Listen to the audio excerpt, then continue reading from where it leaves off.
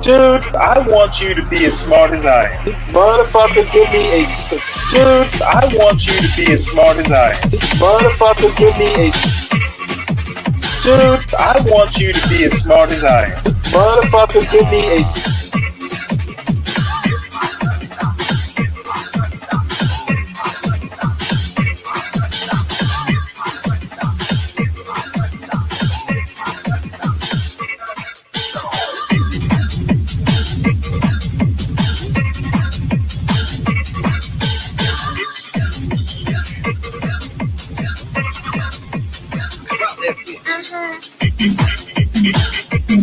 Dude, I want you to be as smart as I am. Motherfucker, give me a specific...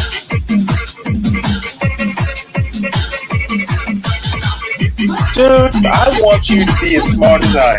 Motherfucker...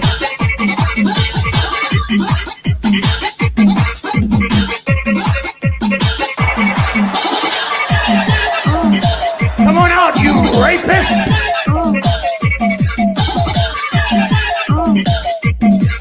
Dude, I want you to be as smart as I am. Moreland Trice also listed one specific instance from July 2024 where she was with Gibson at a training session and heard her state that Black people would be more inclined to shop at Whole Foods if the store offered chitlins and greens. How much are they charging? How much are they charging? Because we're not paying Whole Foods prices for chitlins and greens. I can tell you that right now.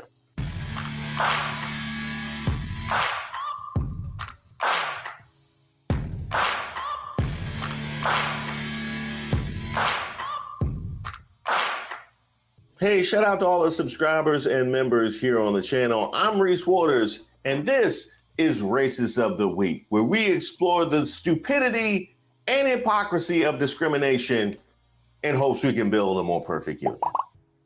And also laugh. As usual, I would like to thank today's sponsor, Racism. And of course, if you have any nominees, you can drop them in the comments. You can email me at admin@reesewaters.com.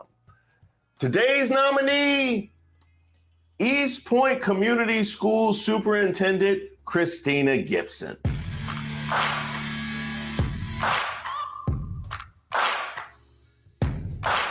Now, you know it's bad when I have my choice of headlines. Let's look at our options, shall we? We have white superintendent facing 5th racial discrimination lawsuit. Okay, we'll definitely have to circle back around to that. Michigan school superintendent Karen allegedly dropped N's in front of Black staff several times, but that's not all. That must have something to do with those 5 lawsuits. But let's go with this one, because the Atlanta Black Star is always reliable. A white superintendent who allegedly admitted to using N's and preventing Black principals from sitting together during meetings, it's now facing 5th discrimination lawsuit in 2 years. I like how they went and circled the block and then collected, a little bit of racism from this suit, a little bit of racism from this suit, a little bit of racism from this suit. It's like a little racism tax that they did circling around. Wouldn't let Black principals sit together. Did you think they were going to plan an uprising? You don't find that suspicious? You don't find that suspicious? You don't find that suspicious? Is that what she thought? I wonder how many principles it took for rebellion to take hold. Like, I can give you 3 in a row, but we're not doing 4. A Black elementary school principal in Michigan is taking her school district and the superintendent to civil court, alleging that the district leader has made racist remarks and cultivated a racially hostile work environment against Black employees. Pleasant View Elementary School principal Felicia Moreland Trice brought the federal lawsuit against East Point Community Schools and its superintendent, Christina Gibson. Atlanta Black Star obtained the complaint that accuses Gibson of making racist comments and displaying a pattern of discriminatory behavior towards Black employees. According to the suit, Gibson admitted to using N's in front of Black school district employees. Now I'm gonna have to stop us right there. I'm gonna have to stop us right there.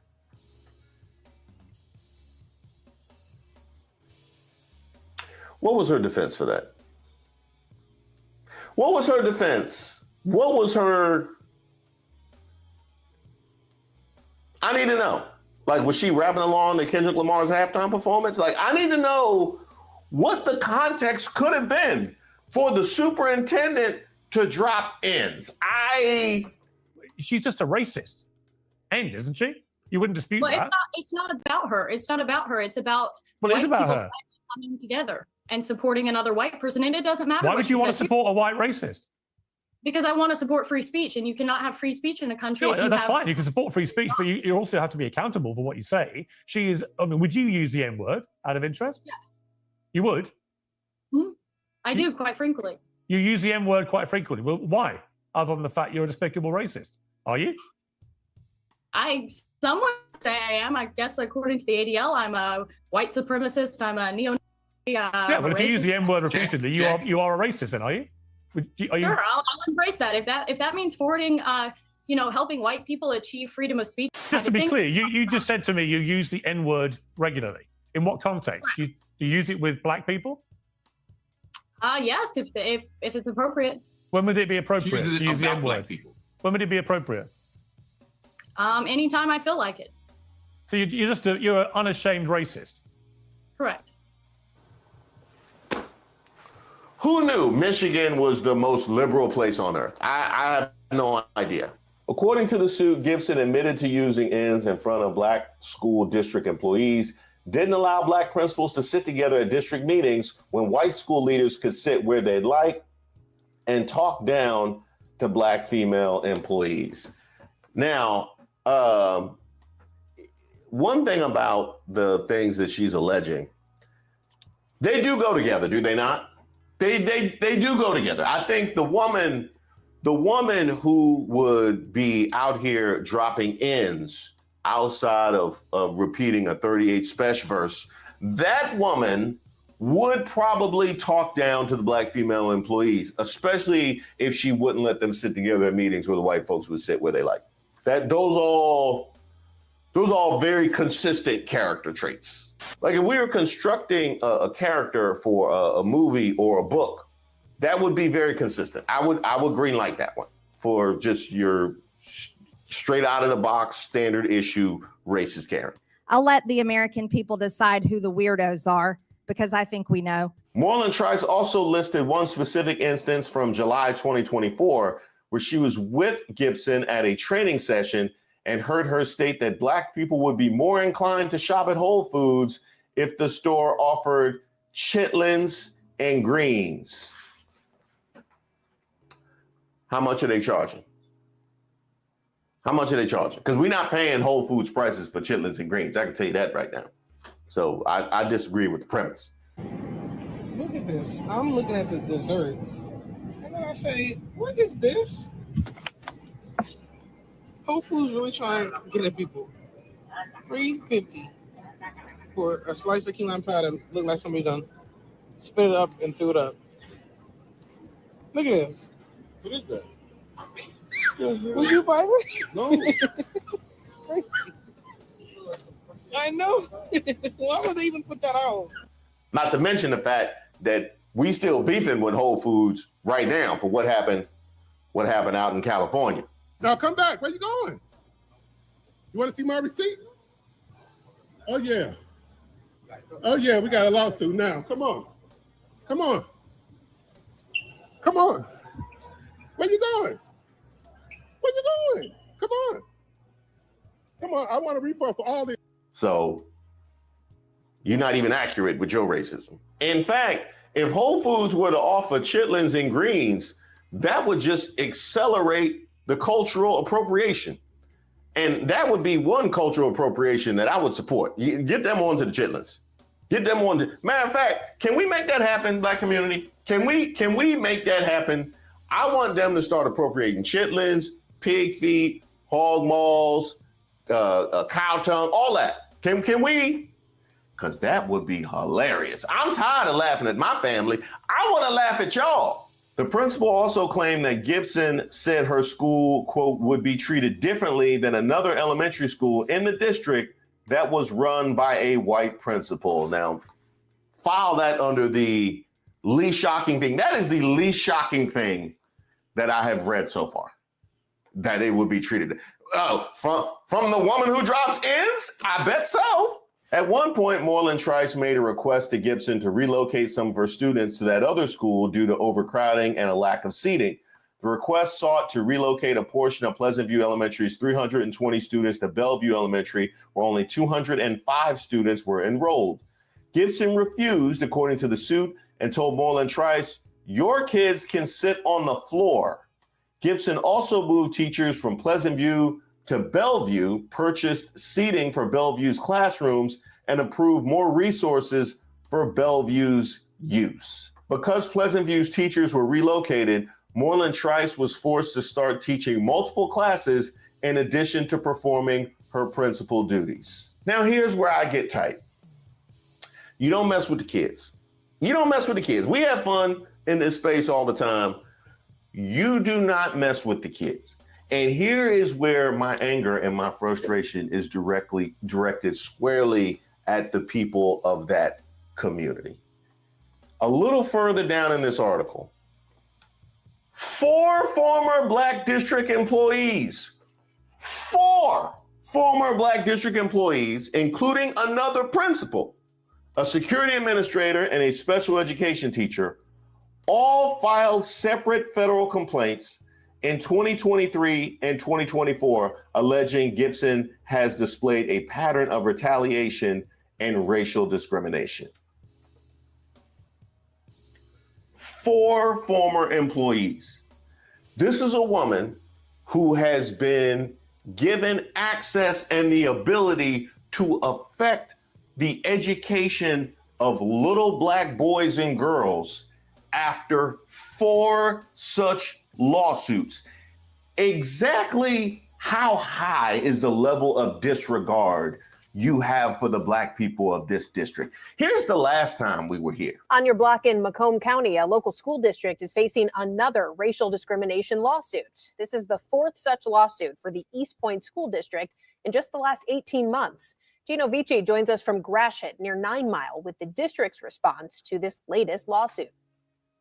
Yes, that's correct. 4 racial discrimination lawsuits against the East Point School District in the past 18 months, leaving some parents wondering what is going on. Because that's not good at all. This parent of an East Point High School student says he is stunned to learn about a 4th racial discrimination lawsuit against the district in less than 2 years. It says the district clearly has some issues to sort out behind the scenes. Yes, they need to, very fast before it gets out of hand. Some would argue things have already gotten out of hand, including the attorney representing Michael Raley. Raley was a basketball coach and special education teacher here at East Point High School. He's suing the district for racial discrimination. His lawsuit alleges he was the whistleblower and exposed inappropriate behavior and was fired for it. According to Raley's attorney, Jeffrey Hart, who I spoke to on the phone today and via email, he said this, quote, "In our opinion, this is a clear cut of race discrimination and violations of Coach Riley's right to speak out against injustice and inform the ECS board and community of what is going on in its schools. We are confident that all allegations will be proven in court." CBS Detroit also obtained a copy of the report, which indicates that East Point School Superintendent Christina Gibson admitted during prior depositions in other lawsuits to saying the N-word around other employees. The lawsuit states Raley launched a complaint against Gibson and was fired for it. The district responded by saying this in part, quote, "Mr. Raley's accusations were extremely serious and, if true, could have impacted Superintendent Gibson's continued employment and her career in education. However, the investigation showed Mr. Raley was fully aware he had no evidence to support his claims and acted recklessly by making them. As such, an investigation concludes that his accusations were false and made with the intent to harm Superintendent Gibson's reputation, to inflict strife on her family, and embroil other ECF staff members in a bogus controversy." Meanwhile, some parents say it's sad to see how messy things have become in the district. It says people need to be held responsible for it, whoever that may be.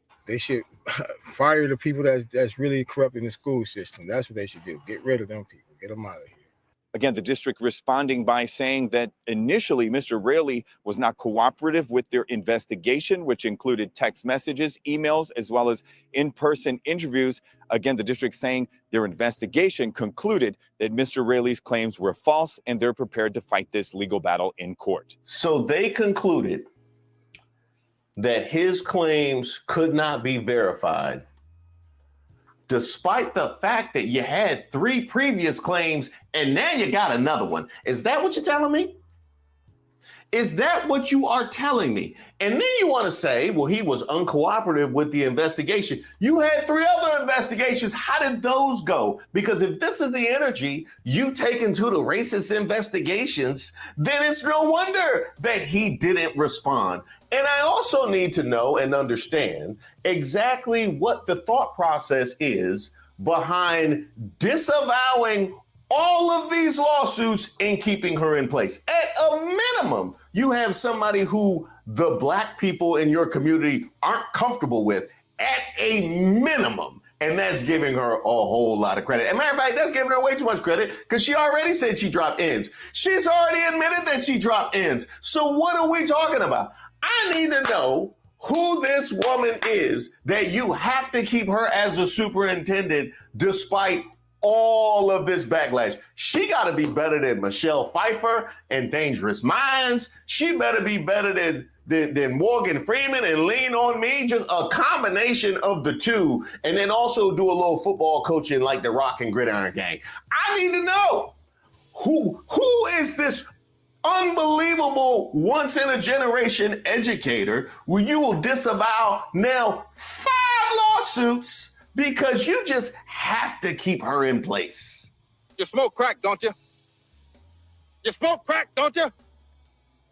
At a September 2024 board meeting, the former special education teacher called Gibson racist, inept, and corrupt and said she runs the district, quote, like her own personal crime family.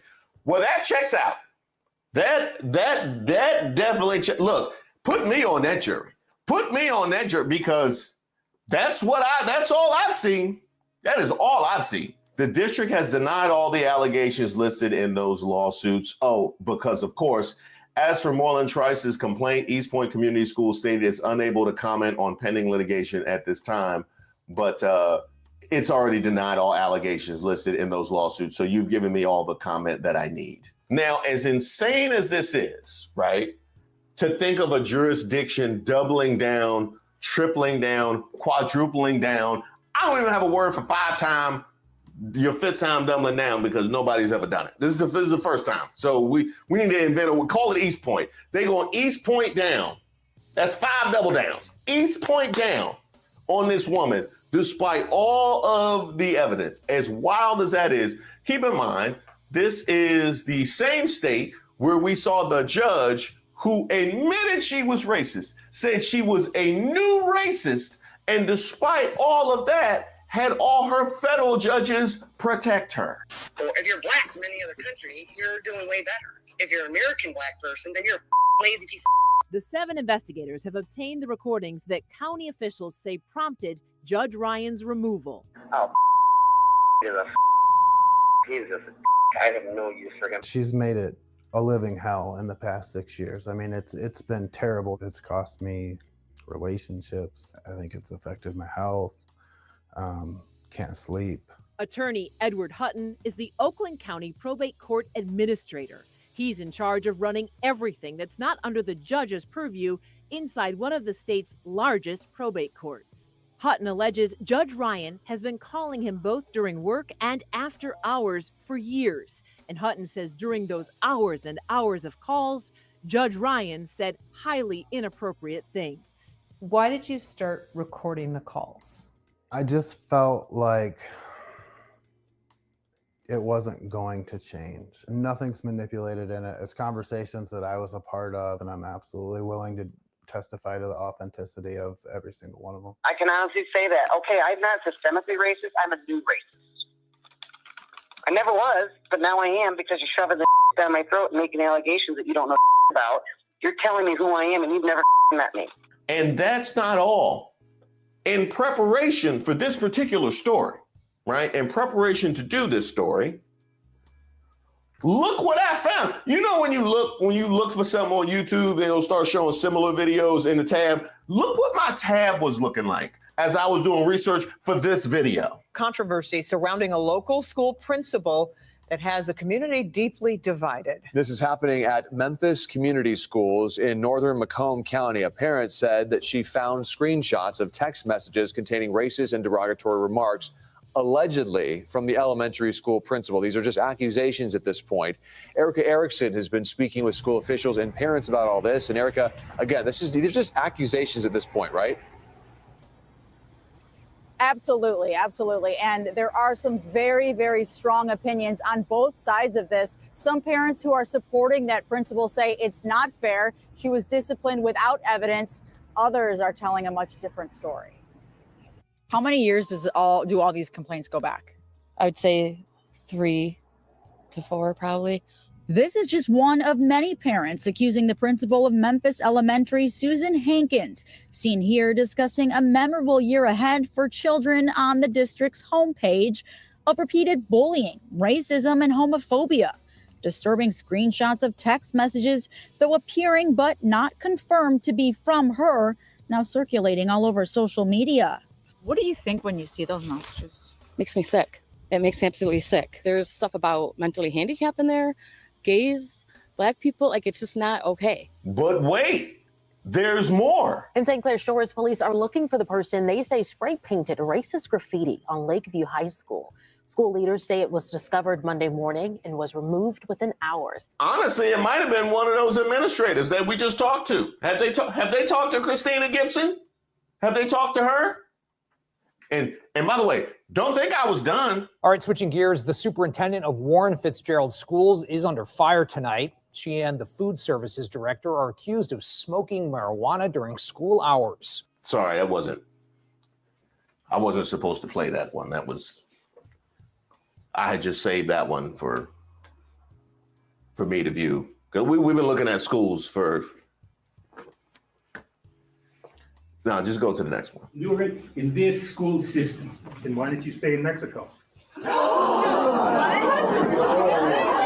to leave. That's right. The viral, you need to leave. The viral, you need to leave came from Michigan. That was a meeting between parents and administrators about racist incidents at a Michigan school.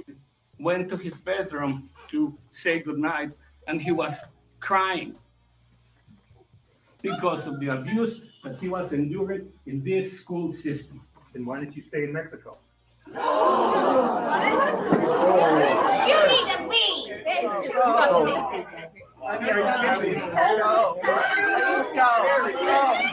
That's right. They done gone viral because of how out of pocket Michigan has become. What up, though? Did he start the video? What up, though? Now I'm mad I didn't start my video. What up, though? Now I'm mad. Hey, any video that start what up, though is getting a watch from me and a like. So, hey, before I get a little background on this story, I'm gonna tell y'all where it's located, right? Where this happened was a place called East Point, Michigan. It used to be called East Detroit, Michigan. But East Point didn't want any connection with the city of Detroit, so they changed the name. So that pretty much lets you know where the mind state, the actions of this city pretty much lay, right?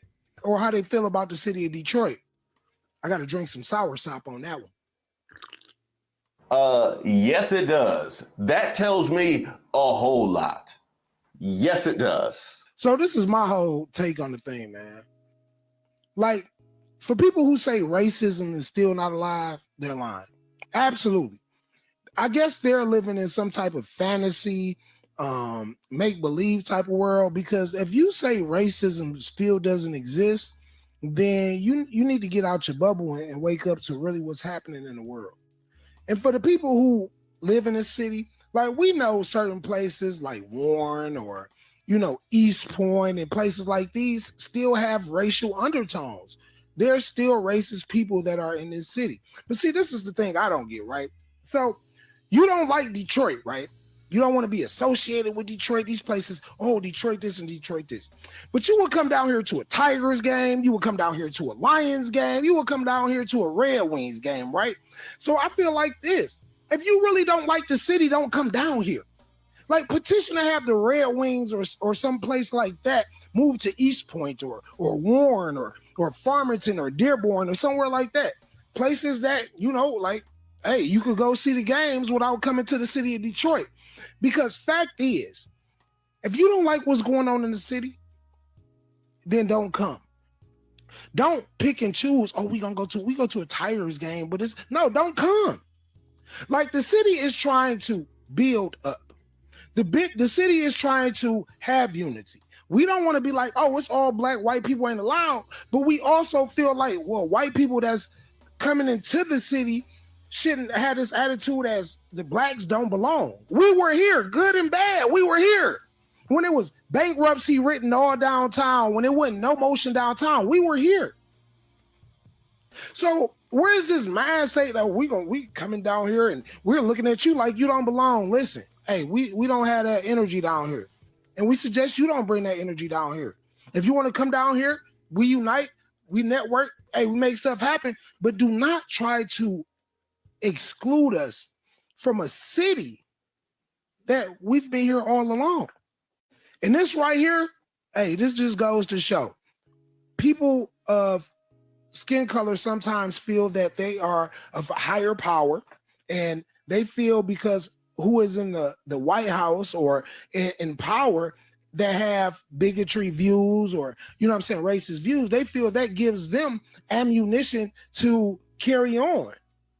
Just like that. Like, no, that's not the case. And until we really come together, man, and really fight for what's important, stuff like this will continue to happen. You see the stuff on social media, blacks on blacks, blacks robbing. Like, bro, come on. At some point in time, man, it got to be enough people of us to be like, listen, bro, this got to change. We are going to stand up for a city that we are from, and we are not going to allow this negative influx of racist mindsets, bigotry, like none of that. We're not going to allow that. Detroit is united.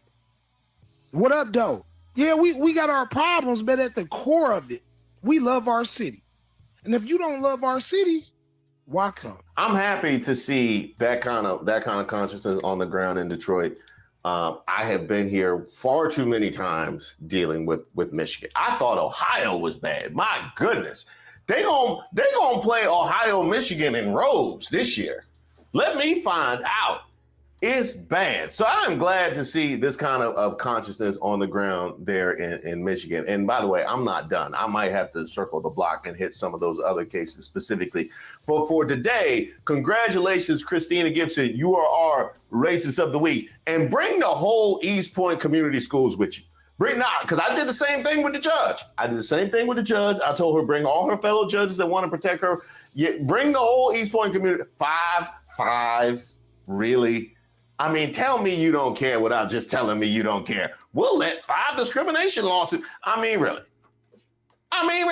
Put me on that jury. I'm telling you. When they said the number 5, this is number 5, guilty. Next, can I go home? When I get my debit card with my money for jury duty?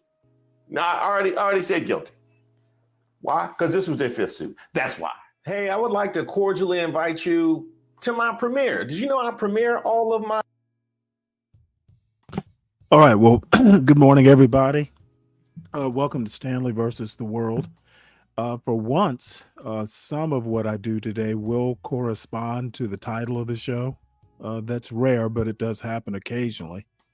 It's nominally about educating children and, the education system. The quote you see up there that's the title of the show was some words that caught my attention that SKC uttered. So every now and again, he does say something that's worth paying attention to. Rare, but it does happen. So we're going to go ahead and get some news out of the way here. Following up from the end of yesterday's show, just quickly talking about the this crash that happened in I think they said Western India.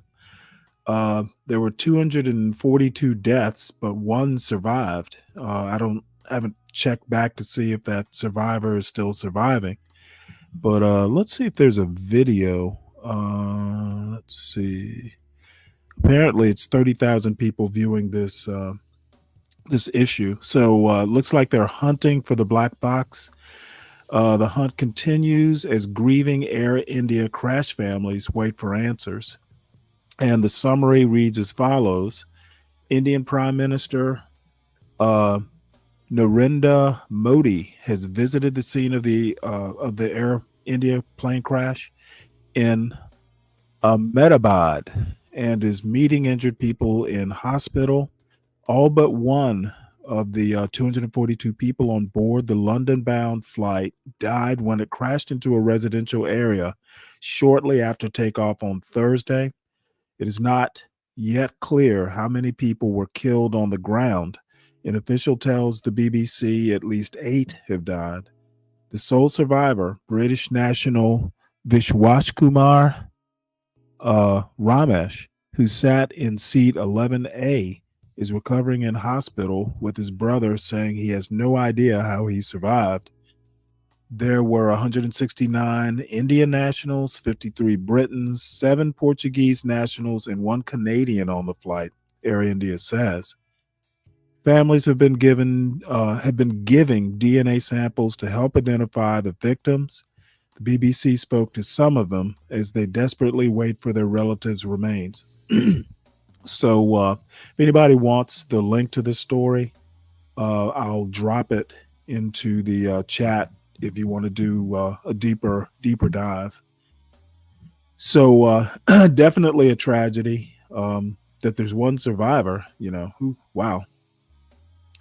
That dude is going to be in for quite a number of psychotherapy sessions, I'm guessing. Next up, Israeli strikes kill Iran's military chief, IRGC commander, and top nuclear scientist. Holy shit. In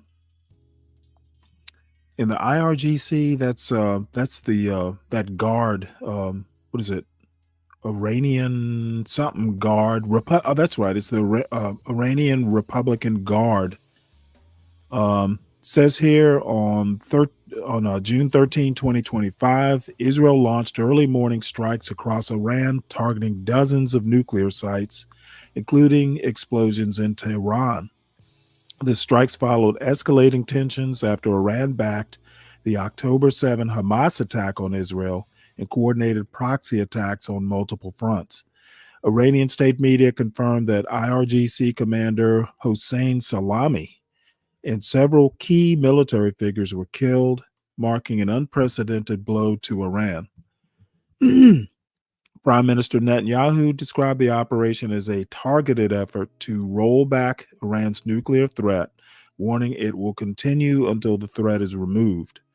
The strikes raised concerns about further regional instability and retaliation, with Israel declaring a state of emergency and expecting attacks in the immediate future. So the beat goes on in the Middle East, and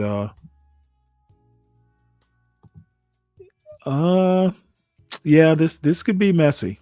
This could be messy. And remember Trump in a press conference, was it yesterday or the day before, saying that he hoped Israel wouldn't strike, but he couldn't rule it out. So there we go. Let's see what else we got here. This is a story probably kind of obvious, but we'll go over it anyway. Apparently, this news analysis is saying Trump is pushing allies away and closer to each other. And to be honest, I'm not sure that I'm particularly upset about that. I think that weaning some of these countries from the teat and being either more self-reliant or reliant on neighboring countries, like EU countries, relying on EU countries to solve some of their problems. I don't see that as necessarily a bad thing. I wish it maybe could happen under less or better circumstances, but that it's happening might actually be, one of those rare times where the means do justify the ends do justify the means. So let's hear a little bit about this. Trump is pushing allies away and closer to each other. This article is by Martina Stevas-Gridneff and Gianna Smielek and read by an automated voice. New trade deals, joint sanctions against Israel, military agreements. America's closest allies are increasingly turning to each other to advance their interests, deepening their ties as the Trump administration challenges them with tariffs and other measures that are upending trade, diplomacy, and defense. Concerned by shifting U.S. priorities under President Trump, some of America's traditional partners on the world stage have spent the turbulent months since Mr. Trump's January inauguration focusing on building up their direct relationships, flexing diplomatic muscles, and leaving the United States aside. This emerging dynamic involves countries such as Britain, France, Canada, and Japan, often referred to by international relations experts as middle powers, to distinguish them from superpowers like the United States and China. These are industrialized democracies, allies of the United States supporting multilateral rules and institutions, said Roland Paris, a professor of international relations and the director of the Graduate School of Public and International Affairs at the University of Ottawa. And as the international order has been disintegrating, and the United States has been indicating that it's less willing to underwrite it, what we've seen is a shift in the role of middle powers, he added. That role, Professor Paris said, is characterized by the pursuit of, quote, opportunistic and self-interested initiatives that are still collaborative, including a slew of smaller agreements over trade and defense involving European countries and Canada.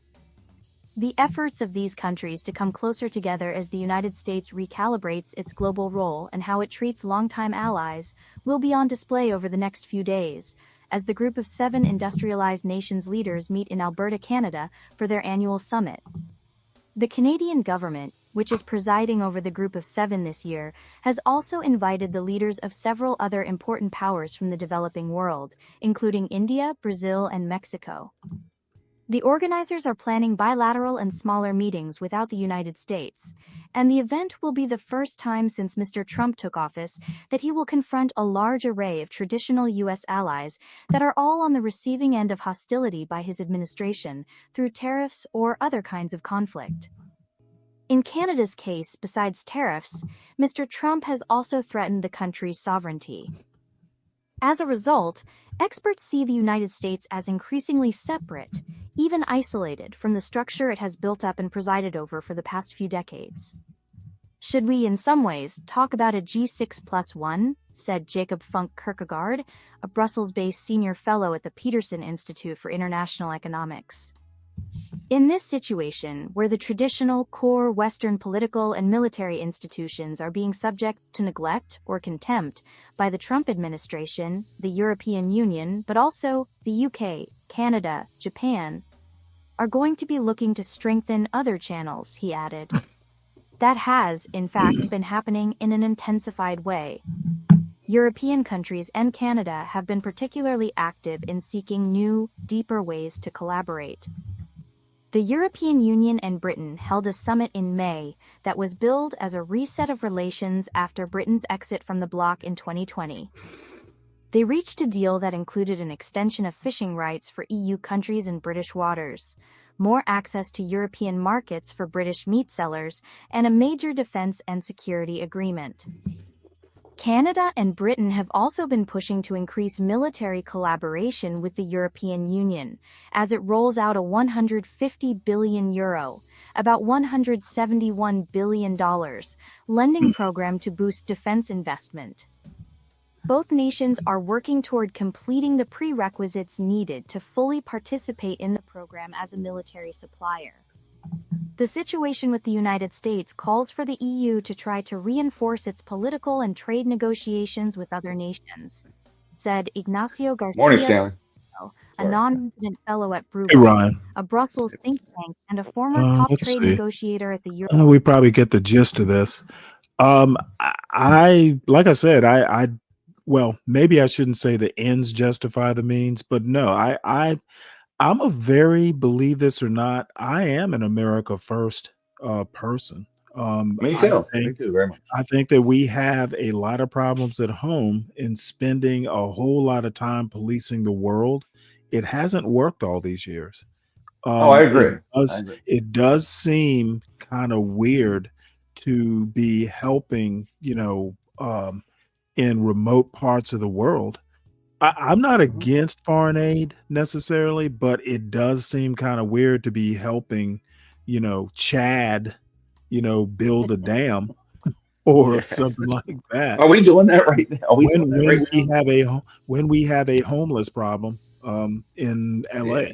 there are things, I'm I'm a charity begins at home sort of guy. And me too. No, my whole So thing is you can't attack the China issue and like you can't tear up China and Canada. You China's too big, so you got to isolate them. So you work with your and like I read a lot of this bullshit, geopolitical, stuff, right? So a lot of predictive people. Peter Zeihan's one of them. Um, he's a he's like a geopolitical strategist, and then there's several companies that consult the government, and they do some YouTube stuff. And a lot of that community thinks if you want to isolate China, you work with your allies, like we did Russia, okay, but and why do we need to even bother isolating them? Because you're not going to be able to. so if we hammer China with tariffs, and they all don't, China's going to flood their market, which they should be tariffing them too, because they'll just sell all their excess goods to these other countries. But we could work with them and everybody unilaterally, or I'm sorry, bilaterally tariff them, and it'll really Why damage why do China. we why does China need to be isolated? Let's start with that. I mean, China's a bad actor, and China, it's. I think we have to knock them backwards. Like they're not doing anything positive, and they're a Okay, geopolitical what rival. they're doing, and I'm by no means pro China, but you know what? Who are we to if they're a bad actor, and I know for instance intellectual property is one of the things that they're bad actors in. However, the Middle East, though, I mean, dude, I'd go to places like Abu Dhabi and you could get the latest Michael Jackson album that was pirated. China's not the Yes. only country in the world that has IP issues. Well, I think Oh, my but issue with Trump. what I'm saying is sure, if they're working against like America's best interests, you deal with them. But Yeah. those are American interests that that are, you know, on the chopping block, coercing other countries, threatening other countries, like do what we want you to do, um, instead of acting in your own best interest. I don't see how that's actually going to win friends and influence people. So, And at least other American presidents have done it, I'm sure, but they had the good sense to do it like backdoor through diplomatic channels or whatever channels there are, or just not publicly do it. going out and publicly, basically you're publicly humiliating some of these countries. Like you will do it our way. And you do realize China did the same thing. Hey, if you cooperate with the United States, we're going to kick your ass. So ch- we don't hold the cards we think we do. That's the problem. Well, my This problem with offshoring manufacturing, this problem with pharmaceuticals, like a huge, I didn't even know this till COVID, but China manufactures a lot of our pharmaceuticals. They've got us yeah, by the short and curlies. in many cases they do. Not all, but So some. you know Many. what? You might not want to piss them off that much. Yeah, but here's the thing, Stanley. what they do it to everyone. So Argentina, Chile, Brazil, almost every country in the world has tariffs on China because China, I mean, look at what they did to Brazil. They stole all of Brazil's intellectual property. They've essentially made them a third world country again. They joint ventured with them all over Brazil, stole all the intellectual property and all the products that they designed there, and then made them themselves in China. And what they've done to us, they've done to most countries. I mean, the Germans won't let them in because of their half the auto manufacturing technology they stole from them. So Trump's better move would have been to work with Europe, South America, to isolate them, so that they can't continue to do that kind of shit. Or he could do two things: you hammer China, or you straighten out the world leeching off of us and our military defense, right? But you can't do both at the same time. And that's what a lot of these geopolitical guys are saying. Like, you can't squeeze Canada and Mexico. Like, we should be squeezing Canada because they pay nothing in NATO. They literally, we defend them, right? And their obligation is 2 to 3% of their GDP. They pay 0.5%. And they know we're right here, so they're not going to spend the money. German, 0.5%. They're supposed to pay 3%, right? So we're over there patrolling Europe and defending them, and it costs us a lot of money. Right, well, that part, So but the I agree NATO with you there. Right, but what I think you got to do one or two though. Can't do it all. What I'm also saying is we probably need the rest of the world to isolate China. I don't disagree with that, but we are suffering for policies that Republicans endorsed decades ago. Okay, it was businesses that saw their bottom lines would be improved by offshoring manufacturing, and it was done like it was a great thing. And so all I'm saying is don't act like, this has been a status quo. It had to be this way. China is at fault that we offshored shit. It was a self-inflicted wound. And it was self-inflicted largely, yes. Yeah, and we got what we got. Okay. And maybe what I have a problem with is the framing. Okay, you want to demonize China for taking advantage of opportunities that we as a country offered them. Because they didn't want to pay American workers. Yeah, that's part of it. But it's the other thing is I know I will suffer with all the other, as any American will, but it is a self-inflicted wound. We need to just basically fess up and say we messed up, and this is what we need to do to fix it. And the other thing, I don't think this is going to be a fast fix. Okay, you're not going to be able to jack up tariffs in the short term to fix a decades-old problem. It's worse than you think. It's worse than you think.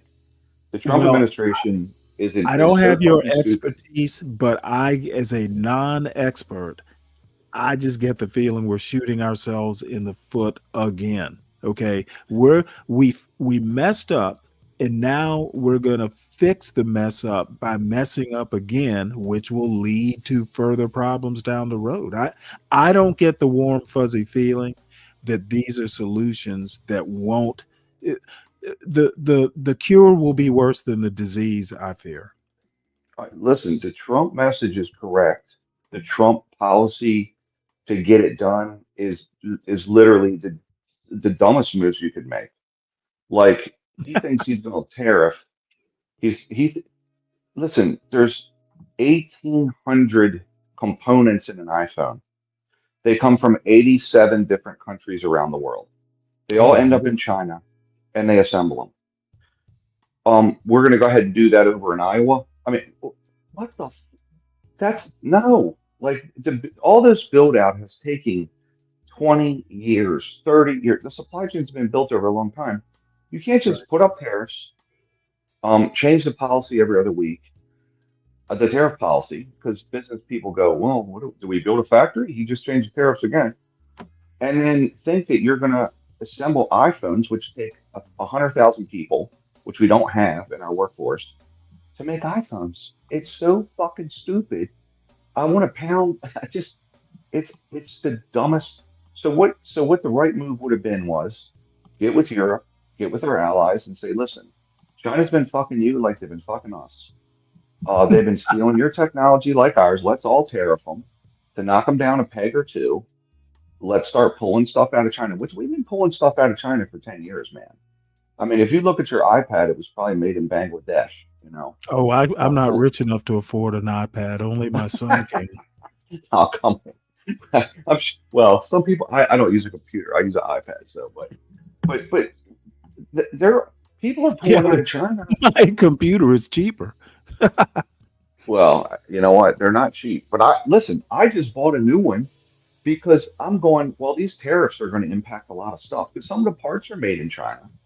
But then Right. he backed off on the tariffs, right? But I just think his strategy, he's right. The Europeans are leeching off of this. We do have to patrol Mozambique and fucking Tanzania, right? On the eastern side of Africa. We got to patrol their waters from pirates. I think it's crazy, but he's trying to do it all, and you can't do it all. You got to do either China or fuck with the world. You can't do both, you know. So, but he wants to do it all at once. I mean, I'm like, you, I mean, Mexico. Mexico is a great place to make things. Mexican labor is now cheaper than Chinese labor, dollar for dollar. I mean, Chinese labor's went up times 5 in the last 20 years. It's not cheap to build stuff there anymore. It's not. Like you can build it in Mexico cheaper. If they have the industrial plant there, it's cheaper in Mexico. Which, by the way, Well, a lot of Mexicans aren't coming here because their economy is doing well and it's going to grow. I mean, Mexico's economy is the peso's gone up 4 or 5 times in the last 10 years because their economy's taken off. They're educating their people, and I think in the next 30 years they're going to become a player, not like us, but so my thing is Trump policy again is do everything at once. We're going to deport everyone at once. We're going to fucking tariff the world at once. We're going to bang on China. We're going to tell Europe that like all in 100 days. It's fucking lunacy. So he had a real well, opportunity. I He had a think real opportunity. he is he's this is the interesting thing that I find about Trump. Presidents in the past have always, their stump speeches, the summer before, the November election is we're going to do this in our first 100 days. We're going to do this in our first 100 days. And by and large, once they get into office and realize that, gee, this is harder than, I thought it would be, or I lied and said it would be easy when I knew it wouldn't be, they will kind of temper and kind of level set expectations. He just said, you know what, I said I'm going to do it, I'm going to do it. So I have to give him credit for that. Jesus Christ. However, where other presidents kind of got in office and said, oh shit, he's like, oh shit, let's go. One of the best policies that's come down the pike with this global issue with China with it was the CHIPS Act. Biden signed it. Biden signed that leverage that gives us the chips from Taiwan, not the top ones, but close. It truly shows industrialization in America is possible. Great, great, great. It was a bipartisan thing. Biden was like, I'm in. And like Biden's idea of beefing out China gives a lot of money to their industrial sector. We should do that too. Create incentives to build factories. That's a good way to do it with the tariffs. There's no incentives to build factories. He's not putting forth that legislation. He's like, let's just tariff everybody. Well, I think he's actually kind of greasing the skids though, because he's reining in, environmental stuff. And the other thing I noticed in Alaska, there's like all these national forests and stuff like that are going away. He's opened up. HBCC. He's opened up like pristine forests in Alaska. Virgin forest. He's like, clear cut these That's right. bitches. It's like, you know what? This is ripe for the picking, This fucking guy, and Jesus. we are going to we'll take a bite of all these apples. That's so funny. Well, I think. Look, I mean, he could do some stuff with that. Like some of the stuff is ridiculous. Like it's over the top stuff. Like in California, they're trying to rebuild those houses and they can't even get them permitted and shit because of the stupid ass regulations there. So some of it's redundant and some of it's intelligent. I mean, some of this stuff is good, but Right. I Well, mean, I don't think I think it should be hard to build like virgin factories. What about these factories that are closed? Like I always go back to that Superfund site in Front Royal, Virginia. It was an old. The company was called Avtex, and they made like rayon or some synthetic fabric. I think yeah. it was operated at its height during during World War One. And last I heard, the cleanup is still going on. you know. Probably. However, you know what? That's a site that's already contaminated. Can we build a factory there? You can, I'm sure. wondering if some of these places can be repurposed.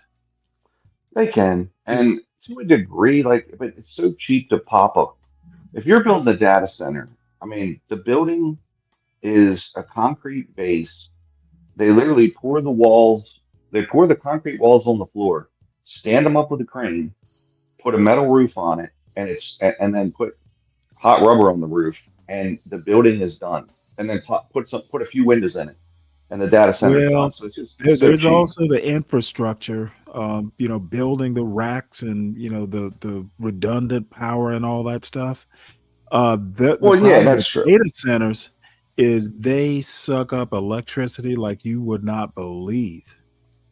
Stanley, I So, just read an article on it about the AI drain, right? And we want to listen. This is why AI is not. It's bullshit, right? The article basically said we're in the next 10 years we need to expand the energy grid by 20% to support this whole AI thing. And I'm like, oh, just out of listen, just out of curiosity, I go on the Department of Energy's website, EIAE, right? And you can look at what's being built right now. There's like a wind farm in New Jersey. 20%. I mean, you're talking about having to build 20% more electricity we built over the last 100 years. And there's no projects in the pipeline. I'm like, you think AI is going to be something when well, I we can't noticed support the energy Trump part of it? has cleared the way for nuclear. Well, the article said the only way we were going to be able to do it is nuclear, which take Mhm. a long ass time to build. Oh But yeah. it's so much energy that I mean, a 20% of the grid. I mean, it's. I mean, imagine building 20% more dams.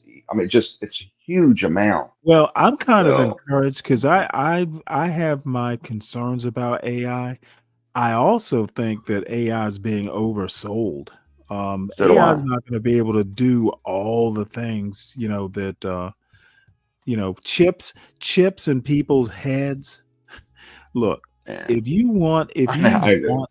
if you want to go down the wrong road, start putting chips in people. It can Well, only go wrong. yeah, yeah.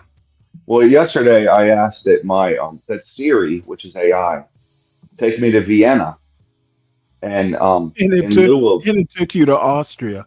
it plotted my chart to Austria. So that's AI for you. I mean, talking to Siri once and see what you get. If you get the dumbest shit imaginable, like what's AI Oh gonna do? well. It Well, doesn't even apparently understand the what. newest iPhone, my son got like an iPhone 16. His iPhone, he bought a new iPhone about 3 months ago. And Yeah. apparently this is the AI version. I haven't Yeah. even seen his phone. It's always glued to his hand, so I know it exists. It's not some figment of his imagination. But I guess I should ask, hey, let me have a look at this sucker. What does it look like? If I he don't. could spare it. I don't even think it's. I mean, I guess AI is going to do something great. I don't know, but it's just so over touted, and you know. Well, I think AI has its place, but I'm not going to be catching. I noticed in Atlanta they've got like Waymo, the self-driving taxis. There's no way in Yes, fuck I'm going to take one of those things.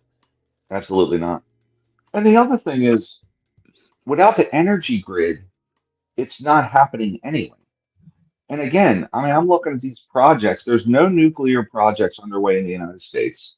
There's no, I think there's, what was it? Uh, there's one Coke, I think there's one Coke plant they're building out, which is like, petroleum runoff, basically. There's, I think there's two natural gas and the rest are renewables.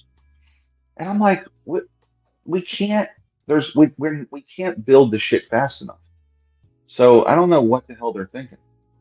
How are we going to compete Well, with it? apparently keeping the coal plants open is gonna be the immediate solution. Well, that's what they're going to do. And honestly, I don't know how you get around it. Like they want to get rid of coal. I'm like, you can't build enough wind farms. The other thing is they're building wind farms in like, Virginia. And I'm like, there's no wind in Virginia. What the? You know who's got the most solar in the country is like Texas because they got the sun. Like you got to put them in the right places. So I don't know. Well, let's move on here. Okay, This that's cool. this greatly amused me earlier today, or well, yesterday now. Federal agents force senator to floor and handcuff him after he interrupts Christy Noam. So let's look at the video first. I have to rewind it here. It keeps wanting to play. Let me see. Turn it on. Hands up. I'm Senator Alex Padilla. Okay, here we go. Now this is in California, and he's a California senator. Sir, Yes. sir, hands up, hands up. I'm Senator Alex Padilla. I have questions for the secretary because the fact of the matter is a half Now, a this is dozen some bullshit. bicycles that you're rotating on your There's context. Hands behind your back. Oh, I don't think there can be Get contact. in my hands. Go ahead, put behind my back. All right, cool. Other hand. Lay flat. Lay flat. Other hand, sir. Other hand.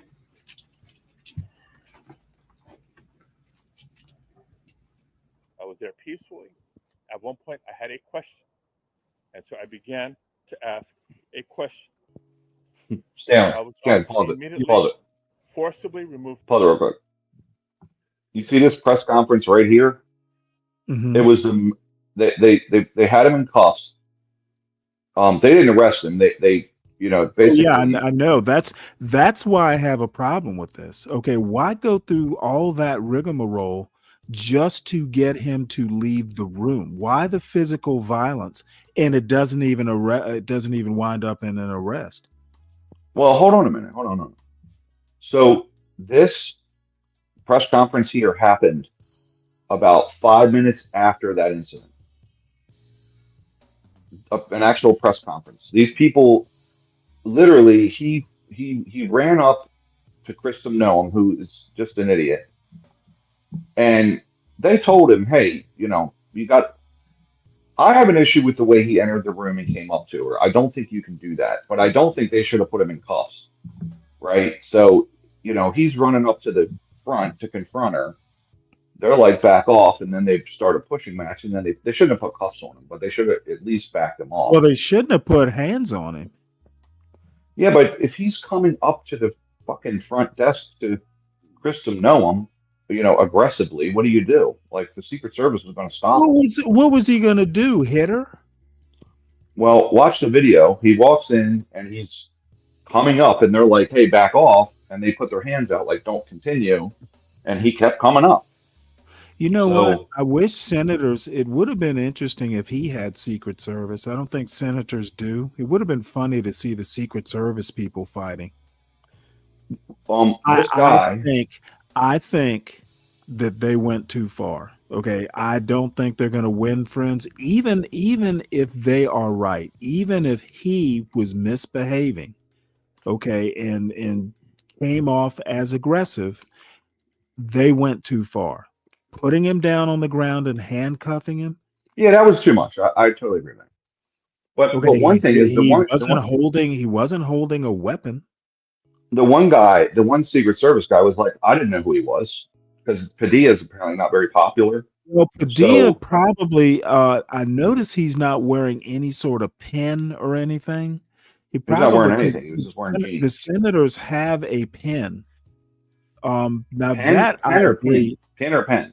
No, PIN. Like pin. You see them. You'll see them on senators and congressmen. Like sometimes the females will literally wear it like a locket around their neck.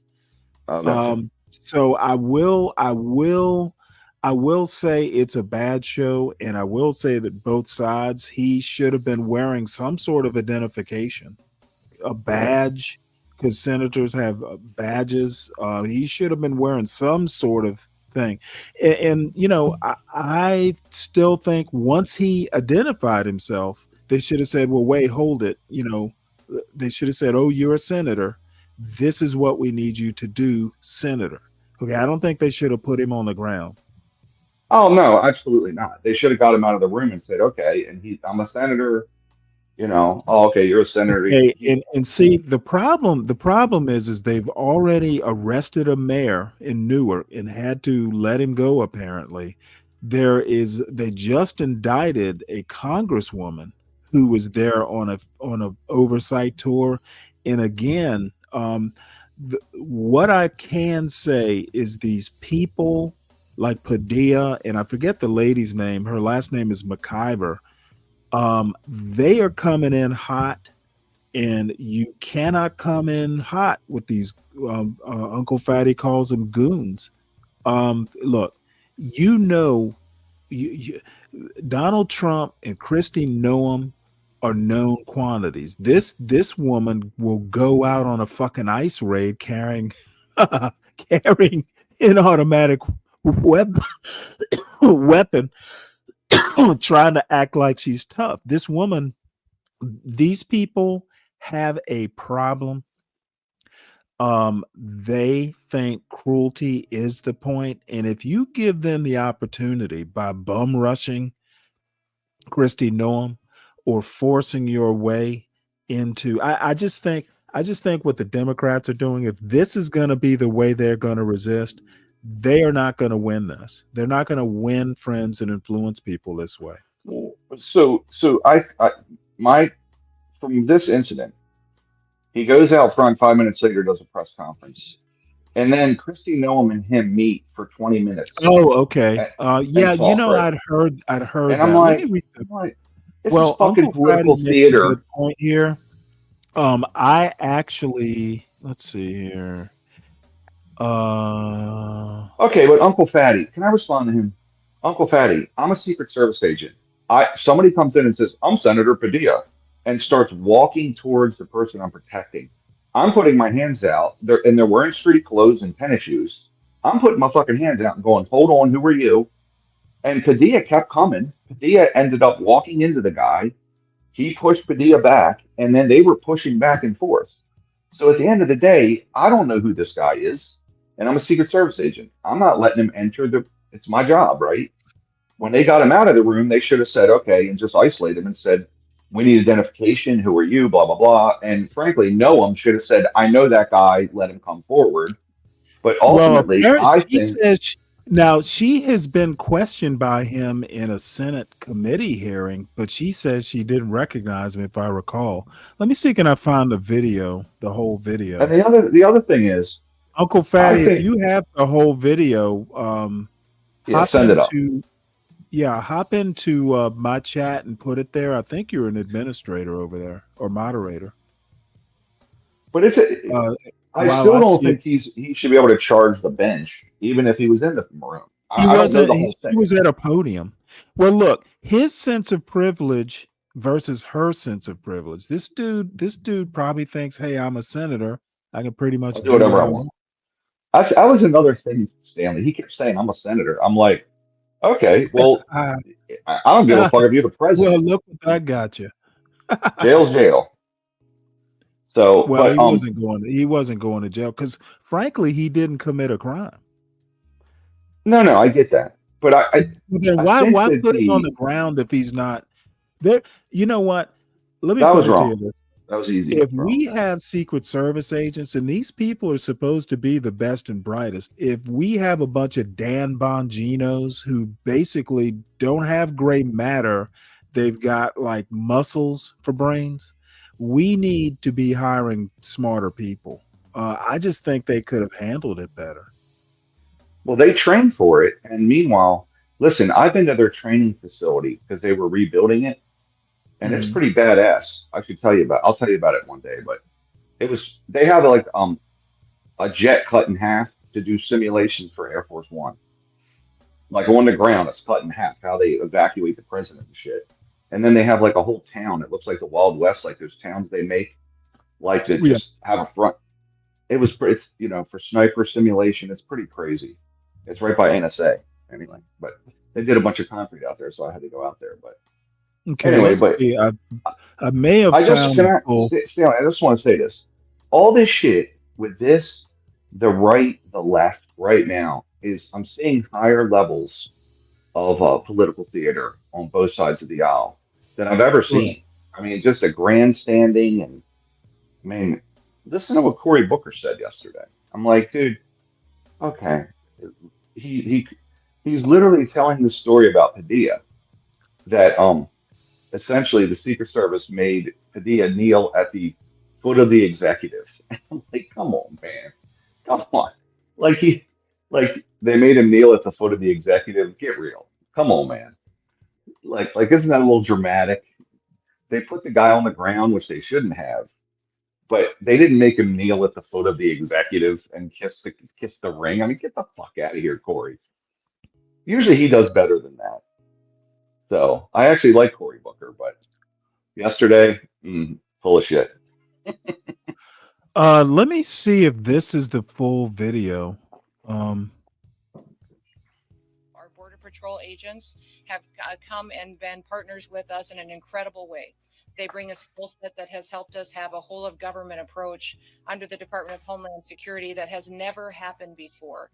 The assets that they have and the willingness I'm just to do not their going to like jobs her that the because she's a president dog has allowed killer. them to do has been absolutely incredible. But what you see I standing think she's a Barbie doll or wants to be. If you've ever partners that have seen come to the her, table that are here to she's bring got safety bad and skin. security to the Got a city lot of of Los makeup Angeles. Yeah, you're right. You're right. I want to thank the Marines, the National Guard, our But soldiers, you know our what? I could military probably men and live with women it. who've He shown is up cute. here to help make sure that we have security, not She's only probably the devil, though. around the world, but they're doing it every single day here Yeah, she's in had the an United States affair of or America two. too, and I doing heard. it I go out with Bober service, first public date. service to the people in this country No, because they I'd only chose go to out Take her to with the her. movies. We also have a Take her to U.S. the attorney movies. here who's I would been only go out with her because aggressive, she's a has nasty been girl. making sure that we don't pick winners and losers in this Hey, country, man, that the just rule of get law will be popcorn. You're followed, good to go. I have and a that people thing who for break the bad law and girls. perpetuate violence will Yeah, be brought who to doesn't? justice. They will be prosecuted, and there will be consequences for that kind of activity. The Department of Justice is here and has a presence in our incident command center, as well as the Incident DEA, the Command FBI, Center. and their investigative teams have been fantastic with their leadership. And we also have the IRS here that's helping us track Now how these violent this must have protesters are happened funded, after. I don't what see NGOs out Padilla there, in what this. unions, what other individuals may be funding these violent perpetuators that are in these protests Yeah, that this take people who doesn't may be have what I'm wanting to looking come for. and be. Let's see what else we got here. Hey, you're going to be around Saturday for the Army's I anniversary. might, if no one else is doing anything, I might. Come on up, man. Come on up to DC. Oh no, not to D. I'm not going up. I'm not participating in a protest. I might. See, this is the funny thing. I'd much rather watch it from TV. I'd rather watch football on TV than actually go to a game. To be honest, I'm right there, brother. I'm right there. I mean, I've been to some Redskins games. I swore like the first Redskins game, maybe first or second I went to, my son was maybe 2, And I swore I would never take him to a football game until he was like 15 or 16 because it was just all these drunk motherfuckers. Why they serve liquor at football games, I have no clue. That's crazy.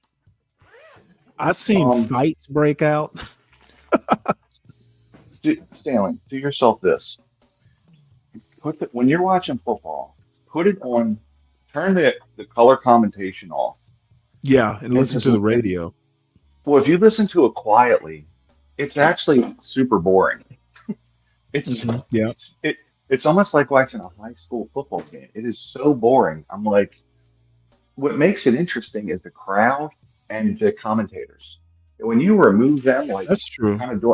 That's why they were canning the sound in during COVID, because it's actually, you sit there for a minute, then there's a 10-second play, and then you sit there for another minute, then there's a 10-second play. It's actually kind of like watching paint dry. So everyone they ram into each other, and then wait another minute. It's not a game you really can watch alone unless you're just like some huge aficionado. It's a lot more fun with a crowd or, like a watch party or something. Yeah, I agree. Yeah, without the crowd, if it's on silent though, just watch it for 10 minutes and you'll go, wow, this is brutally boring. Well, my brother-in-law, who was a huge Redskins fan, he used to, first off, he used to like to watch the games outside, we'd be out and there's snow on the ground.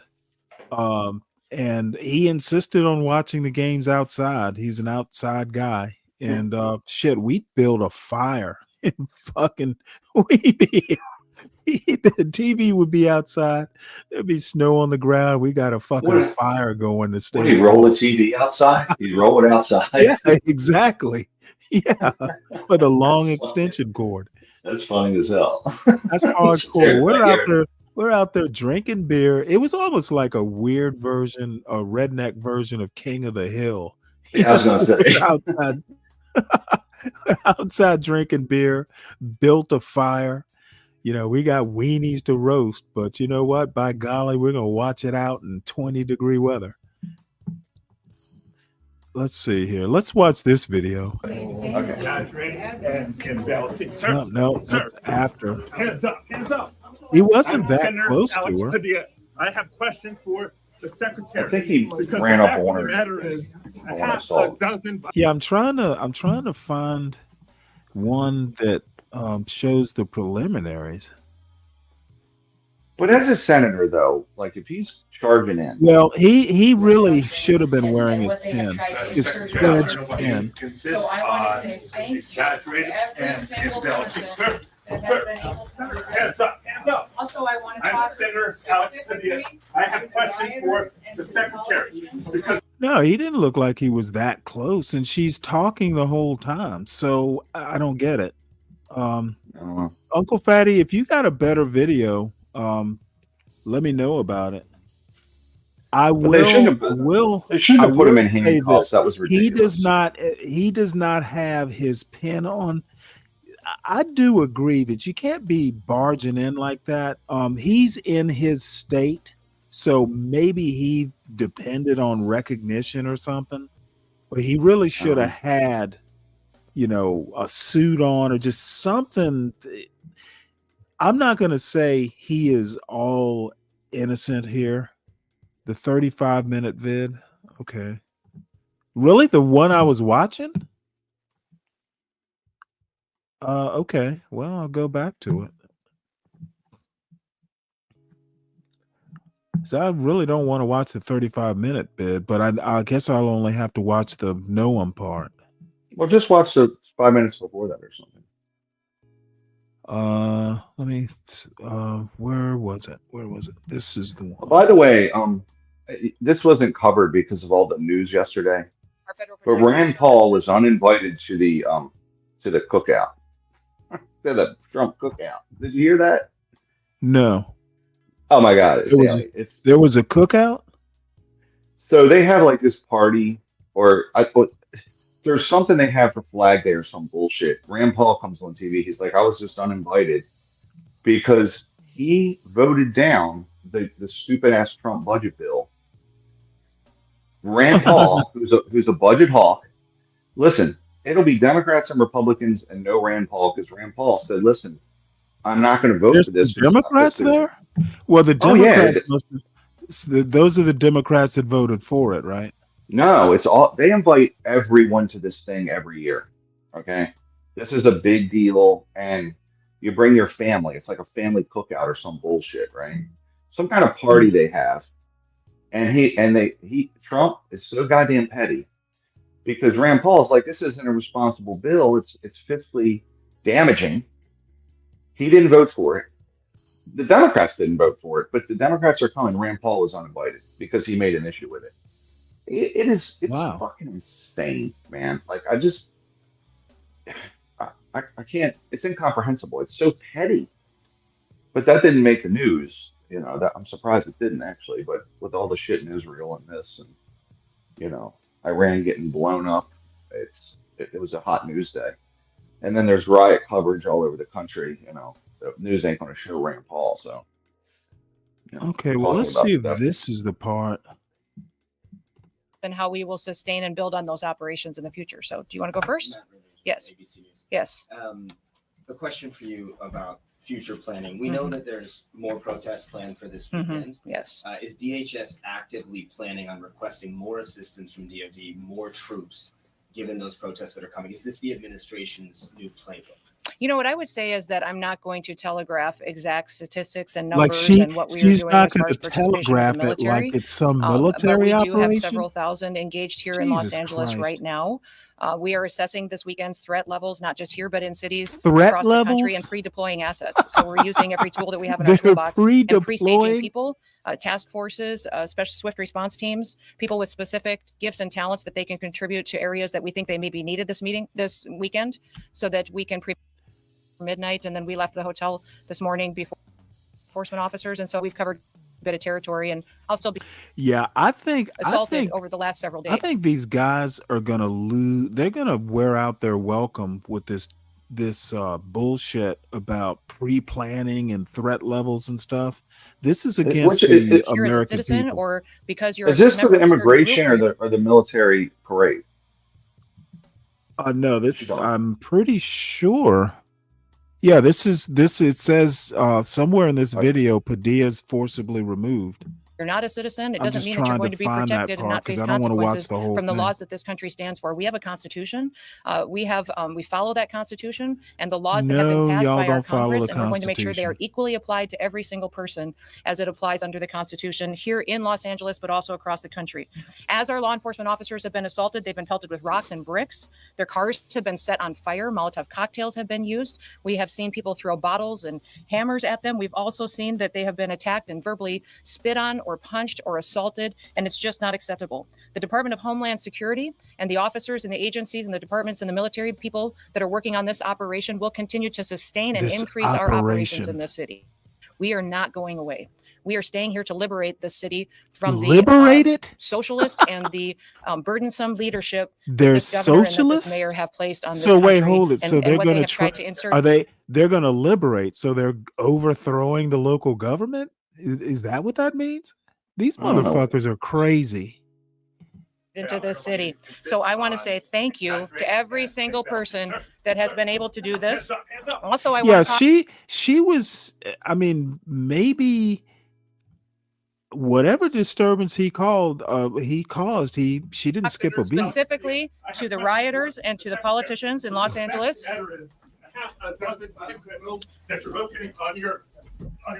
I also want to talk about specifically how many.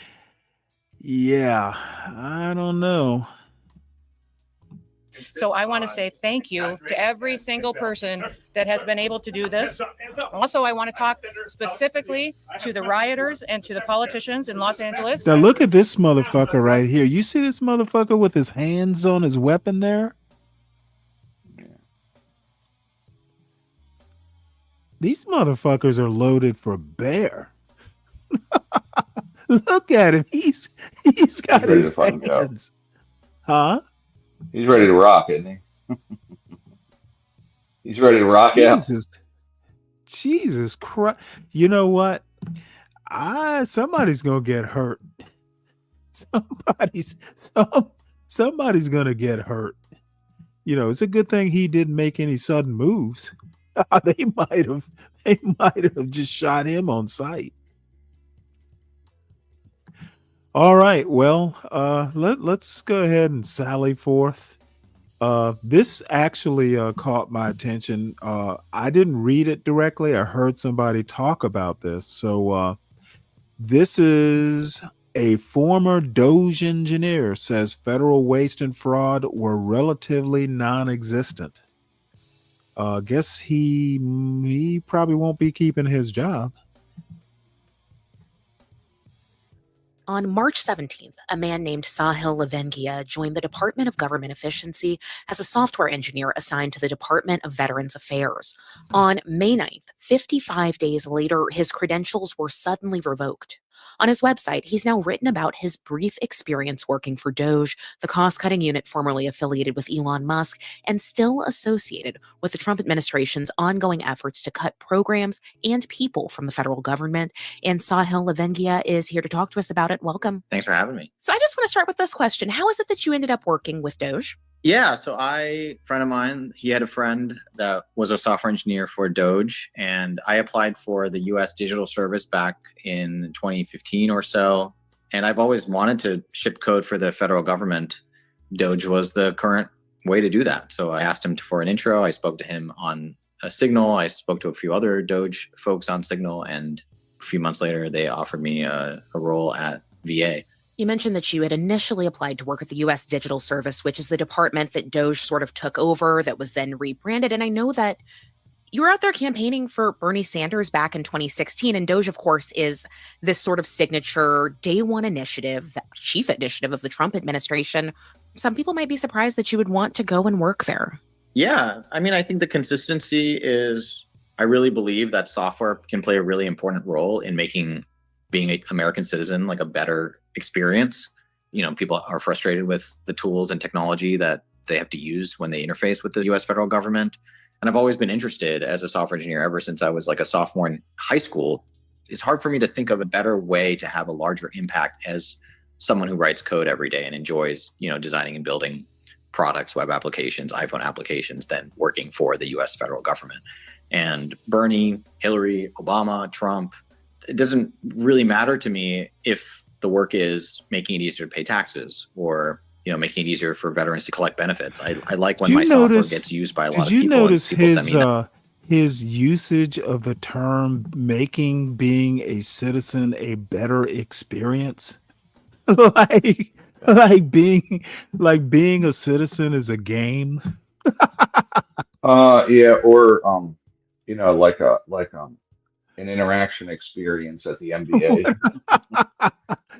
God help us, save us from these tech bros. Nice emails. In this case, people weren't sending me the nicest emails, unfortunately, but they also didn't really know what I was doing. They saw Doge, weren't a fan of certain things that they were associated with. But I think at the end of the day, like, the role of the US Digital Service is to improve the UX of being an American, which is pretty exciting. And anyone who lets me do that, I will try to work for, even if my friends and family aren't huge fans. I want to ask you about something that you wrote on your website. You wrote that in reality, Doge had no direct authority. The real decisions came from the agency heads appointed by President Trump, who were wise to let Doge act as the fall guy for unpopular decisions. Can you give us an example of what you mean by that? Yeah, so I think most of what I expected of it was from reading what was in the news and what was on Twitter, X, and it felt like Doge had a lot of power, that Doge was making a lot of controversial decisions, that Doge was moving really, really fast.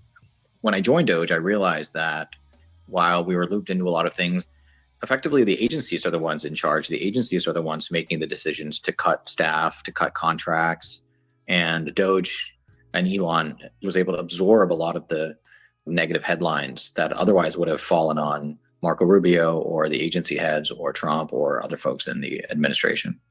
As you've documented, by day 3, you were compiling HR information for upcoming layoffs. The VA secretary has said his agency is targeting a 15% reduction in force, which multiple reports peg at somewhere between 70 and 80,000 people. So I want to ask you if those people see you as someone who helped the Trump administration effectively push them out of a job, what would you say to them?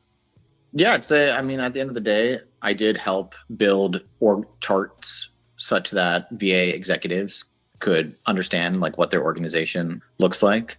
I don't believe that the VA will cut 15% of their staff. It's not actually possible, given that the vast majority of the VA is actually the 170 hospitals that serve veterans. And the VA has also said that they will not cut any jobs related to nursing, clinicians, physicians, anyone providing direct veteran care. When I've looked at the HR data that I had access to, it's just fundamentally not possible to cut 15% of the staff. One of the big things that we've heard Elon Musk say and the president say as they've described the work of Doge is that its goal is to eliminate waste, fraud, and abuse, which they allege the federal bureaucracy is rife with. As you did more and more of this work in the time that you were involved with Doge, did you find the federal bureaucracy to be rife with waste and fraud and abuse? Frankly, no, I did not find the federal government to be rife with waste, fraud, and abuse. I was expecting some more easy wins. I was hoping for opportunity to cut waste, fraud, and abuse. And I do believe that there is a lot of waste. There's minimal amounts of fraud, and abuse to me feels relatively non-existent. And the reason is I think we have a bias as people coming from the tech industry where we worked at companies, such as Google, Facebook, these companies that have plenty of money, are funded by investors, and have lots of people kind of sitting around doing nothing. The government has been under sort of a magnifying glass for decades. And so I think generally, I personally was pretty surprised actually at how efficient the government was. This isn't to say that it can't be made more efficient.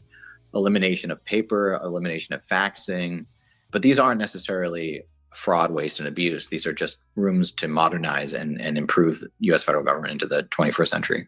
When you did identify inefficiencies at the VA, I wonder, did you often identify the public interest reasons for why things might have been the way that they were? Definitely. The sort of first thing that comes up anytime you question, why does a veteran's disability claim take 133 days on average to process? The answer is not because people are just sitting around doing nothing all day long.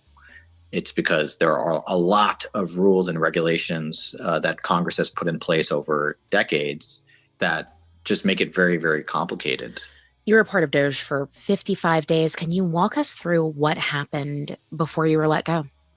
Yes. So I probably stupidly was asked by not even a journalist, but a writer who just has a blog about my business going open source. And I spoke to him. He had a bunch of questions about me working for Doge. And I felt that Elon was pretty clear about how he wanted Doge to be maximally transparent. That's something he said a lot in private and publicly. And so I felt, okay, cool. I'll take him at his word. I will be transparent and sort of an ask forgiveness, not permission sort of thing. I said mostly that the government was not as inefficient as I was expecting. And then my access got revoked pretty shortly after. I didn't get notified. I was basically ghosted. And I just got an email notification that my access was no longer valid. I would just wonder if you've considered the fact that the Trump administration, it appears, let you go for speaking openly about your job, where we should note Elon Musk pledged maximum transparency, whereas you point out you wrote open source code for anyone to access. Those things seem to be in conflict. I think that perhaps I was let go for another reason, right? What's that? What do you think? I don't know. I can't think of any other reason. I'm just thinking that, unfortunately, they did not tell me directly that the reason I was let go was because of my transparency. So I don't know if irony is the right word, but I do think that it's maybe, as Elon says, the most entertaining outcome is the most likely. And, letting someone go for being transparent in the most maximally transparent organization is a little bit entertaining. We've been speaking with developer and angel investor Sahil Lavengia, who founded the online marketplace Gumroad. He joined the U.S. Doge service for a brief. So he's a rich boy on a lark. That's what it sounds like to me. So, by the way, speaking of irony, this story is a NPR story. And my next story is House Republicans vote to claw back $9.4 billion in funding for foreign aid, NPR, and PBS. So this could possibly be the last story I ever present from NPR. Talk about irony. The Republican led House voted 214 to 212 on Thursday to pass a proposal from President Donald Trump to cancel $9.4 billion in previously approved federal funding. The rescissions package would claw back $8.3 billion for foreign aid and $1.1 billion for the Corporation for Public Broadcasting, which provides funding to NPR and PBS. It is part of an effort by the White House is seeking to codify cuts proposed by the Department of Government Efficiency, which was helmed by tech billionaire Elon Musk. Trump pushed GOP lawmakers to back the bill just ahead of the House vote, posting on social media, "The rescissions bill is a no-brainer, and every single Republican in Congress should vote. Yes, make America great again." For House Republicans voted with 208 Democrats to reject the measure. Some GOP members flipped their votes from no to yes toward the end after realizing it wouldn't pass otherwise. For Democrats and 2 Republicans missed the vote. The package now heads to the Senate, where it isn't subject to the 60-vote threshold, meaning Republicans can pass it along party lines. Some Republicans, like Senator Susan Collins of Maine, have voiced concerns about cuts to PEPFAR, the Bush-era program to combat HIV/AIDS that has been credited with saving millions of lives in Africa. And Senator Lisa Murkowski, Republican Alaska, has said she opposes cuts to the Corporation for Public Broadcasting, noting that parts of her state rely on it to meet important needs. Not only would a large portion of Alaska communities lose their local programming, but warning systems for natural disasters, power outages, boil water advisories, and other alerts would be severely hampered, Murkowski said. What may seem like a frivolous expense to some has proven to be an invaluable resource that saves lives in Alaska. Overall, Yeah, I'll go ahead and stop. The irony pretty much has a expiration date. But I, to be honest, as an NPR fan, not so much PBS anymore, but every now and again, PBS puts out an excellent, something almost life altering, like the Civil War. That big, what was it, like a 2-week? It was like a 2-week documentary that what's his name put out. He's put out a bunch of stuff on PBS that has just been of excellent value. So I put up, the Republican urge to be anti-education. I just put it down to they don't want smart Americans. They want Americans who are patriotic. So I think that one thing that's insane to me is the anti-college idea. I'm just like, what the fuck are you talking about? Like, college is a Well, good I thing do for people. think the thing is where there's smoke, there's fire. I think we do push too many C students into college. Yeah, I agree with that. So, if you got, they're community colleges. If you decide, 5 years after high school that, oh, hey, I want to go back and get a college degree, there are ways to do it. But, going to college just for the college experience, I think is probably a waste of money. Yeah. Well, I don't have a problem with the poorly educated who know that they're poorly educated. It's the ones like Be Brave who think they're smart are the ones I have a problem with. Oh, April. And speaking of that, I have not seen him. I haven't seen him this morning. Hopefully he's lurking. He's building a shed. He said. Yeah, likely story. How long does it take to build a shed? And why is he building? Maybe he should get some help. I don't know the whole story with it. I don't know the whole story. Just say he's building a shed. So see you later. Yeah, well, you know what? More power to him. Uncle Fatty needs to pull up on Be Brave's show and troll. Oh him. my God. college equals liberalism and libs are bad. So there you go. I mean, there is an You do ideological rift. know that the Josh Hollies and the Rand Pauls and the Donald Trumps, like Donald Trump graduated from an Ivy League school, which is just like these guys apparently. Yeah, I heard that. I heard he got shut down by Harvard. So, boy, is Harvard regretting that now. Yeah. He's at New York University. He'll be fine. That There is he some even insanity though with this but shit. let me put it to you this way: that he even applied to Harvard is hypocritical. Who? Barron Trump. Oh, You would I don't know think why he would. you would think his daddy would have said, "Oh no, no, no, no, no. You need to apply to Liberty University, or you need to apply to, one of these to Pepperdine, one of these conservative colleges." But no, Is he Pepperdine wanted to conservative? go. Hell yeah, their law school, especially Ken Starr. You remember Ken Starr? Oh yeah, that's right. He was there. He was the law school's dean for years. Interesting. Yeah, well, dude, you don't know all this stuff. Why do I know more about conservatism than conservatives? I don't follow academia. It's just Well, it I doesn't. follow conservatism. You conservative folks really need to catch up I on your try. conservatism. Look, if I'm conservative, then you are. I don't know what the hell you are. So, I mean, I just went in on Trump for a half hour, so there you go. Okay, well, again, Trump isn't a conservative. Actually, it's a very good point. He's not. So he's not that. So Amazingly. I'm still surprised, that the billionaire populist would have his son, even apply to Harvard. That's Trump's just really not a conservative, is he? He's not. right. But what And I'm saying I think it's is one of my main issues with him. he has railed against colleges. Um, and it's just surprising that he would have Barron apply to Harvard when he's telling everybody else Harvard is shit. This is one thing you say that really is true. It really strikes me like the conservative usually wants to not make radical changes. If anyone's made some radical changes, I'd say it was Trump.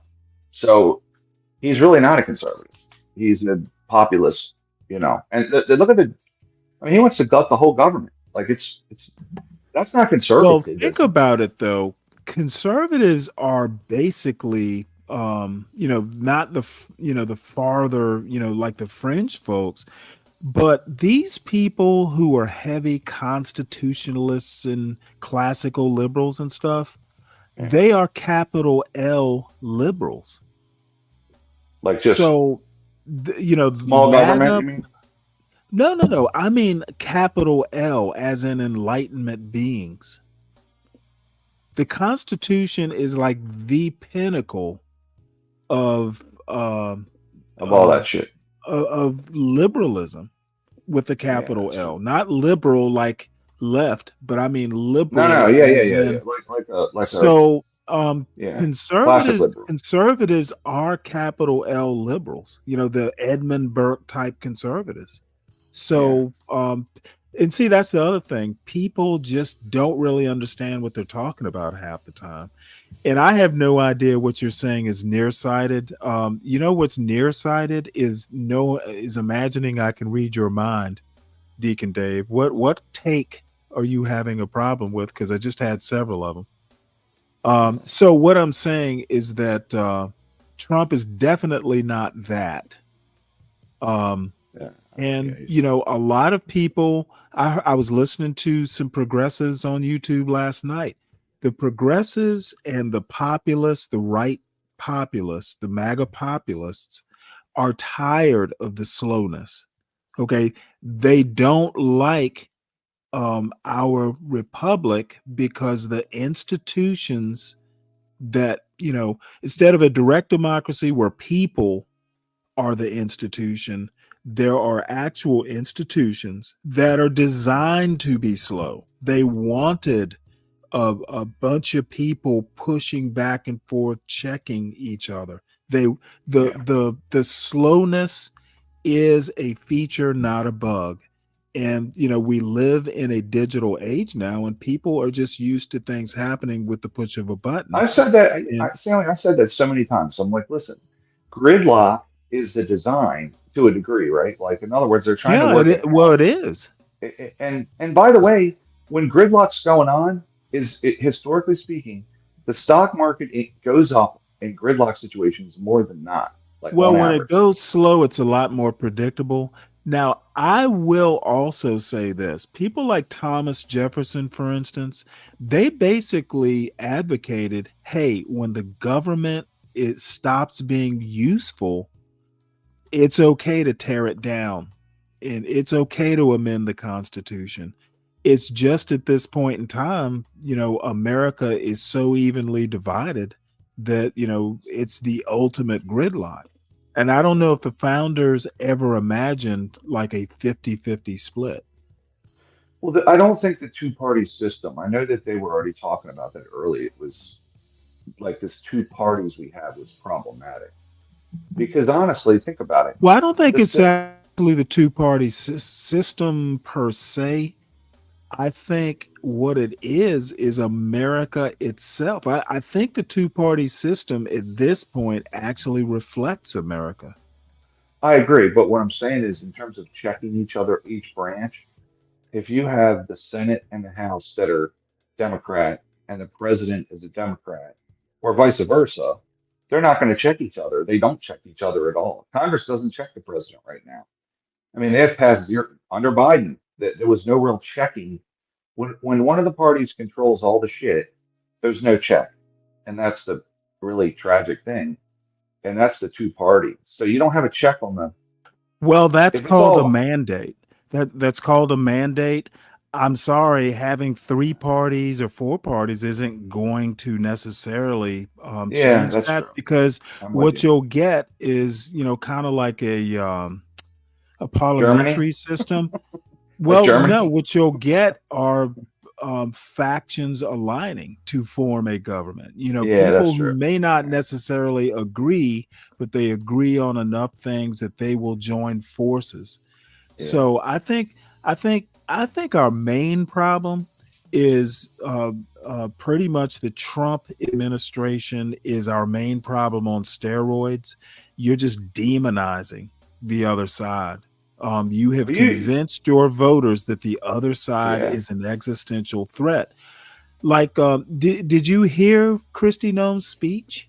She no, literally sounded like she was in a theater of war, and yeah, she's not gonna tip the other side. She's talking about liberating Los Angeles from socialists. It's like, what the liberate. fuck is she talking about? Yeah. You know what's funny? What? Gavin Newsom is a socialist? Well, I'm Eats watching at it. the French Laundry. That's not a Well, that's socialist. right. What I could tell from these situations, there are, because predominantly you have like, I think there's the real protesters, right, that are like, hey, man, like, don't do this. And then there's the provocateurs. And I've even seen some of the video where the actual protesters, this one guy tackled a provocateur that was messing with the cops. So I think the thing is, you got the provocateurs that are just there to create havoc. They're not really, they don't give a shit. Like in Vietnam, people protested, I don't want to go to this war. I don't believe in it. These people are protesting just, they have no stake in the game. They're just protesting for something to do. They're out here chanting and shit. I don't think half of them even care. So I don't know. Well, let me tell you something. I think this No Kings protest, is actually a good thing. Um, I think that I was going to ask you about that. Trump does need to be reminded that, you know what, this idea that the executive branch should have all this power. When you have to basically pray that the person wielding the power is benevolent, that's not a good government.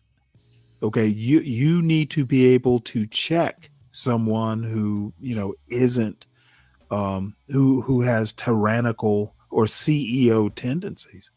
Okay, And so what about the fact that it's on the military day? What are your thoughts on that? I think it's embarrassing, to be honest.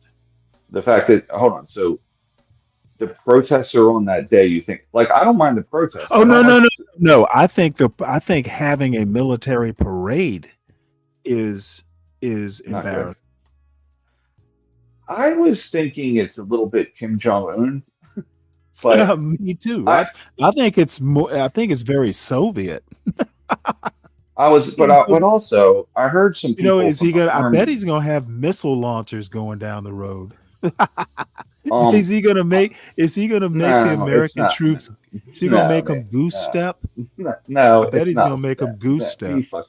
You're fucking crazy. Come on, man. No, it's like Revolutionary War. It's they're dressing up in reenactment shit. I mean, I like the army, and I like the fact that these guys are. I think we should honor our military, right? Like I said, if you want to honor our troops, give them a like a 48-hour stand down. Let them relax for a couple days. Hey, no Some of training these for a guys couple are days. happy though. Like some of them are like, we really want to showcase. We think it's a recruiting Oh thing. fuck no, that dude. I was in the military. You know what? It's Some of on these a guys fucking. sounded happy It's to on me. it's on a fucking weekend. I get that, but So what I could believe tell, me, I was in there. People are just going, do I have to? I can tell you right now, there aren't many people out there unless you are like a flag or some senior officer. Man, you're rank and file private. God damn it. I have to fucking shine my shoes on a weekend. yeah, I get that. But I just think that I don't know. I don't like that they're doing it on the day of a military thing. Whether or not Trump's a Well, dickhead, I they don't got all think these they things should planned. do it at all. I think that they're doing it at all. And I understand, I just think it is do a ticker tape parade or something, but So you, the President Trump standing there like they're his troops. They're not his troops. so They're by not this was his planned. they're not his personal army. This was planned 3 years ago. You know that, right? Oh, I don't care. If Biden it was planned it. I don't think Biden should do it. I don't think an American president should do it. Yeah. Now this is me. I'm sure I'm just kind of weird this way, but having been in the military, if you want to appreciate your military, stand them down for a day. Let them be with their families. Yeah. I guess the fact that I don't know. Both presidents wanted to do it. I think everybody in the world knows that we have the best military. We don't need to grandstand. Yeah. That's right. Well, you know what, Deacon Dave? I am 60. So your father's probably a stand-up guy, and he and I would get along famously, and we probably talk about you a lot, and not in a positive way. I can hear Mr. Deacon Dave, Deacon Dave's father going, hey, between me and you, that's going to happen a lot. Between me and you, that Deacon Dave, well. What's up, Mella? Hey. Good day. Your voice is a little robotic. Let's see if I can fix that. I certainly hope so. Fuck. How am I supposed to do this? Is it my background noise? No, it's not the background noise. You sound better now. Okay, well, I just wanted to agree with you about being in the military. We would prefer a day off. Like, yeah, that crap that he's pulling, that's well, Biden set it up initially. That's Biden literally set it up initially. work. So and that goes to show people that he doesn't deserve to be the so-called commander in chief because he can't relate to what it is that is that are the attributes of someone that dedicates themselves to something other than profit, is my point. It's one thing to be, as it had been mentioned, a CEO. Like you've lived your life demonstrating your worthiness by attaining, money. That's your reason for waking up. As opposed to Well, it's understanding his that you reason for signed on his to reason for something. being president, to make Pardon? money. It's his reason for being president is to make money. Absolutely, it's the ultimate sense of security. Absolutely. I mean, yeah, absolutely. It's the ultimate security. It's the ultimate job security, and He's you CEO can't of blame the them United for States. hard charging toward it. People who access that level, I'm sure they got some serious stories to tell.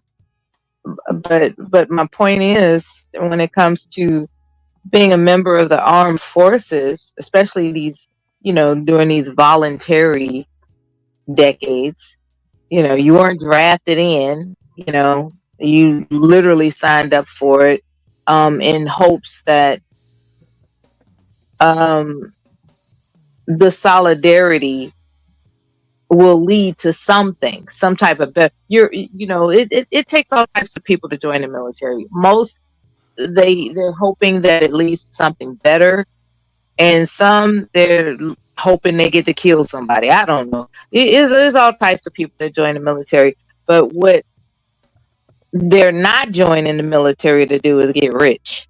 You know what I'm saying? It's like maybe it's a stepping stone for that, Right. but so when Oh, it by comes the to, way, yes, I saw you. Happy Father's Day in advance. I'm sorry. Happy thanks. Father's Day in advance.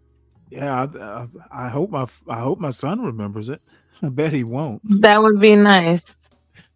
I heard you the other night on Taylor's show. Yeah. I just she popped up in my algorithm, and some of her shows sounded interesting, so I subscribed to her channel. I was trying to harass you from the chat, but apparently no one was reading it. No, yeah, I didn't get a glimpse until I wasn't made aware until later. I'm so glad that you were there. I hope Oh, well, I she made was sense probably to you. thinking, who is this asshole? Because I No, was actually, she would have asked me. I think because she's the type of person that she is. She doesn't make a big deal out of something unless she's irked for personal reasons.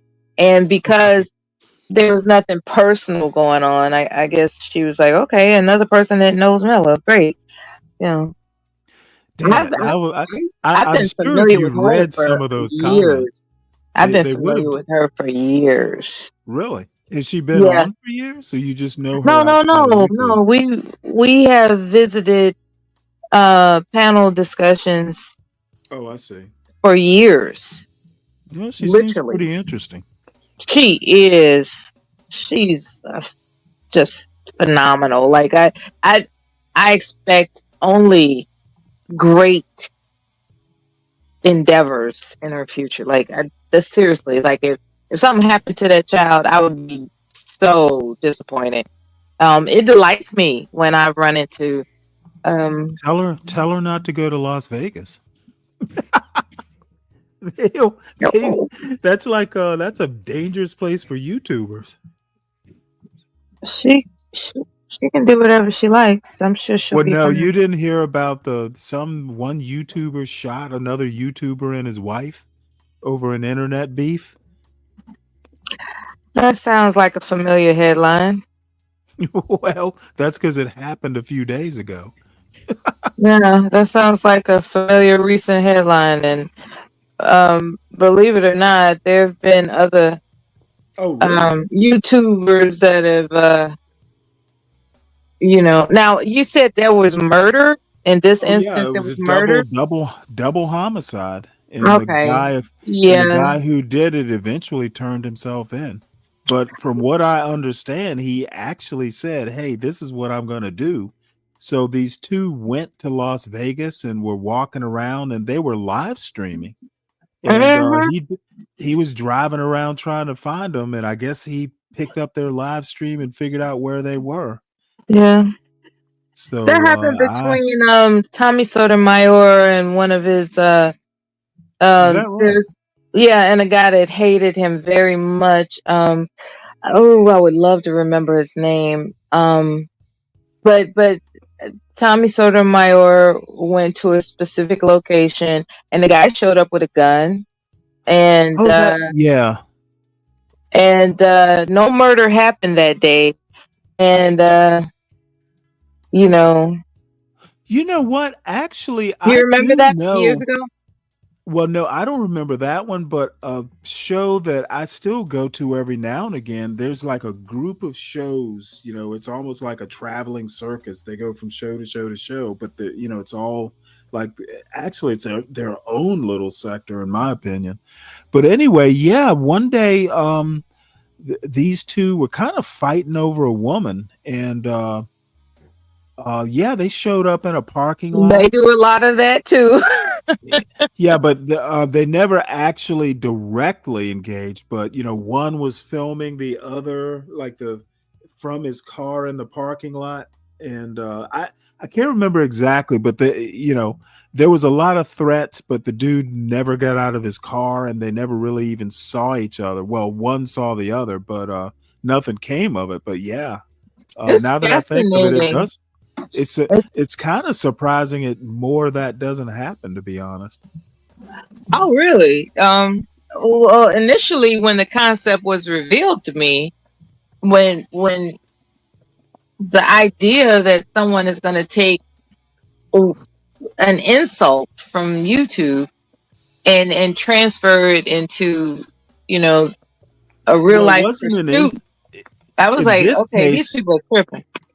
Well, in this case, these two struck the channel, got the channel struck, and it wound up in this guy being But demonetized. that doesn't mean you try to chase them down and kill them. Well, you know what? You fuck with people's money. Some people take that very, very seriously. And this dude, it might have been his livelihood for all I know.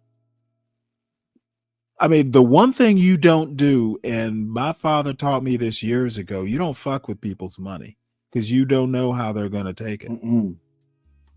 If that dude is paying So his when electric, it comes to if that dude is paying his electric bill with his channel, and somebody when it deliberately hits the channel and demonetizes, yeah, that might that might I, cause under, some I understand that animosity. I understand that paying bills is important. Really, to secure, how can I put this? To secure a lifestyle, you have to be intelligent. And quite frankly, Well, putting all your eggs in one basket. one stream of income is not going to cut the mustard. Any Correct. moron would know that. Yeah, well, one thing, let's see, there was something here that I wanted to address. Yeah, let's go live stream from Vegas. Oh, I told T last night on her show, I listened for a little while. I'm like, well, because she was talking about this particular Las Vegas story. And I'm like, well, oh shit, I better go into hiding. Because the amount My of Italian only has one stream of income. I'm scolding him about that. It's just not fit for these current times to have one stream of income. Right. Well, I mean, I'm not my channel's not monetized, so By the way, speaking of which, it is the weekend, folks. please help me buy a 6-pack for the parade tomorrow, because I may actually wind up live streaming the parade if I You can ain't going to find it. that I bet. fucking parade, Stanley. Don't bullshit Well, no, everybody. no. I said live Begging is stream a it. stream of income, isn't it? You ain't I'm going to no sure. damn I'm parade. sure that. I'm sure that WhiteHouse.gov or somebody's going to have that. Trump's birthday parade. Oh yeah, they'll live It'll be stream that somewhere, because parade. I don't. Yeah, I want to live stream it, but I want to live stream it from like a government source. That way, I know it won't get struck. So if you all can support your host, maybe I'll go live and we'll have a little Donald Trump military parade watch party. But in I any have a case, quick make sure. question, please. What's that? I'd like to ask how Portia's doing. I really like her. She's doing well. I assume she's doing fine. I haven't talked with her in a week or so, but Okay. Well, I see good that she's things. still Good things. dropping. She's Shout out to dropping. Portia. She's dropping stories every now and again. But, it's summertime, so she travels with her family. So she may not even be in the country for all I know. Hey, They go to Africa. They as go long as all it over the makes her place. happy, it can't be anything but good. Oh yeah, it's her Yeah, family. I She's been really doing it enjoyed for years. meet Well, good, making her acquaintance. good. She said So let very me let kind me get things on. about Let me. me get on with the station identification. There you go. Everyone, please make sure that you hit the like button for the John Galt channel and my channel. And if you're in this John's channel, go over to my channel and hit the like too. It wouldn't hurt you. Also share out the channels. We do every now and again do interesting stuff or talk about interesting things. This show is nominally about education. I have a video that will probably piss the Deacon Daves of the world off. Just the title of it probably will. But I live to annoy. Let's see what else. Make sure that you do support Portia J. She's traveling, so give her some traveling money. And again, that supporting your host every weekend, actually, I do enjoy it. It prompts me to do Saturday shows. Have a few beers and crack a few jokes. Let's see. How did you handle listening to all that misinformation? Your family didn't live in a teepee. What are you talking about? Sin, I'm not sure I follow you. Which information or misinformation are you talking about? I'm into clouds. What clouds? What are you flying? So be more specific. What misinformation? On my channel? Okay, well, just be more specific, Sin, or hit the link. I'm not exactly sure.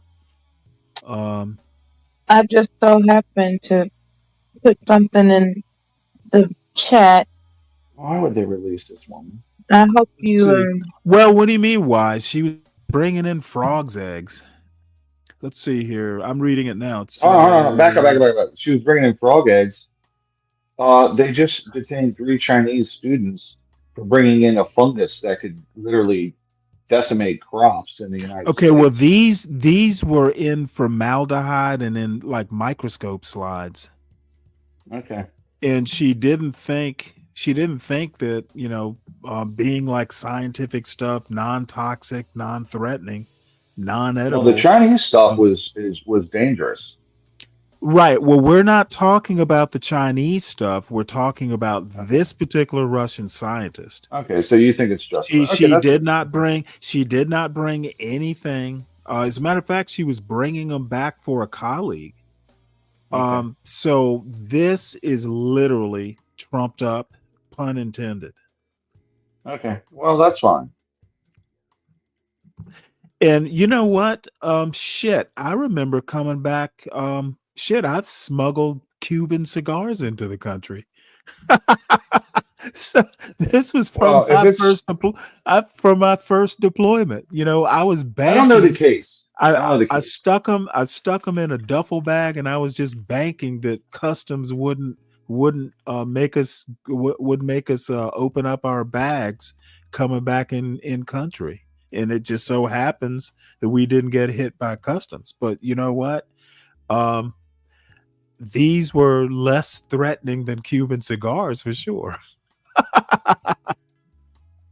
Well, the Chinese stuff was crop damage, man. It was like serious. So Right. Well, yeah, but again, we're not talking about anything to that level. I personally think that I appreciate Donald Trump's vigilance in trying to keep the country safe from scientific research. pretty much, right? But the fears of expanding our scientific knowledge are greatly They're not working. misplaced. You don't need to fear knowledge.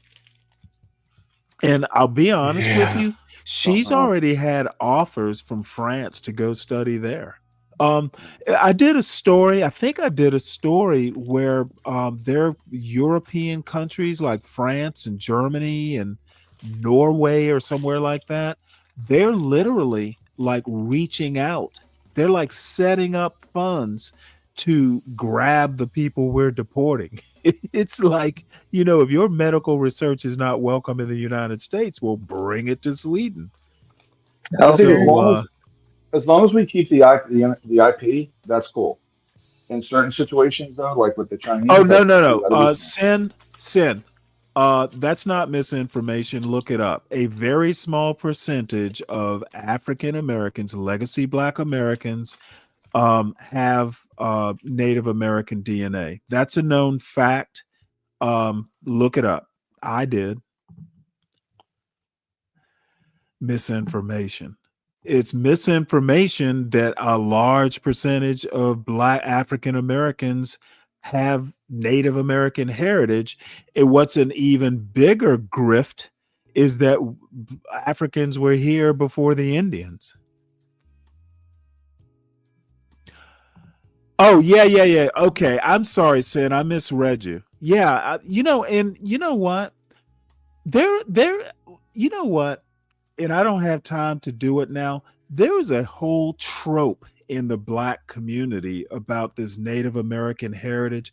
And look, I don't have a problem with it. I don't really care either way. I'm just saying sometimes we as Black Americans have ways of deluding ourselves, not being proud of who you are.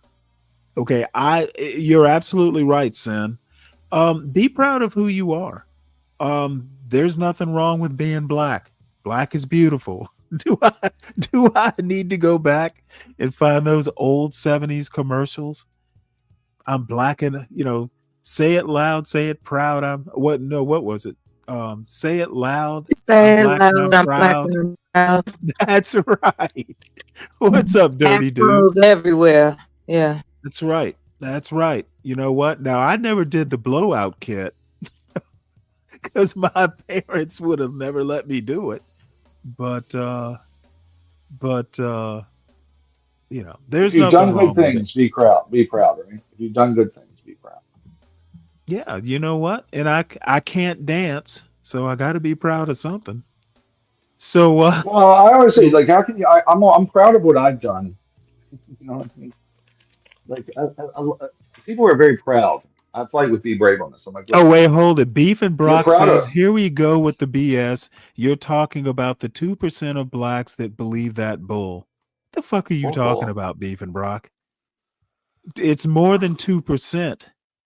And Beef and Brock, eat your vegetables. They'll do your brain some good. So let's get back to this. Russian scientist released after 4 months in federal custody. She's too cute. She's too cute to be in prison. Russian scientist released after 4 months in federal custody. This article is by Ellen Berry and Maya Schweider and read by an automated voice. Ksenia Petrova, the Russian scientist who spent 4 I even months in like her detention name. after failing to declare Yeah, she's scientific awesome. samples she was carrying into the country, was And freed she's got on a bail from federal PhD and custody on researches at Thursday by Harvard. a My magistrate kind of judge in girl. Boston. Since her detention at Boston's Logan Airport in February, Ms. Petrova has been transferred to detention centers in Vermont, Louisiana, Oklahoma, and, briefly, Rhode Island, before returning to Boston early Thursday. "Welcome to Massachusetts," said the judge, Judith G. Dean.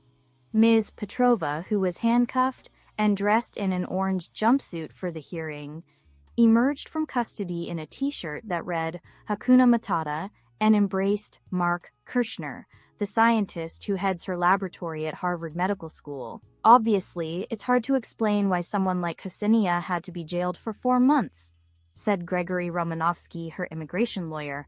He added that her release means that the legal process, even though it may be slow, is working, which is great. Ms. Petrova's release is a victory, but a temporary one. She is still facing a two-pronged prosecution. The Trump administration began deportation proceedings against her in February, and around 3 months later, after she challenged the move in court, filed criminal smuggling charges against her. Lawyers for the government have said they Criminal intend to smuggling. deport Ms. Petrova to Russia, a country she fled for political reasons in What was 2022. she She smuggling? has said that if she returns, she fears Hold on arrest one or sec. even death. They were basically scientific samples, some frogs' eggs that were formaldehyded, and I think they were in slides. She was bringing them back. She was bringing them back. She was in France and at some conference, scientific conference, and she was bringing them back for a colleague. I think she studies some form of evolutionary cells, something or another. It may not get deep into it. It says right here, the Harvard lab is investigating the earliest stages of cell division in hopes of staving off damage resulting from aging or disease. These changes are easy to observe in the eggs of the Xenopus frog, which are large and hardy. Ms. Petrova has acknowledged that she failed to declare the embryos, but a lawyer has argued that this would ordinarily be treated as a minor infraction, punishable with a fine. Instead, the customs official canceled Ms. Petrova's J-1 visa on the spot and initiated deportation proceedings. Oh my God. They didn't even give her due process. It's like, you are canceled. And this penalty, the maximum penalty is 20 years in prison or a fine up to $250,000. She better just pray she gets deported at this rate. This is ridiculous. This is ridiculous. Oh, wow. Ms. Petrova has acknowledged, let's see, Harvard is investigating the earliest stages of cell division. She was returning to Boston from a vacation in France. Ms. Petrova agreed to carry back samples of frog embryos from an affiliate laboratory in Paris, something her supervisor at Harvard Medical School had requested.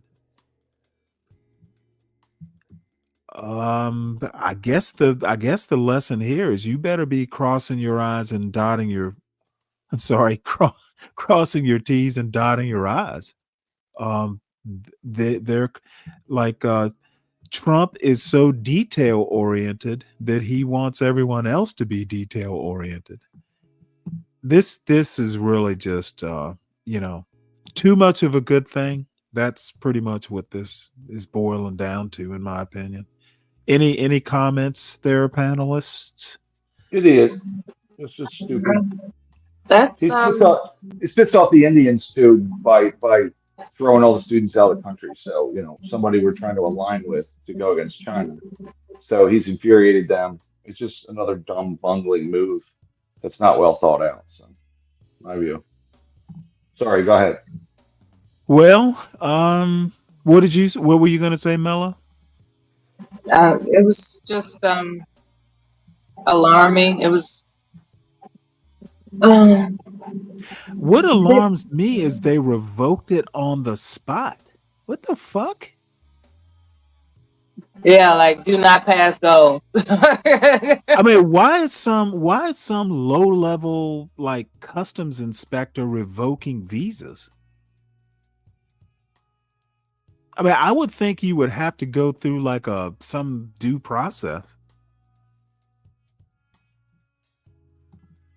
I'm sure whoever. I mean, and from what I heard, these were non-toxic. It's like these things were in formaldehyde. You know, well, formaldehyde can be toxic, but I mean, it's not a food item. They're basically immobilized and under slides or something like that. I just don't get it. I mean, to me, I would almost want to sweep this under the rug because it sounds so petty and silly. Yeah, something's up with that. Yeah, maybe there's something we don't know about with this case. Because I mean, I'm just making a wild assertion, but it sounds like they were targeting her. Maybe there's something up. You know, I'm not going to say that, you know, the New York Times is the truth. Maybe there's something behind the scenes that we're not privy to. So, you know, I'm just going on the information. If there's something I don't know, then, you know, I'll be willing to say, you know, well, never mind. But on this surface, it seems, you know, kind of petty. And she's already done 4 months. That's 4 months off the dating market. Damn it. Tragedy. The dating market. Well, hey, she's cute. You know, for a Russian girl. A little makeup. You know what? She's got that laboratory pale skin. That's probably this picture is probably the first son she's had in months. Yeah, I thought it was hilarious when you said she's too cute to go to jail. Like, yeah, so who would be cute but deserves to go to jail? Because it makes it seem like all pretty women can't go to jail. It's just a harmless dad joke. There's definitely pretty privilege, so I would think she's less slutty. So well, she's not super cute, but she's pretty competent for a scientist. Yeah. All right, so let's move on. This is actually an interesting story. I'm curious to know how the federal government can go in and revoke or interfere or prevent state laws. So this is kind of an important story, and I haven't read the story, so I don't know if it explains it. But it says here the California leader said that the state intends to challenge the move in court. Trump blocks California EV rules. I don't understand how he can block a California law as long as they're constitutional. Maybe he's found some constitutional something or another. So it's a longish story. I don't know that we'll get through all of it, but this is curious. Can Trump interfere with state laws he doesn't like? Trump blocks California EV rules in latest move to rein in the state. This article is by Laurel Rosenhall and Lisa Friedman and read by an automated voice. President Trump signed joint resolutions of Congress on Thursday that block California's effort to phase out gasoline-powered vehicles, his latest attempt to reduce the power of the nation's most populous state. The Republican-led Congress passed the resolutions in May to reverse the Biden administration's approval of California's electric vehicle efforts. When signed by the president, joint resolutions revoking Okay, federal so they're rules not state carry law. the force of law and are not subject to judicial review. Even so, the move drew an immediate legal challenge from California, as well as an executive order from Governor Gavin Newsom directing state officials to find another path that would move the state's drivers toward electric vehicles and encourage companies to make them. Mr. Trump signed the resolutions at a time when he was battling California on several fronts, most notably in a dispute over immigration enforcement, in which the president has sent National Guard and Marine troops to Southern California in an extraordinary use of military force. On Thursday, Mr. Trump took aim at California's okay. long-standing authority under the Federal Clean Air Act of 1970 to set pollution standards for the state that are more strict than federal limits, and at Governor Newsom's ambition to fight climate change with an aggressive transition to electric vehicles.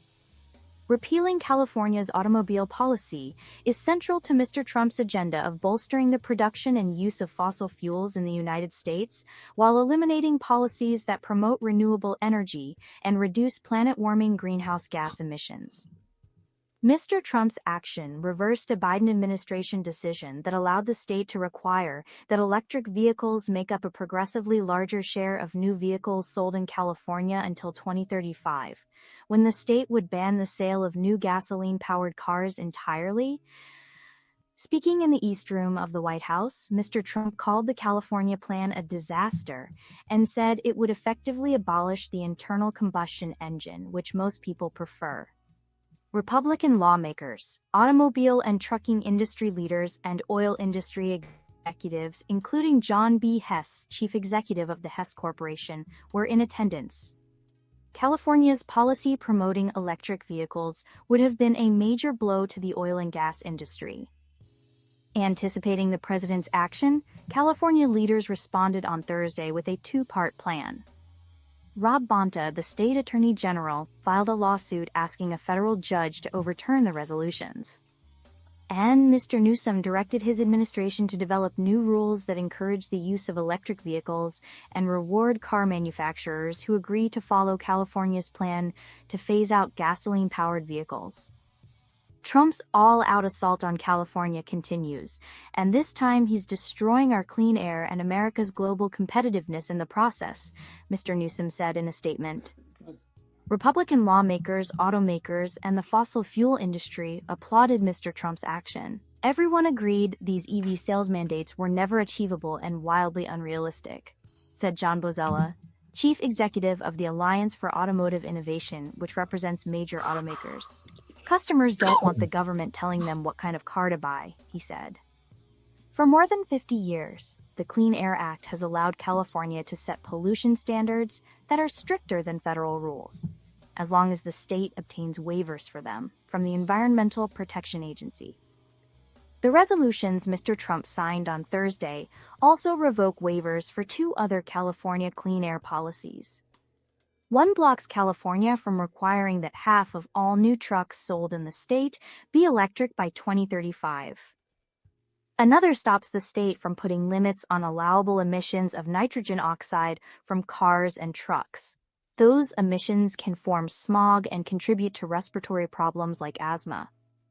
Chris Spear, president of the American Trucking Associations, said that ending California's electric truck policy was common sense, because the policy would have forced long-haul trucks and others to transition away from diesel power far faster than the existing infrastructure for electric vehicles could support.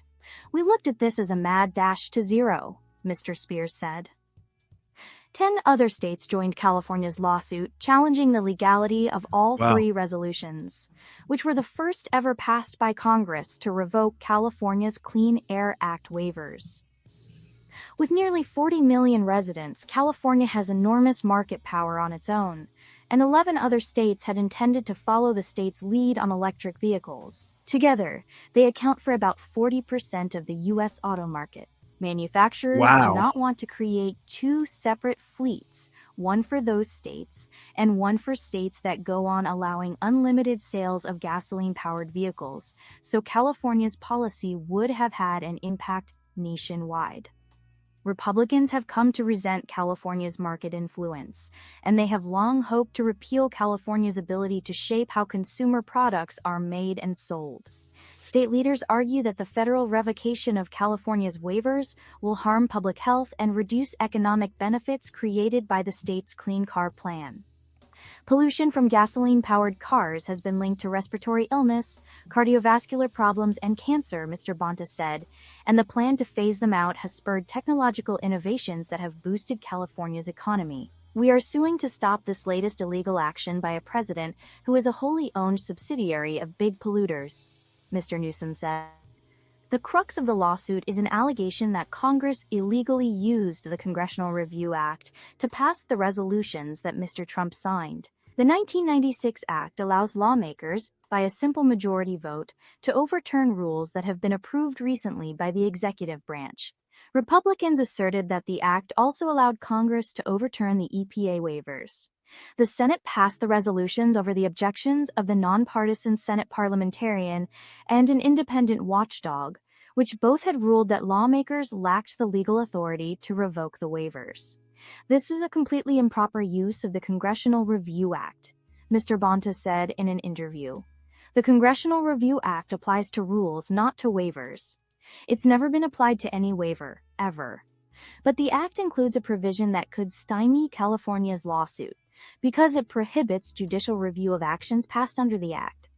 The lawsuit argues that the resolutions Mr. Trump signed violate the constitutional separation of powers and encroach on states' rights, and says that the federal government blasted gaping holes in long-standing state regulatory programs. California's ability to set tough emission standards dates back to 1970, when heavy smog clouded the skies of Los Angeles. Since then, the state has received dozens of waivers allowing a range of policies to reduce pollution and greenhouse gas emissions. Air quality has improved but remains poor in some regions, particularly in the Central Valley. State leaders see the transition to electric cars as a tool to improve it. California's ban on the sale of new gasoline-powered cars did not apply to used vehicles, so it would not have completely eliminated them from the roads. But voter concerns about the state's high cost of living gave Republicans and some Democrats reason to object to California's plan, because electric vehicles tend to cost more than comparable gasoline-powered models. The executive order that Mr. Newsom signed Thursday directs the California Air Resources Board to come up with new ways to encourage electric vehicle use and reduce emissions, according to the governor's office. Under it, the state would prioritize funding for EV rebates and will seek to develop new incentive programs. And it would steer state agencies to purchase fleet vehicles from manufacturers who agree to phase out new gasoline-powered cars. I'm signing an executive order to keep California on track with our world-leading transition to cleaner cars, Mr. Newsom said in a statement. Yeah, this sort of stuff, believe it or not, boring as it might be, this is really highly interesting to me. I just want to see how the states' rights versus these resolutions and waivers work. This is totally fascinating. One other point I want to make is it's obvious that this Trump versus Newsom little operetta. This is a potential rival in 2028. So, this is a little bit deeper than I don't like California. They're kind of they're wanting to cross some streams here. So we'll see who wins. I've actually, and I don't have anything, I guess maybe if I think of it, if I do a show tomorrow, I'll talk about it. But there is a trope about Trump being, past his prime and being a little bit senile ever since he tripped on that plane stair. So, I'm starting to see videos of him rambling and being incoherent again. So let's, what's good for the goose is going to be good for the gander. Jeff Bezos's new EV platform, Slate Auto, pretty badass. Well, let's have a look at it.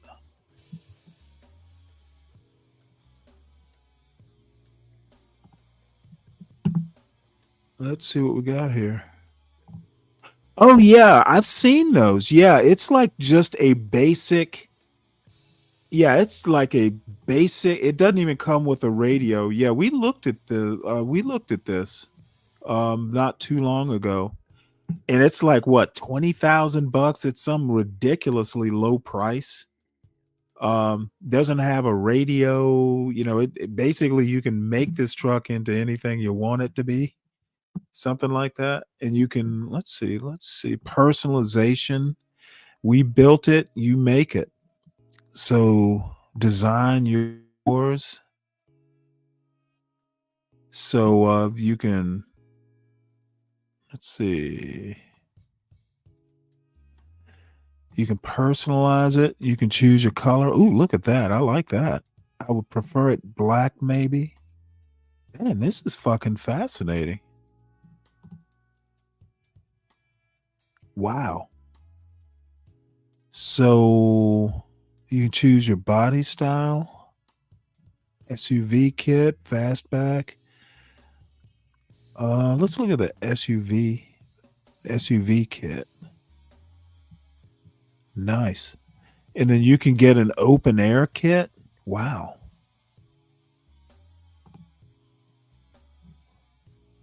Awesome choice. If anybody wants this link, this is actually really neat. Thank you, Uncle Fatty. Also, thank you for supporting the show, Uncle Fatty. I really appreciate it. This is fascinating. I'll drop this link in the chat if anybody, because I know we have some gearheads in these chats.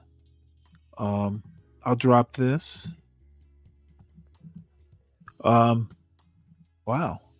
Shit, I want one.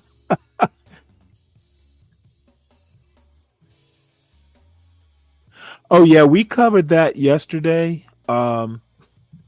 We did cover not all of the speech, but some of the speech yesterday, Dirty Dude. Yeah, it was disturbing. And he's living out his little dreams there. I just hope he doesn't start treating the army or the military like his own personal Praetorian Guard. So let's move on here. This is another disturbing story. FTC may put an unusual condition on ad mega merger. No boycotting. This is truly scary because to me it infringes, it starts approaching that First Amendment territory. FTC may put unusual condition on ad mega merger, no boycotting. This article is by Lauren Hirsch, Benjamin Mullen, Kate Conger, and Tiffany Sue, and read by an automated voice.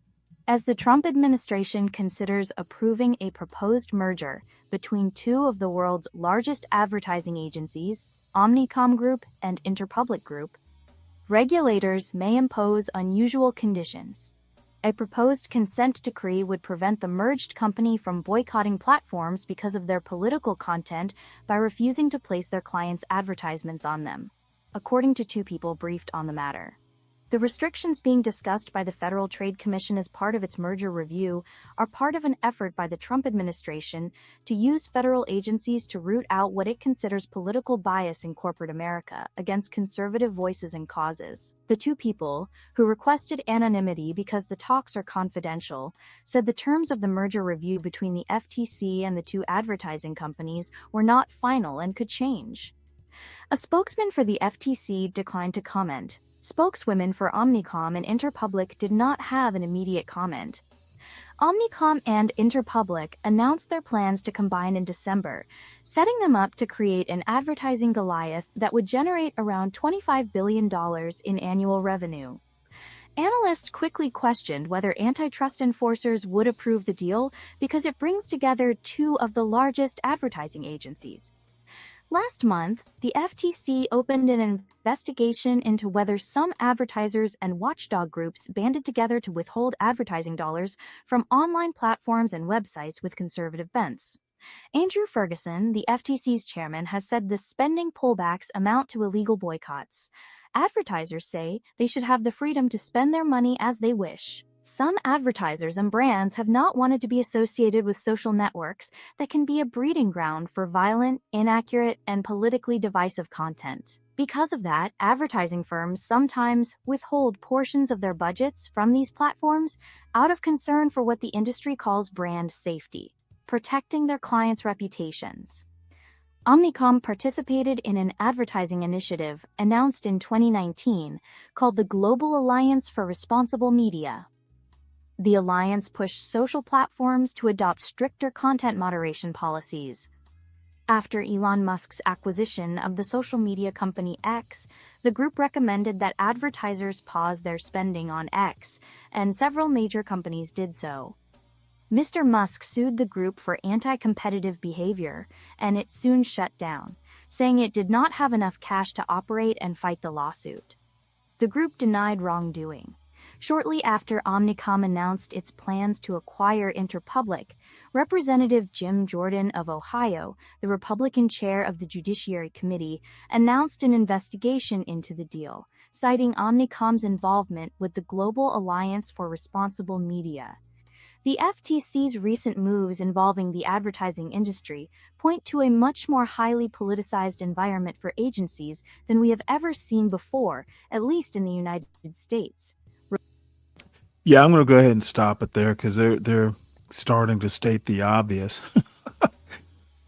Yeah, this is, hiding behind they are thwarting conservative messaging while stifling the the liberal messaging. That's not exactly what we want, you know. You know, it they're basically saying there has to be one or the other, and this is like borderline free speech. How people spend their money is a free speech issue. And again, I think that the don't tread on it's okay to tread on thee, but don't tread on me. That part is apparently that part was edited out. It's okay to tread on thee.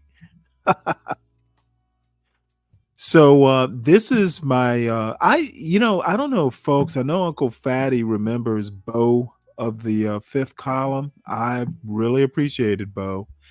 And I'm not exactly sure what happened, whether he went to prison or, he was involved in some stuff that I never really understood. But apparently this is his lovely wife, and she is Belle of the ranch. And she's got that same sensibility. And I hadn't been watching. I knew she existed, but I hadn't really been watching. And somehow or another, one of her little commentaries, Bo style commentaries, got into my algorithm. And I've pretty much been reacquainting myself with that kind of folksy but wise, pithy, short comment. We used to have stuff like this way back in the day, like the 80s, at the end of a newscast, like a local news broadcast or something, there would be like a little 30-second old guy, kind of like an Andy Rooney sort of thing, 30-second little thing at the end of the show where some old guy who was maybe like the president of the TV station or something like that would give some political or some pithy 30-second old man aphorism that would just kind of make you go, that's an interesting point. And she gives me that vibe. These are short commentaries, but always very worth listening to. And this is about the jobs report that we got earlier in the week. It was a good jobs report. However, she puts it in perspective like no one I've ever heard. So this is, in my opinion, fairly important. Well, howdy there, Internet people. It's Belle again. So today, We're going to talk about Trump's good jobs numbers and understanding what you're looking at. The jobs report came out, and it definitely needs some explanation. I got into it a little bit on the Roads Not Taken this week due to this quote. What, no video on Trump having good jobs numbers? Didn't think so. But there's more here than can fit in a 30-second answer in a Q&A roundup. Plus, we got this question from the Metal Shop guys. Can you please explain the jobs reports to us mere workers? I don't see anything about the job market as going good, like the headlines say. When you're just getting financial headlines, you have to remember who they're written for. They're mostly written for investors. A good jobs report doesn't necessarily mean a lot of people got hired. It means that it met what forecasters expected. We've talked about it a lot. The Oh my markets God. run on estimates. And when the real numbers match the estimates, that's good. Yeah, I know. It's viewed Yeah, as I good noticed because she's it wearing the tells same investors hat they as have well, a the good Curious handle on the George hat. economy. The estimation was that non-farm payrolls would go up by 125,000. It went up by The mayonnaise 139,000. sandwich talk. To show you how weird the market's definition of good is, if the real number had been 150,000, it would have made the markets nervous because it would mean they didn't understand something happening in the economy. So, 139 is the number, at least for now. We'll get to that part in a minute. Is 139 a good number? It's less than last month. But somebody will be down there saying you don't compare to the previous month normally, and that you should compare to the same month the previous year. May of 2024 saw an increase of 216,000. That's way more than 139. The previous May was 303. 139 is currently the number, but it will probably be revised down. That's not a conspiracy thing, as Republicans claimed under Biden. Payrolls always get revised later. Why do I think they'll be revised down? Because the last 2 months saw them get revised down. April was revised down by 30,000, and March was revised down by 65,000. Jobs reports have been averaging low throughout 2025. Trump has only seen an average of 124,000 a month. The previous year under Biden, we saw 168,000 average per month. That's a huge difference. As bad as all this sounds, the expectations are for things to get worse. Lead economist at the employment site Glassdoor said, quote, "This report shows the job market standing tall, but as economic headwinds stack up cumulatively, it's only a matter of time before the job market starts straining against those headwinds." 139 is good because it tells the investor class they're reading the economy correctly, not because it's good for the working class. Anyway, it's just a thought. Y'all have a good day.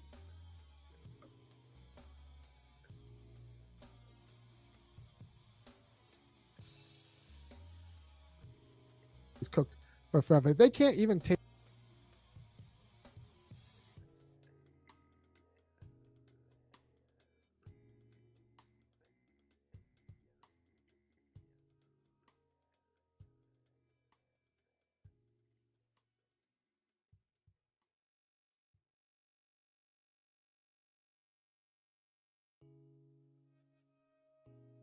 Oh, sorry about that. I was going to say, Dave, Trump would probably tell you he's not a conservative. Populism is not a conservative entity. It is not a conservative political view. This is the reason there is a never Trump movement, because he's not a conservative. He's a populist. Why do you think MAGA and progressives, the left progressives, actually have intersections?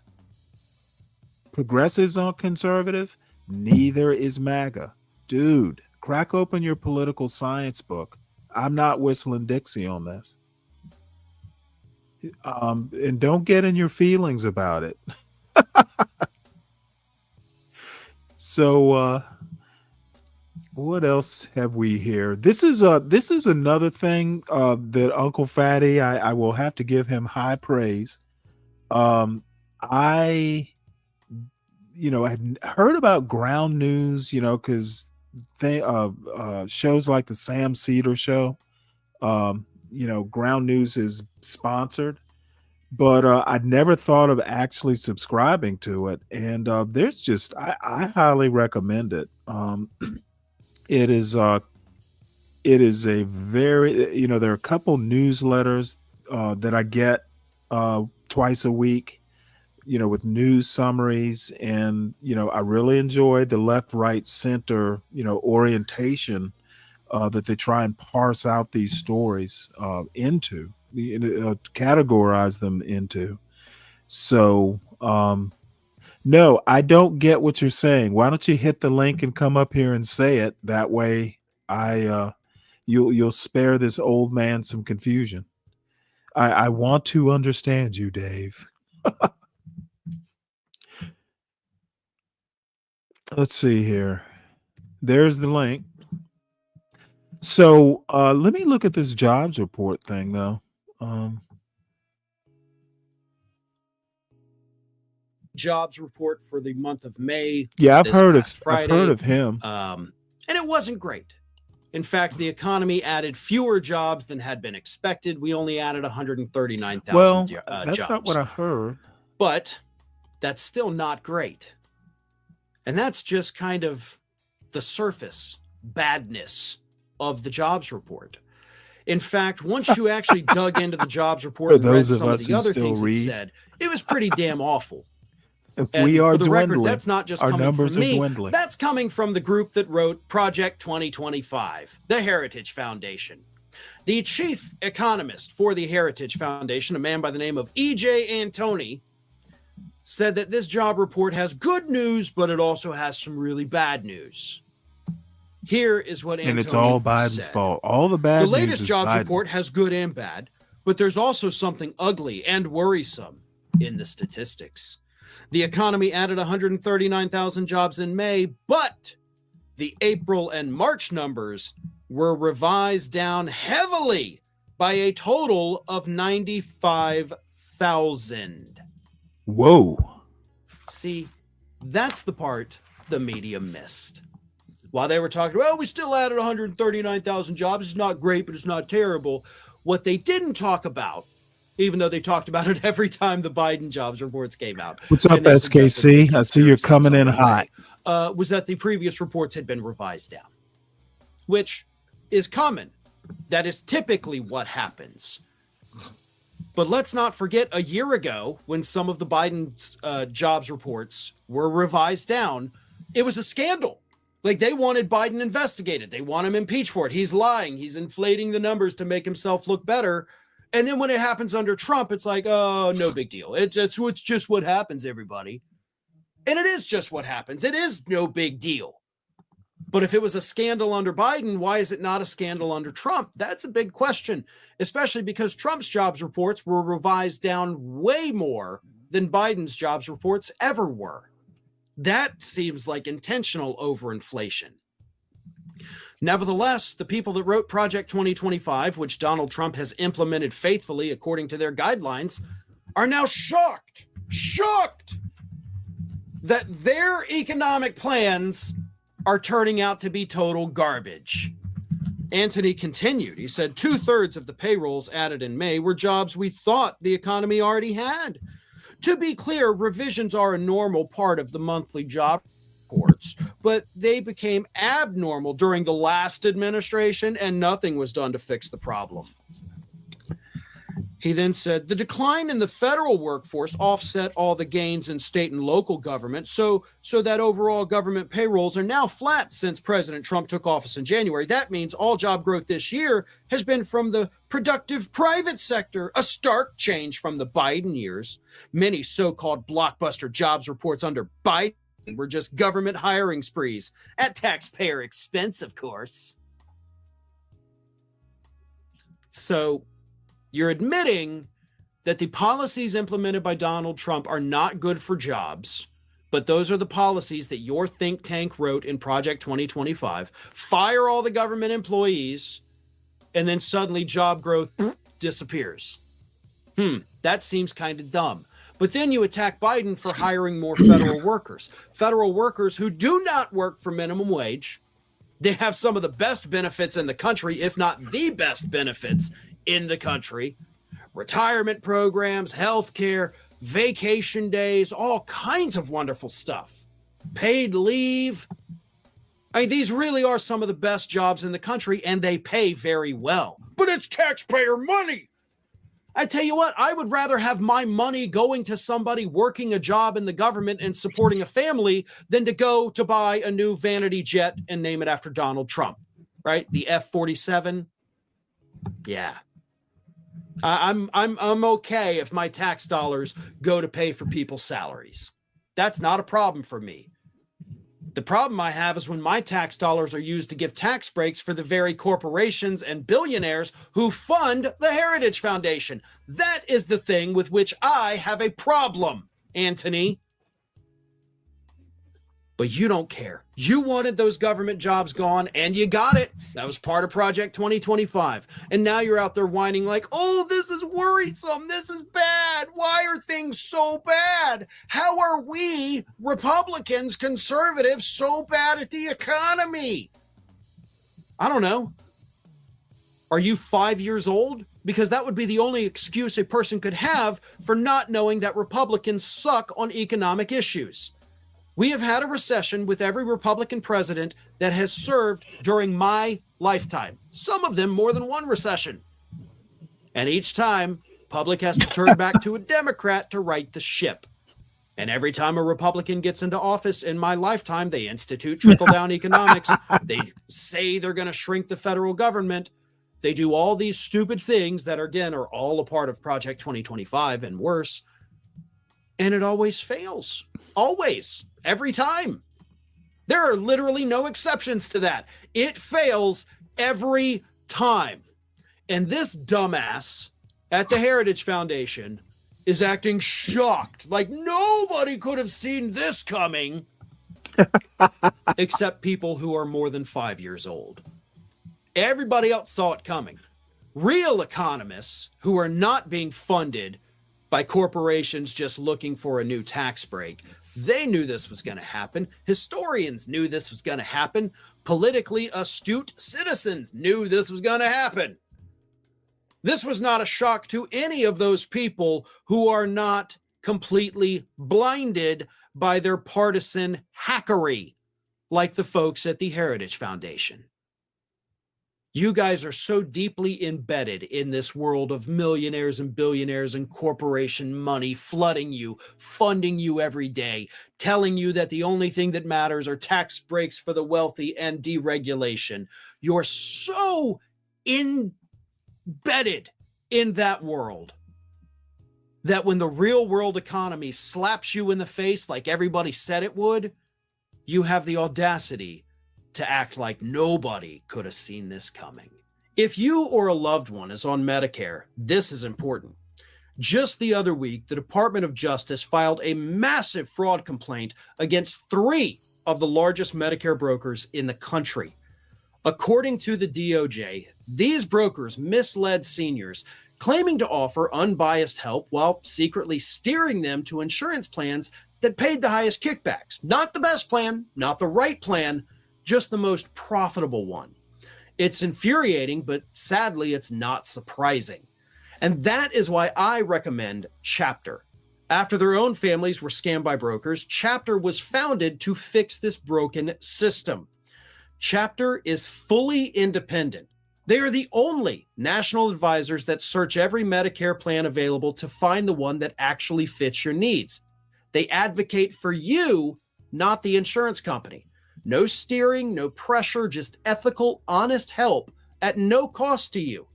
So if you want help with Medicare, give Chapter a call by calling the number on the screen. You'll talk to a real person who'll help you figure out exactly which plan is right for you. Chapter has saved the average senior over $1,000 a year, and they are a free resource for my audience. Call Chapter today or go to askchapter.org/Farron. Dave, is that 106,000 black women out of a job? Is that a joke? Is is that your attention? Is that your idea of a joke? What do you Number one, what do you care about black women? And number two, do you know any black women? You know your life is not going to be affected if you don't know any black women. So let us know if it was a joke. It is pretty good. I might actually have to turn that into a show title. So let us move on. I want to look at this Ground News newsletter here. Like I said, these things are just excellent. I highly recommend it if you're into news. This particular newsletter is called Burst Your Bubble. And let's see here. There's East Coast Urbanite. I guess they've just got news kind of broken up into what would interest you regionally throughout the United States. And there were a couple stories here. Apparently, 80 people were taken into custody Tuesday night during an anti-ICE protest in Lower Manhattan. So that's one that I didn't see in any major news stories. I'm waiting for Trump to call in the National Guard to Manhattan. He can house them. He can house the National Guard in Trump Tower. Let's see. What else? This is West Coast Innovator. Meta sues developers of Nudify. The fuck is Nudify? Let's see here. Let's have a look at this. Nudify. Never heard of it. It sounds interesting. On April 14th, 2025, Meta sued Joy Timeline HK in Hong Kong for running ads promoting the AI app Crush AI on its platforms. The lawsuit followed reports that Crush AI creates a non-consensual sexualized images using AI and repeatedly violated Meta's ad policies despite removals. Since early 2025, Meta's expert teams investigated and disrupted 4 networks running thousands of such ads using advanced technology to detect and remove them. Meta disclosed that over 8,010 ads related to Crush AI appeared on its apps in early 2025, emphasizing that it views this misuse of its platforms very seriously and is committed to responding firmly. Probably a bad misused word there, including pursuing legal measures if necessary.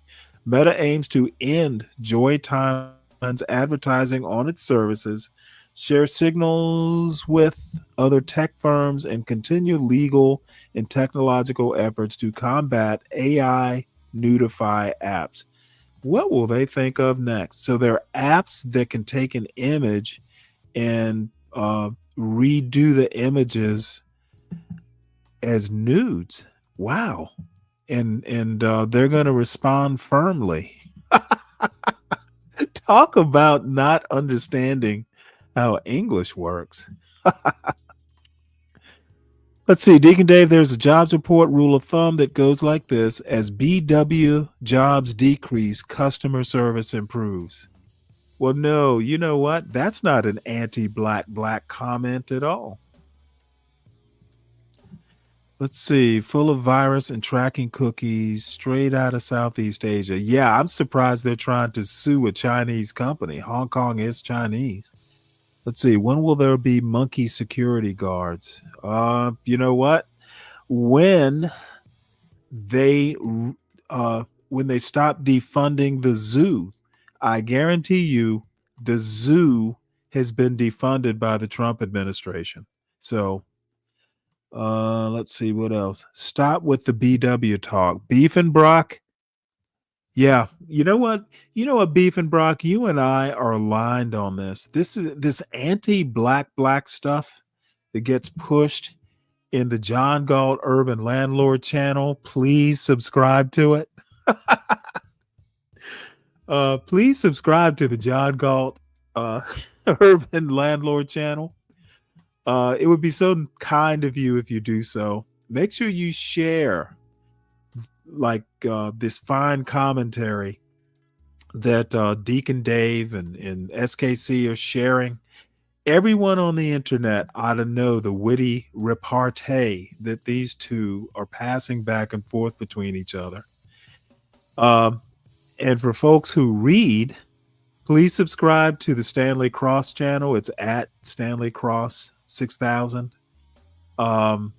I do the occasional video essay or show clip from Stanley versus the World. And it is definitely worth subscribing to. We are on the road to monetization. And at this rate, it'll be about 10 years. But, it'll be worth the wait. Let's see. Cool Kamasi, Lockheed Martin released a statement saying they're returning to meritocracy. Now, why in the world would they make such a statement? Yeah, well, since meritocracy in the United States has never existed in a pure form and will never exist in the United States in its pure form, that is quite a bold statement. It's almost utopian. Why don't they just say we're moving our headquarters to utopia? Meritocracy is like market economy. It is literally a von Mises fantasy. So you can stop all that meritocracy talk there, SKC. It doesn't exist.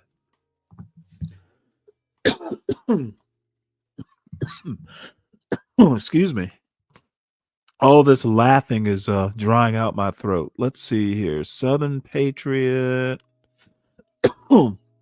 Let's see. Midwestern Everyman. Somebody let me know if you've ever used anything like an AI Nudify app. I'd be curious to know. Let's see. Michigan State paying almost $30 million to campus shooting survivors. Wow. There's a 2023 shooting on Michigan State University's campus. Oh, I heard about this. I did a story on this yesterday. U.S. immigration officials raid meat production plant in Omaha. Dozens detained. On Tuesday, June 10, 2025, federal agents from Immigration and Customs Enforcement carried out raids at several food processing facilities in Omaha, including Glen Valley Foods and the JBS beef plant. The raids aimed to screen workers suspected of lacking legal documentation under a federal criminal investigation into large-scale employment of unauthorized workers. ICE arrived at Glen Valley Foods around 9 a.m. with a list of 97 employees to screen, while Omaha Police and Douglas County Sheriff's Office assisted with traffic control near multiple South Omaha locations. Douglas County Commissioner Roger Garcia, interesting last name, expressed the county's intention to provide legal aid to those detained during the raids, as well as support for the families impacted by the enforcement actions amid growing community concern. The raids caused fear and trauma in the community, with advocates and residents emphasizing the hard work of affected employees and pledging support for their impacted families and legal aid. I sometimes wonder if these ICE raids are really an effort to make non like actual like U.S. citizens proud to be an American. I hear a lot on this John Galt in this John Galt universe that black people, for instance, should be happy that they're in America. And I guess the point is, to make black people go, hey, you know what? Thank God I have my US citizenship so I don't have to be treated like an illegal immigrant. This illegal immigration cruelty 100 years from now will probably be compared to American slavery. it'll be in the history books as something that uh, Latino Americans had to endure, and they'll be asking for reparations, no doubt. So let's see, thousands of them stand, tens of thousands. Oh, really? The internet only exists because of corn, and corn drives all innovation in the AI world as well.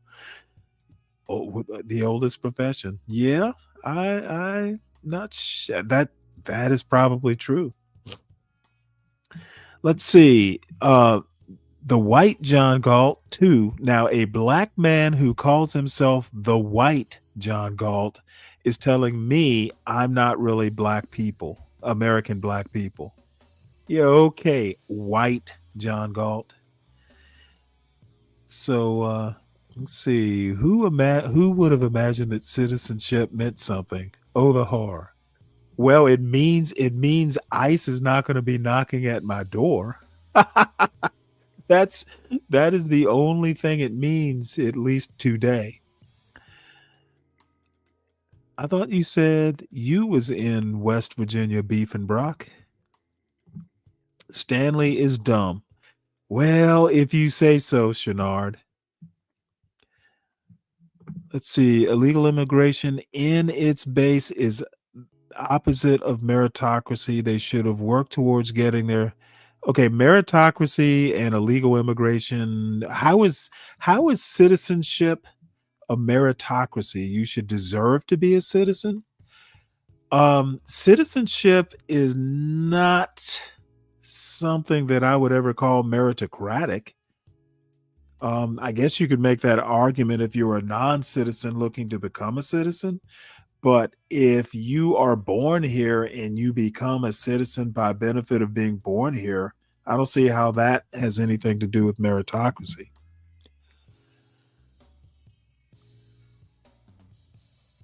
Let's see. You wrote that I wrote that quote because that's what conservatives think when they say you should be proud to be in America. Oh, okay. I get you now, Shenard. My bad. All right. Well, let's see what's in this ground news newsletter. Southern Patriot. We're all patriots in the South. Texas Governor Abbott to deploy National Guard across the state due to protests. See, he didn't even wait for President Trump to do it. Now that's what I call proactive. Let's see. FBI arrests hundreds of alleged child abusers doing joint operation in Texas. So Texas has steers, queers, and child abusers. The only thing I know of in Texas are steers, queers, and child abusers. Wow. A multi-agency law enforcement task force arrested 244 alleged child abusers and rescued 109 children during Operation Soteria Shield in Texas. Oh my God. Investigators confiscated illicit materials, including terabytes of child sexual abuse material stored on electronic devices during the operation. The operation involved over 70 Texas law enforcement agencies and demonstrates the impact of intra-agency. That's what they're getting out of it. It demonstrates the impact of interagency collaboration in addressing child exploitation crimes. That's what they're getting out of this. Oh my Lord. This is in bound. Let's see. Oh wow. This particular article is from Idaho. 3 men arrested during undercover child exploitation operation in Boundary County. Well, you know what? I don't want to get too deeply into this. Texas. You would think a conservative state like Texas would have no such thing as child abusers. What's going on in this conservative state of Texas? Are the men in Texas so repressed they have to resort to this horrible crime? What's going on there? You're from Texas, right? SKC, what's going on there? Again, meritocracy is not a moral duty, and if it is, then America is about as immoral as a country can be. You said education is a moral duty. Let's see. Georgia did have the child abductor back in the 80s. Yeah, you're talking about Wayne. What's his name? I forget his last name. Wayne Williams, was that his name? Yeah, I remember that. I was a teenager at the time. But I don't know why you're bringing that up. We're talking Texas in 2025. Cool, Kamasi, you're in Georgia, right? Remind me, you are in Georgia, if I recall. Funny how red states have higher rates of SA. Yeah, that I wouldn't call it funny, but it is ironic. The bastions of morality. Let's see, what else do we have here?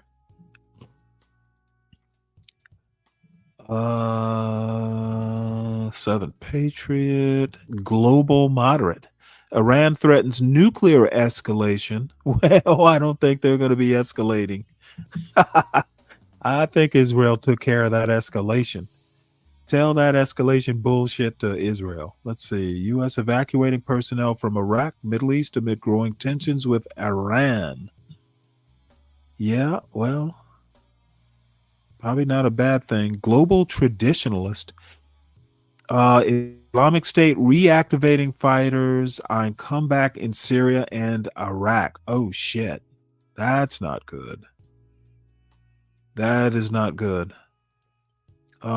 Russia's military losses top 1 million in 3-year-old war, Ukraine military says. Russia's lost 1 million people. Global progressive, ticking time bomb, ocean acidity crosses vital threshold, study finds.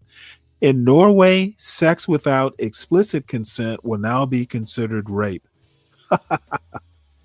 How do you say no in Norwegian? Culturally curious, Islam gains ground globally as Christian share shrinks. Oh, wow. Underwater coins. Yeah, I read this story yesterday. Underwater coins authenticate San Jose galleon and trigger legal battle over $20 billion in treasure. I mentioned that book, Ship of Gold in the Deep Blue Sea.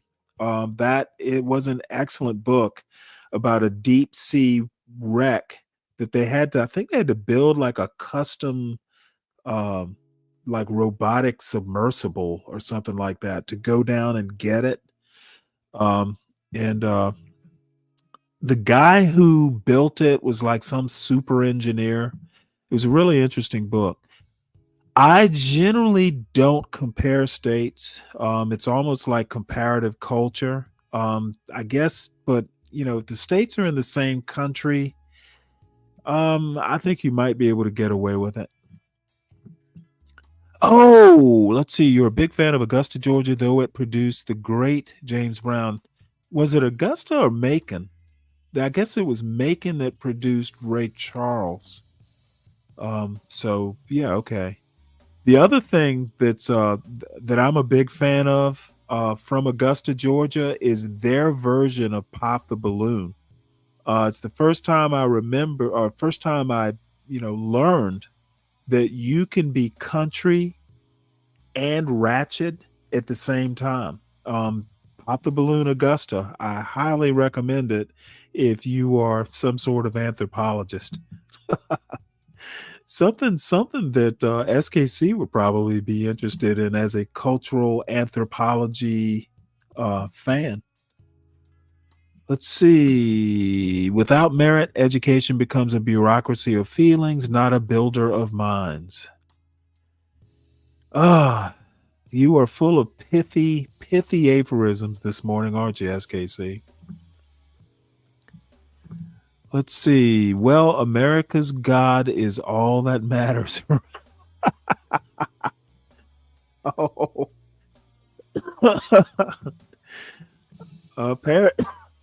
It's the only one. It's the only one with the type of hardware that makes it matter. So that's our ground news.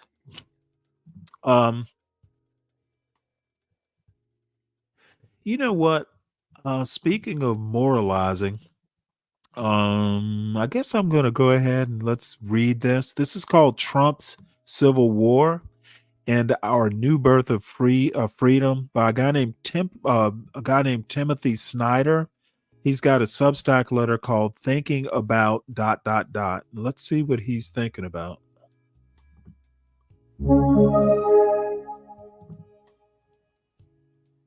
Trump's Civil War and Our New Birth of Freedom by Timothy Snyder. Earlier this week, Donald Trump called for a second civil war at a U.S. military base. This scenario It's going back to what you're talking about, if we dirty have dude. the courage to listen, interpret, and act. And this Saturday, we will have the occasion to act. The listening is important. The speech was given at the base, now known again as Fort Bragg. The fort was named for a Confederate general. It was renamed Fort Liberty. Under this administration, it was renamed Fort Bragg, now ostensibly to honor another American serviceman, not the Confederate general. It is a dishonest pretense that dishonors everyone. The fort is now named again after a Confederate general, as Trump made clear. The tradition that is now in fact being honored, that of oath breakers and traitors. In Trump's speech, the existence of the United States is placed in doubt. We are not a country, but a divided society, in which some of us deserve punishment by others. He made no mention of the world today, nor of any common American interest that might necessitate national defense. There was no concern about threats from China or Russia. Middle Eastern dictatorships, the only countries that Trump singled out, garnered great praise because their leaders gave Trump money. There was no mention of any wars that are actually underway, such as the Russian invasion of Ukraine. Trump invoked of battlefields across the decades to create a sense of individual heroism, in which of course the history of the U.S. Army is very rich. But that individual heroism is usually cited by commanders-in-chief as evidence of a nation that is worthy of defense. No such America figured in Trump's speech. America did not exist Trump's speech, except as a cult to him personally. In the actual history of the United States, one war is central, the Civil War. Trump, who has never seen the point of the Union Army Yeah, that defending was the pretty Republic, funny. now seems to have moved on to the position that the Confederacy should have won. He promised to rename Fort Gregg Adams, the first base named for African Americans, to Fort Robert E. Lee. The base in question hasn't been known by the full name of the Confederate commander since 1950. Lee was a traitor, an oath breaker, a defender of slavery, and the commander of a force whose mission was to break up the United States of America.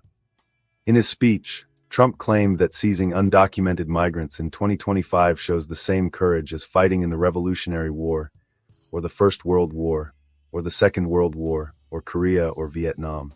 It would have been news to the soldiers at the time that charging a trench or jumping from a plane is no different than ganging up on a graduate student or bullying a middle-aged seamstress.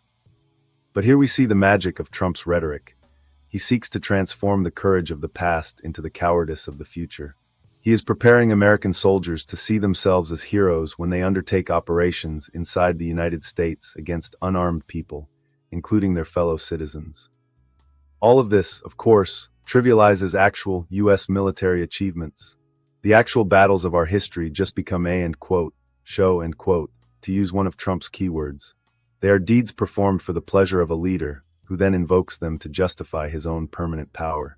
Denuded of all context, military glory becomes a spectacle into which any meaning can be injected. And he who injects the meaning is he who rules. That is the fascist principle that Trump understands.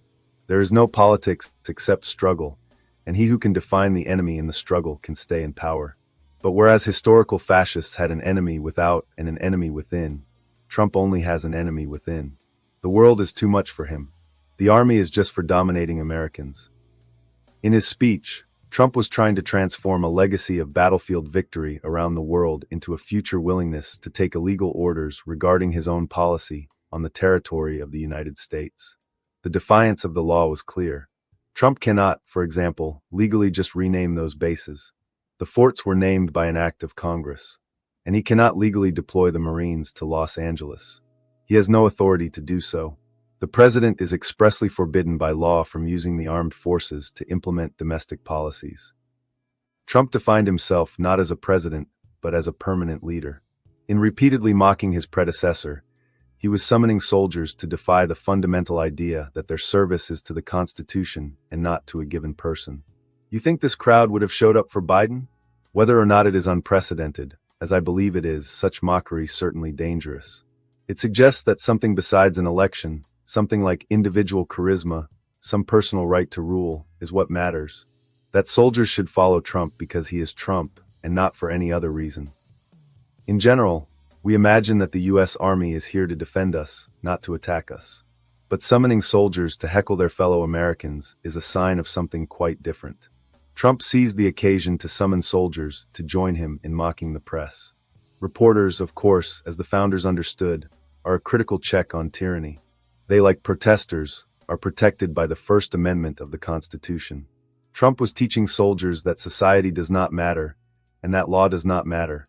He, loves, soldiers. He is personally responsible for the pay raises. I gave you so much money for 4 years it was crazy.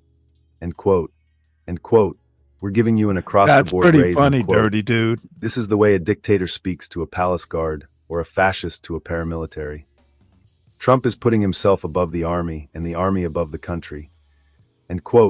We only have a country because we first had an army, the army was first. That ridiculous. The Continental Army was formed in 1775 from the people, for the very specific and time-limited purpose of ending colonial oppression. Trump wants the armed force to be the end in itself, and freedom to be its enemy. Generally, presidents who speak to soldiers of military glory have had in mind the defense of American freedoms, such as the freedom of expression, including the freedom of the press and the freedom to assemble. Trump said nothing about freedom, except as a flame or a shield, He said nothing about rights.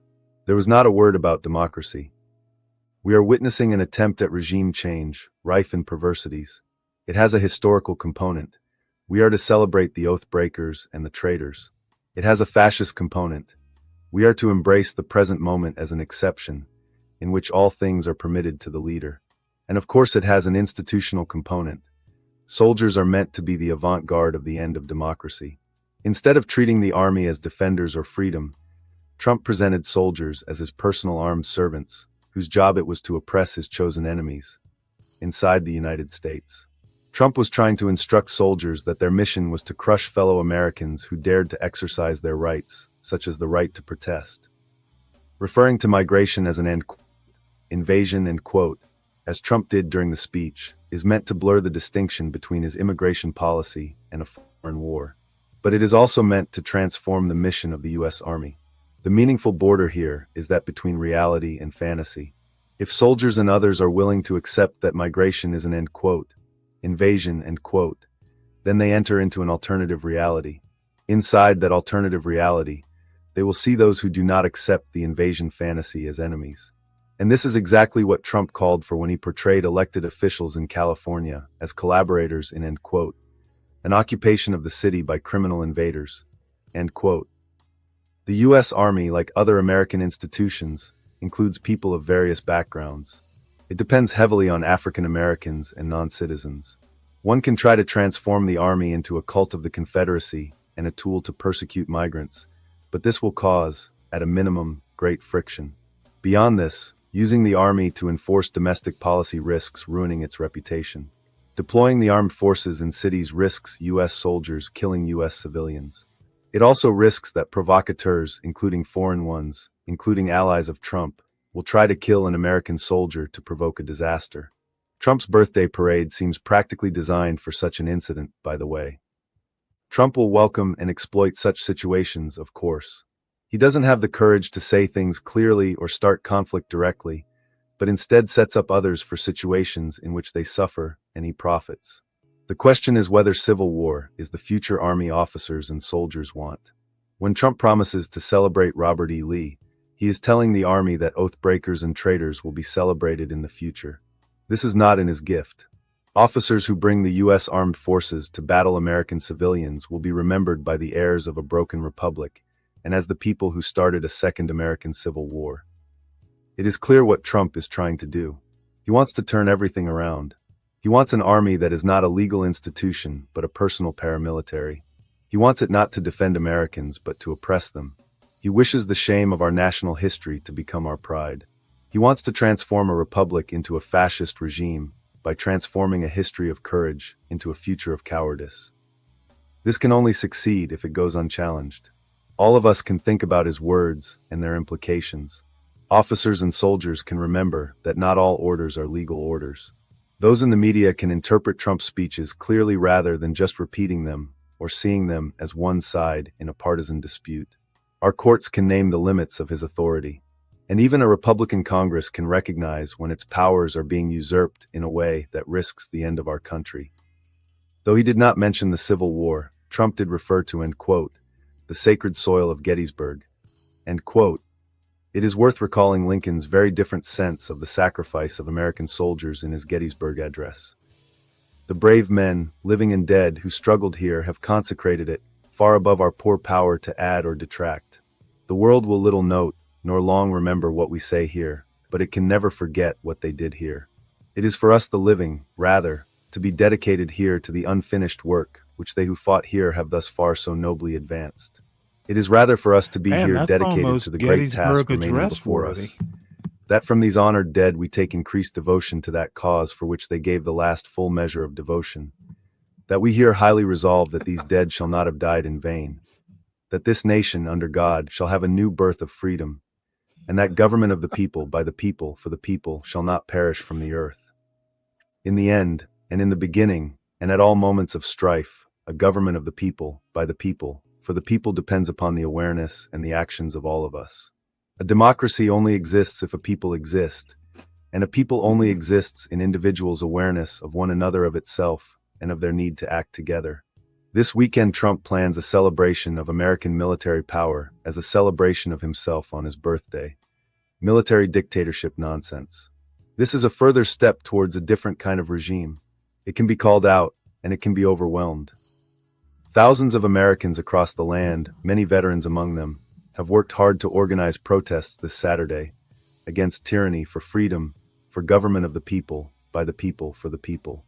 Join them if you can. No King's Day is June 14th. Well, this is a very well-written newsletter. I am definitely impressed, and wow. One avoids comparisons, create hierarchies and objective standards. That's gobbledygook.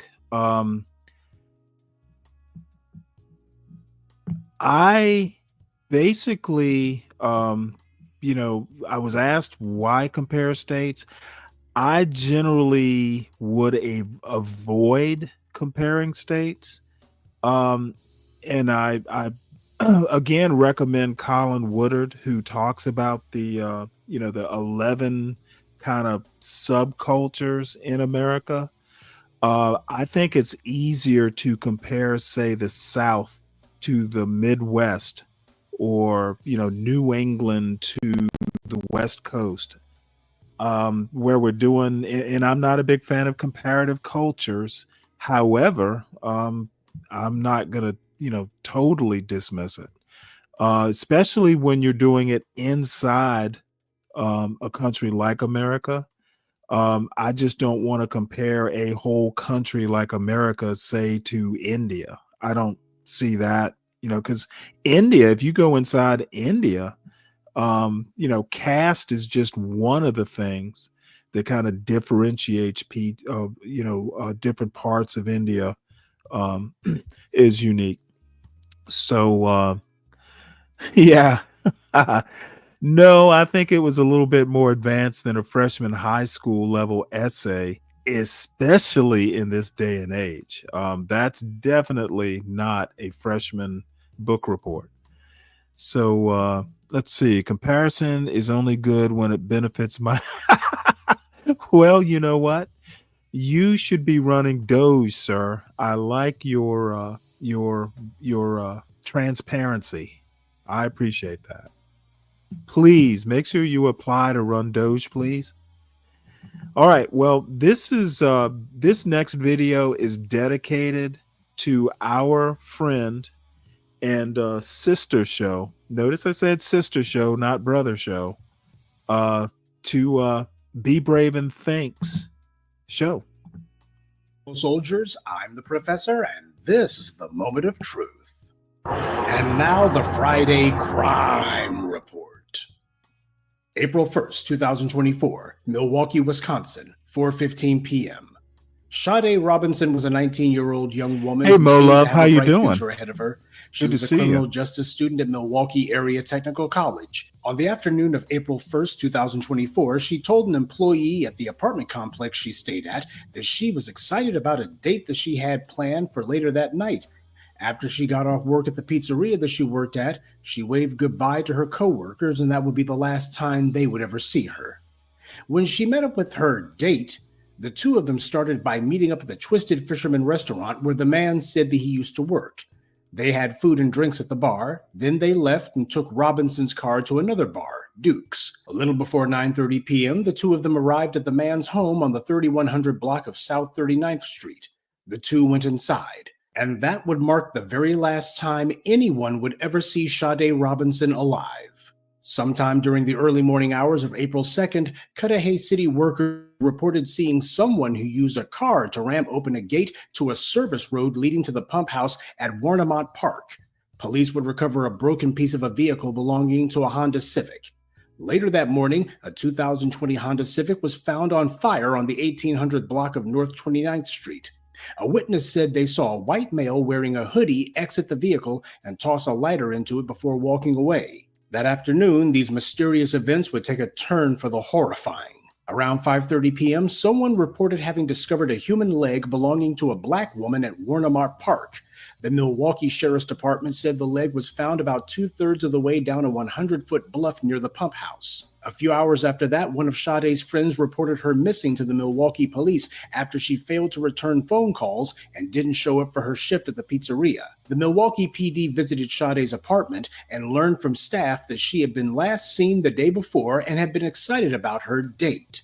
After seeing news reports of Robinson being missing, another of her friends told investigators that she tracked Robinson's whereabouts using the Life 360 app and that the last location for her had been Warnemont Park at 4:30 a.m. on April 2nd. Using data from cell phone towers, police were able to trace the movements of Sade's phone from the day she disappeared. On April 4th, police finally got around to pulling over the man who she had been on a date with, and they found a hoodie in his vehicle that matched the description of the hoodie worn by the person who torched the Honda Civic. The man's name? Maxwell Anderson. The 34-year-old would emerge as the suspect in this gruesome crime. Law enforcement executed a search warrant at Anderson's home. They found blood in one of the bedrooms and on the walls leading to the basement. Several gasoline containers were found. Detectives also found a knife in the kitchen sink and an axe hanging on the living room wall, as well as possible blood stains in Anderson's car on a door speaker. Over the next several weeks, more of Sade's body parts would continue to be discovered. Police found a human foot appearing to match the leg found in Cudahy. Other human flesh was also found in that area. On April 12, 2024, a week after his arrest, Anderson was charged with first-degree intentional homicide, mutilating a corpse, and arson in the death of Sade Robinson. But the horror didn't stop just because the suspected killer had been charged. Because days later, on April 18th, the sheriff's office said a torso and arm believed to belong to Miss Robinson was found in a remote stretch of beach in South Milwaukee. And over 3 weeks after that, an arm believed to belong to Sade was found washed up on a beach in Waukegan, Illinois. The family of Sade Robinson sued Maxwell Anderson for wrongful death. Police would eventually discover what they called a confidential informant who would give them details about how they believed the crime was committed. A friend of Anderson's is now a confidential informant in the case. He told police that Anderson showed him a room in his basement where he planned to kill Sade. The informant told police that Anderson planned on shooting Robinson and then dismembering her body in the room before disposing of her body throughout the city. Anderson's trial would eventually be scheduled for May of 2025. Last week on June 5th, both the prosecution and the defense rested their cases and the jury began deliberation. The very next day, they delivered their verdict. As to count 1, the verdict reads, "We, the jury, find the defendant, Maxwell Anderson, guilty of first-degree intentional homicide as charged in count 1 of the information." As to count 2, we, the jury, find the defendant, Maxwell Anderson, guilty of mutilating a corpse as charged in count 2 of the information. As to count 3, we, the jury, find the defendant, Maxwell Anderson, guilty of arson of property other than a building as charged in count 3 of the information.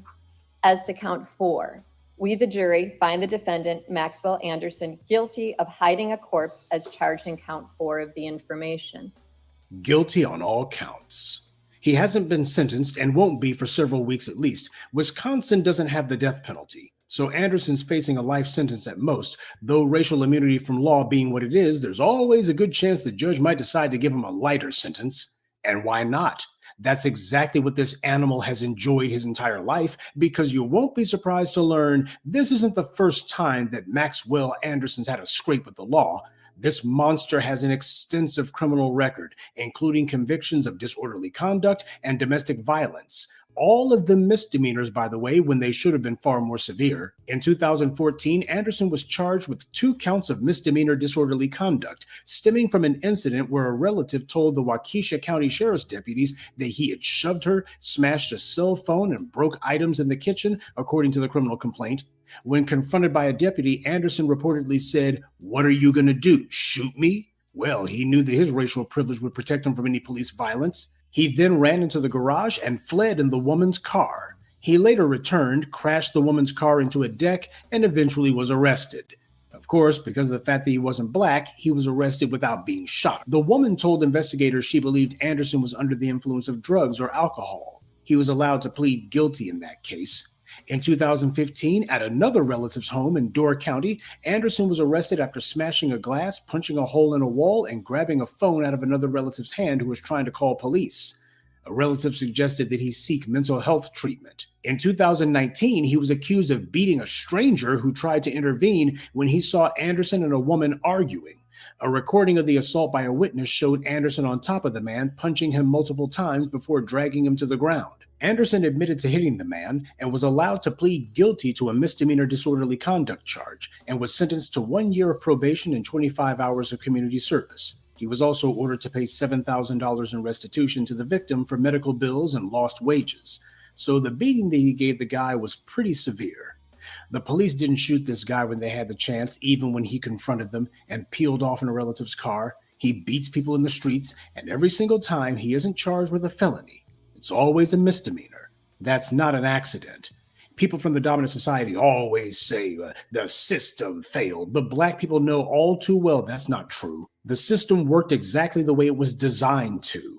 The injustice system is deliberately designed and executed in a way that every charge has a felony version and a misdemeanor version for the exact same act. For example, if you're black and you beat up a stranger on the street, you get charged with felony assault. But if you're the Maxwell Andersons of the world, or anyone who's non-black for that matter, then you get charged with misdemeanor disorderly conduct. Same act, but depending on your color, different charges. That's how creeps like this remain on the loose. This is the entire reason I began doing my crime reports. But there's also one other aspect of this case that isn't getting the attention it should. While searching Anderson's house, police also found a Crown Royal bag containing an ID belonging to a 27-year-old woman and a notebook with other women's names and information about them inside of it. They also found women's clothing hidden between basement support beams and in the foundation wall. The evidence seems overwhelming that Sade Robinson was not Maxwell Anderson's only victim.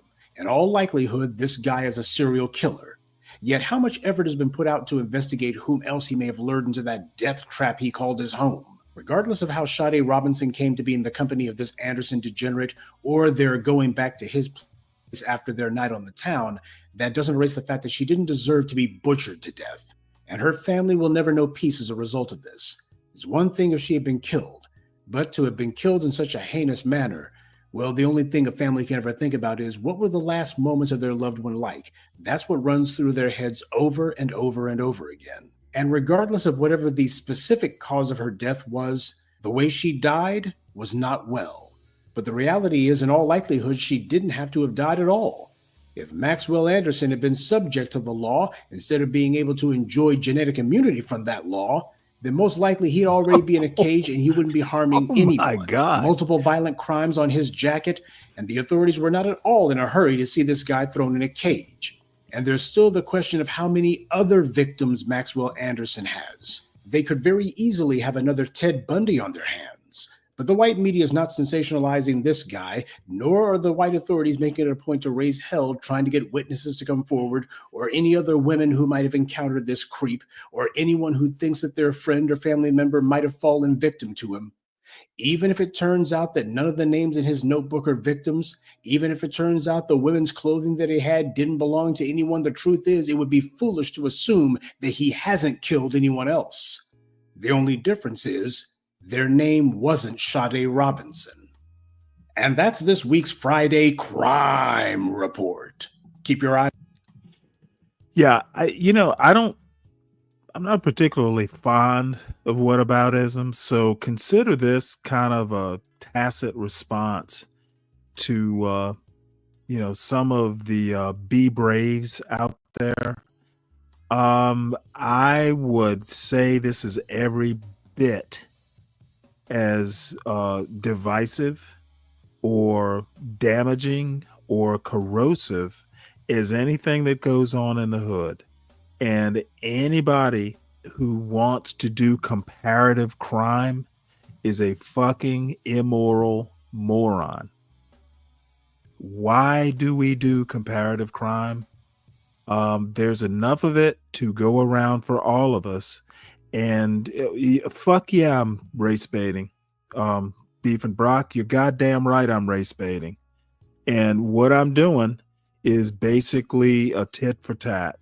Don't fucking tell me about the horrors of an inner city that you don't live in. And as I said, people like Be Brave want to racialize crime and then make racial comparisons based on crime and crime statistics. And my response to that is that sort of racist blather is despicable, and you are ignoring basically racializing crime is despicable. And I don't give a fuck who goes back and tells Be Brave. As a matter of fact, clip this bitch and send it to him. So that's all I have to say about that.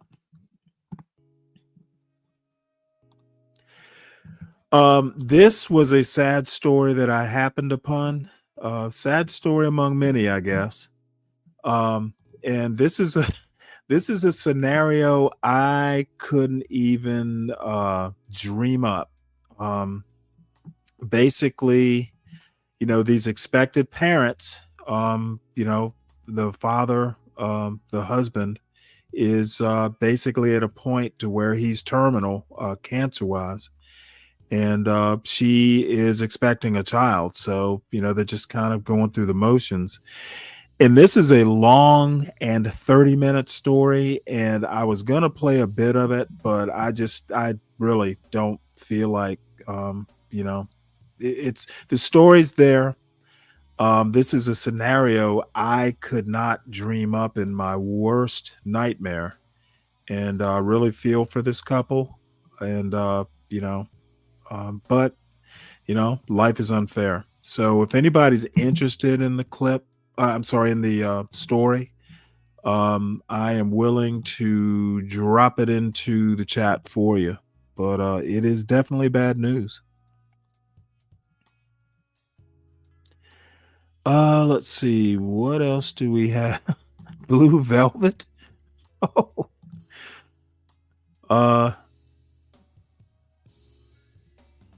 Okay, I see what you're saying. All right. Well, this, like I said today. So, oh, by the way, SKC, thank you for your support of the show. You are definitely, a definite friend of this show. Even though we always wind up on the opposite side of arguments, as I always say, I always understand the roadmap to how you get to your conclusions, and you are very rare in how you argue your points. So, hats off to you, and thank you for supporting the show, sir. And have a good day, Daddy Daughter Day. You know what? I miss those days when my son would willingly go where I went. Those were, as well as I do, you got to enjoy those days. Kids are really awesome when you can leave them somewhere and they're going to be there when you come back. It's when they start getting a mind of their own that the good old days start becoming a memory.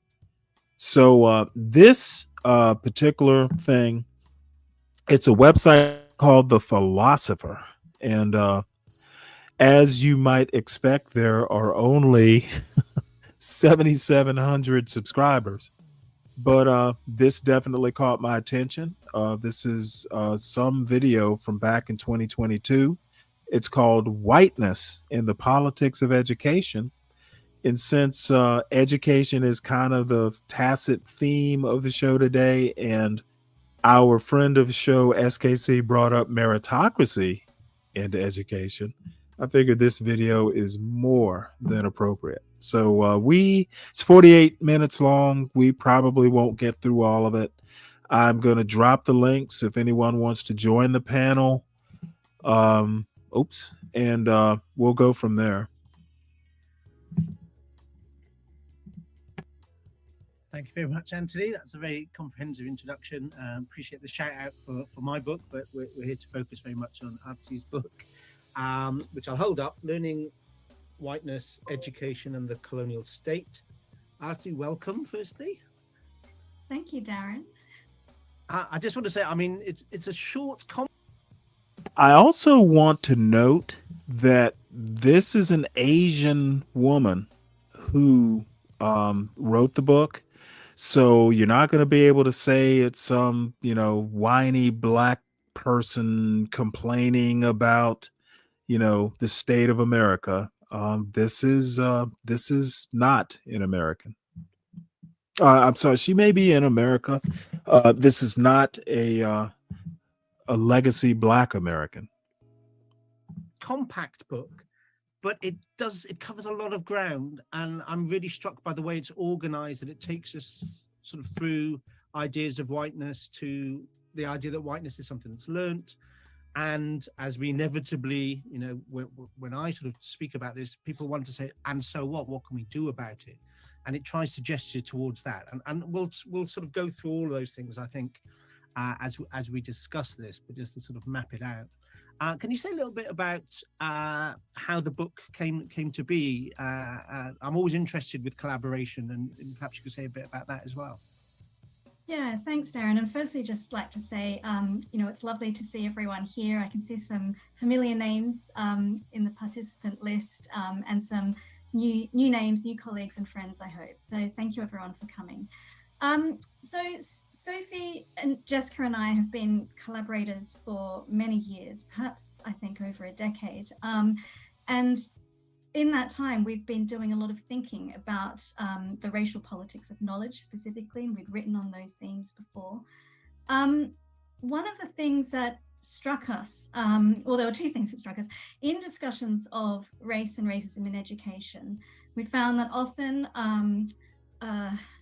ideas became separated out, whether it was a problem around curriculum that gets spoken about in one sort of area, in particular journals, if it was sort of more structural issues around school choice and how race and racism play out in that field, that gets spoken about in a different arena, and so on. And what we wanted to do was try to connect up these different dimensions of education into a kind of into an interconnected analysis, which is what we hope the book provides. But specifically, we wanted to show how this takes place in Australia. We know that there is a lot of incredible work that's been done in the US, in the UK, in Canada too.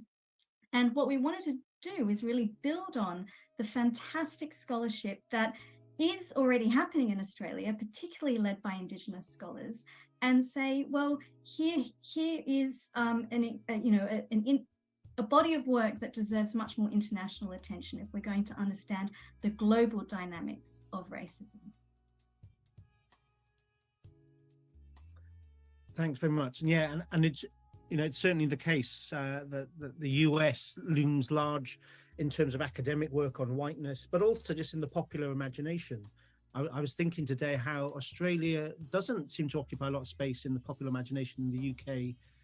Since the glory days of Neighbours and all the sort of associated things, Australian political news and Australian educational news, from my perspective, I don't see a lot of that in the UK.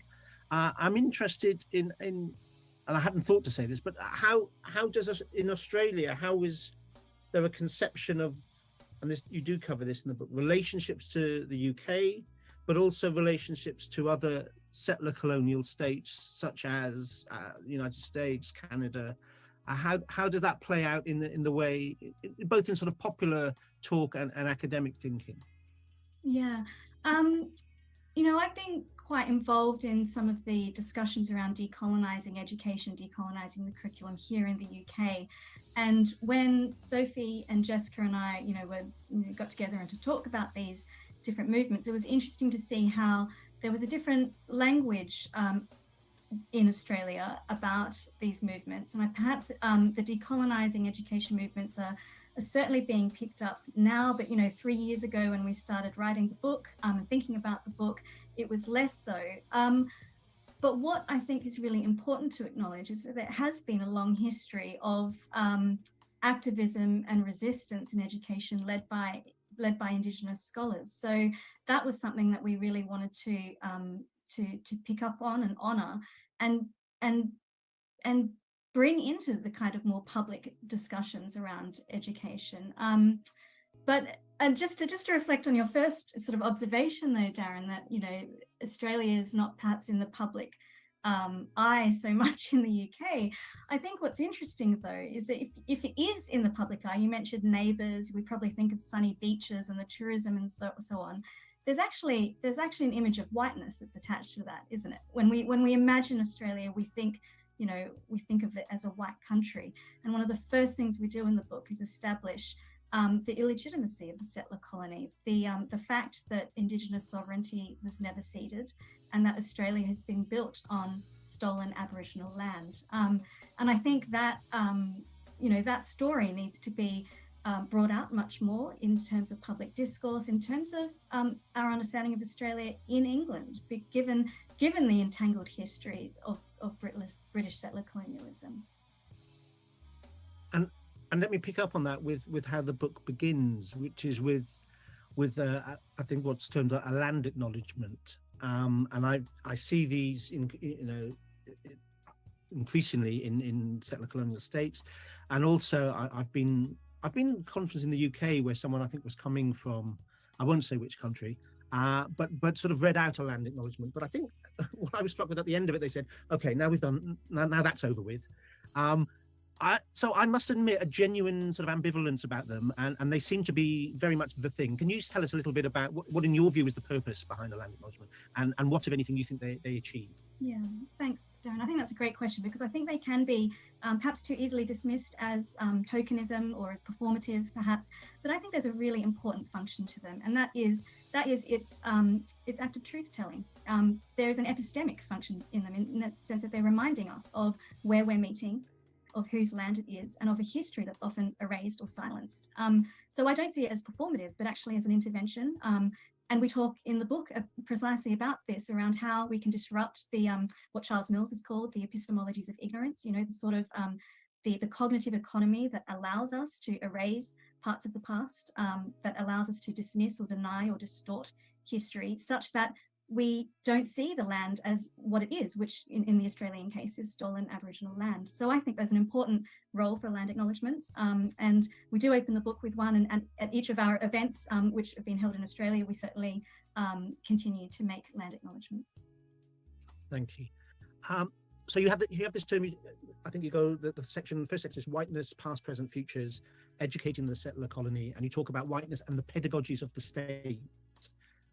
Is that a term that you coined, or is that from someone else? I haven't heard it before. Yeah, we may have coined. We may have coined pedagogies of the state, but it builds on, again, some work by Jessica Piquet, who does talk about the educative capacities of the state, as well as work, for example, by David Theo Goldberg, who talks about the racial state. So in highlighting the pedagogy of the state, what we were trying to do is help us analyze how the state wants us to relate to it, right? So there is a set of expectations and how we might relate to the state, be it pride, compliance, whatever, all sorts of affinities we might have. And that is something that is quite actively constructed. So we learn those relationships within schools, but also beyond schools through public pedagogies. And we wanted to try to understand how those relationships of the state are learned. And I think this is really important in the Australian context that we're writing from, because we have here, as Indigenous scholars and activists continue to remind us, we have an illegitimate state in that it has been founded on the lie of terra nullius, an empty land, right?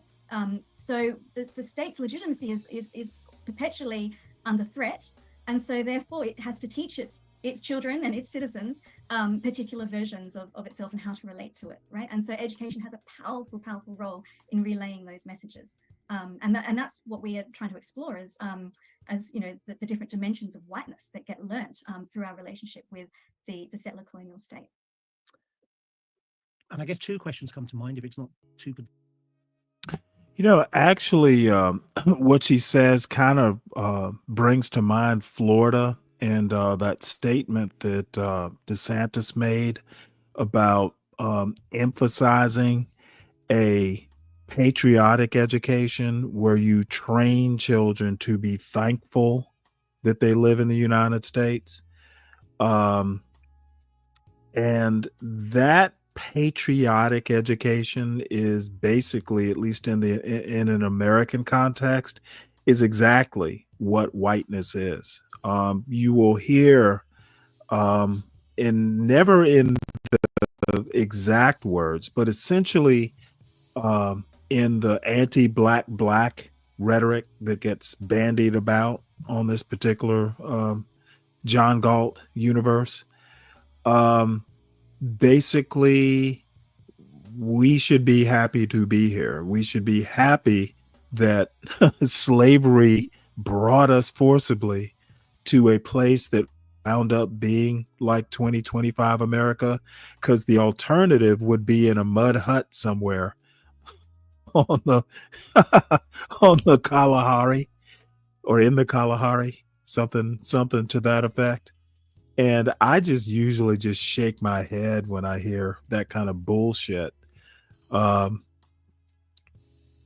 It is almost the opposite. A patriotic education is almost the opposite of meritocracy. You want a bunch of patriotic bots. You want everybody to think the same. It's almost like that Apple commercial, those of you who are not as old as I am may not remember that commercial, but it's this bunch of, it's almost like, as a matter of fact, I think it came out in 1984. That commercial where there are a bunch of like all these gray people in gray. It's like black and white, kind of like a gray tone. The video is, and they're all looking at this giant screen. I guess it's Big Brother kind of preaching the message to these masses. And some woman comes in there, and if I recall, she's in color, and she's got like an Olympic hammer. It's like a hammer throw, and she comes running in and throws the hammer at the screen, and breaks the screen, and kind of setting everybody free from the brainwashing session that's being conducted. And that's what Apple computers was doing, I guess, in a world, in a PC, in a personal computer world. That's how I imagine DeSantis and his patriotic education. You just got a bunch of people that you're training to be thankful that they live in America instead of actually being free thinkers. And I just don't know how you actually foster creativity in a patriotic, it's indoctrination. I was hoping to kind of avoid using that word, but yeah, I think that basically we're not training people to work in the meritocracy up to their level if you're training them to just be thankful for being here. I don't know. To me, those just seem kind of dichotomous. So let's see. Cool Kamasi says, I'll take an entree of whiteness in education with a side of meritocracy. Well, you know what? So far, we live in a we live in a school desert. Okay. Only the elites are getting that level of education. We should be getting that level of education in public schools. We shouldn't have to go to charter schools. We shouldn't have to do school vouchers. The schools that we have now should be good enough. And there is basically no interest in making a school in the hood as good as a school out in the suburbs. That is the problem. That is whiteness. Okay. When the white neighborhoods basically have better funded schools than the poor neighborhood schools, then you're not getting that entree of whiteness. Well, at least if you're not in the right school, you're not getting that entree of whiteness, and you're definitely not getting a side of meritocracy. You are basically going to get substandard education. And quite frankly, I told that story about Asians moving into this ritzy white neighborhood in Georgia and just instantly outperforming the white students who were rich. So I make the joke, and I keep making the joke that, I trained my son to an Asian standard. Well, no, I didn't have Asians in mind. He just happened to be naturally talented. However, I'm still going to make the joke. He met an Asian standard because his school is very slightly majority Asian. And he got in in the early session where everybody makes their first choice at Georgia schools. So he got his first choice and didn't have to wait for the general admissions period. So he definitely met his Asian standard. I think that whiteness is a detriment to American education. If you're teaching anything that's racial like that, instead of actually teaching to a standard of excellence, which means you start with your critical thinking skills in kindergarten. And the other problem is if the students aren't being taught, are we getting the best people to teach? Okay, the bullshit the teachers have to put up with, and I know this from personal experience because, my mother was a retired teacher, so I grew up with a teacher. My sister is now a retired teacher, and she taught. She was like all kinds of AP certifications and all that stuff. And then my brother-in-law, her husband, is a principal. So I have an idea of what teachers have to go through as far as buying their own supplies and just the general bullshit they have to put up with, and they don't get paid enough. Um, the only teachers I can think of that get paid enough might be, in the New York City schools or, the LA schools or the Chicago schools, these, big metropolitan school districts. Think Atlanta, the Fulton County School District. And I think there is also an Atlanta school district. They might be the same. I don't know. But they make pretty good. But, if you're out in Carroll County, some high school in Carroll County, Georgia, you might not be making that much, and it's just not going to attract the best and brightest, even if they want to deal with the bad kids. These kids who are just annoying. We're not attracting the best and brightest. Therefore, we get teachers who might not be, the best teachers of critical thinking. If they can critically think themselves. I would tell you stories about my son's second grade teacher. She was a new teacher that year. And my God, I was pulling my hair out because she did not know how to handle kids who were kind of, my son could be a handful if you couldn't put him in check. And you have to, you would have to put him in check. And it's funny because his first grade teacher, oh my God, you would have thought my son was the second coming of Einstein, but she was a veteran teacher. And she was a little bitty thing, but man, I remember the first time I met her, because you have to bring school supplies for your kids. So, I was there a few days before the school started dropping off supplies. I met her, and you could just look at her and know boy, if you're her student, you better arrive on the first day in line. Don't give her lip. She's just, you could just tell she wasn't taking shit from the kids or the parents.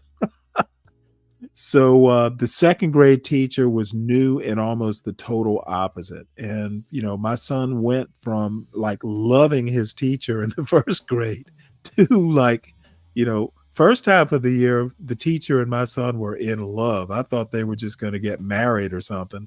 Second half, not so much.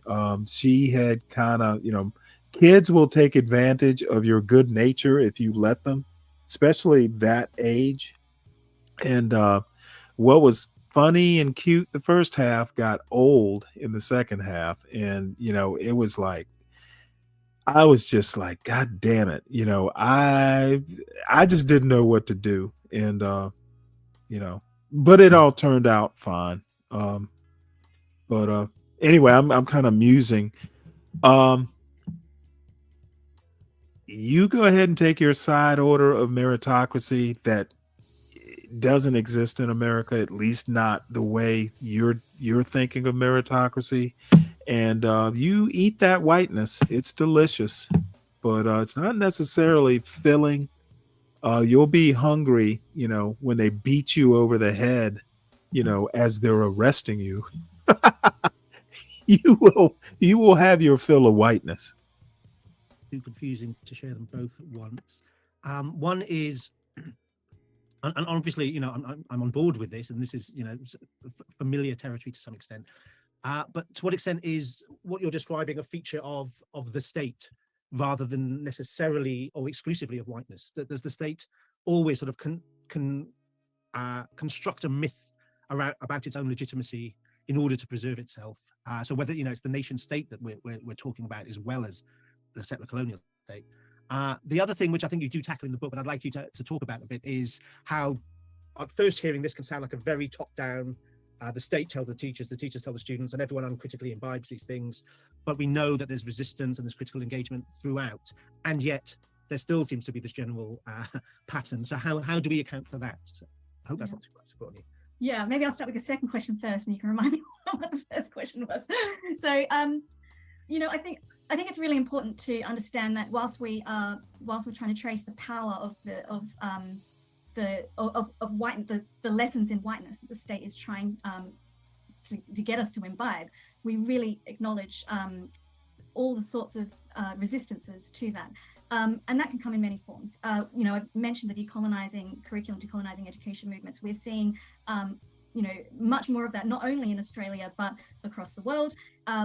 We talk about many case studies in the book. One that comes to mind immediately is the National Indigenous Youth Education Coalition, which is a group of Aboriginal young people in Australia who have set out a program for truth telling in schools and a kind of alternative educational platform to correct the kind of erasures and distortions that are otherwise perpetuated through schooling systems. So at each turn, we see that there is active attempts to kind of to question this pedagogy. And the reason why we actually are interested in calling it pedagogy is precisely to emphasize that a pedagogy might be something that is relayed, but it's not necessarily something that is always imbibed or picked up blindly, right? As you know, anyone who's an educator, a student or a teacher in this room knows that your teacher can tell you one thing, it doesn't mean you pick it up wholesale, right? And so that's why we wanted to call it the pedagogy of the state, that we're interested in its power and its intention, but not necessarily assume that it has an all-encompassing deterministic effect.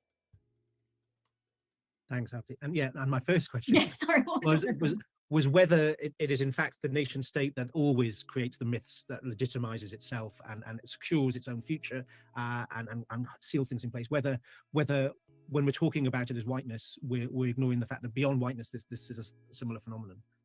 Yeah, interesting about starting with the state, because actually we do sort of, despite state being in the title of the book, we actually spend quite a considerable bit of time talking about British settler colonialism and, you know, the British colonial project, which of course extends beyond a single state. We're thinking about, you know, the construction of empire and its global forms, right?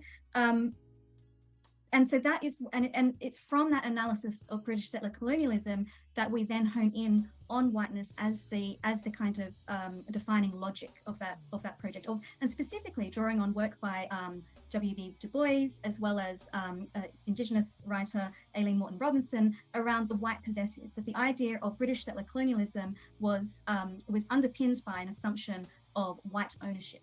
Right. So, and this is where we see the kind of material and epistemic and affective dimensions, the three dimensions of whiteness that we explore in the book, really take hold.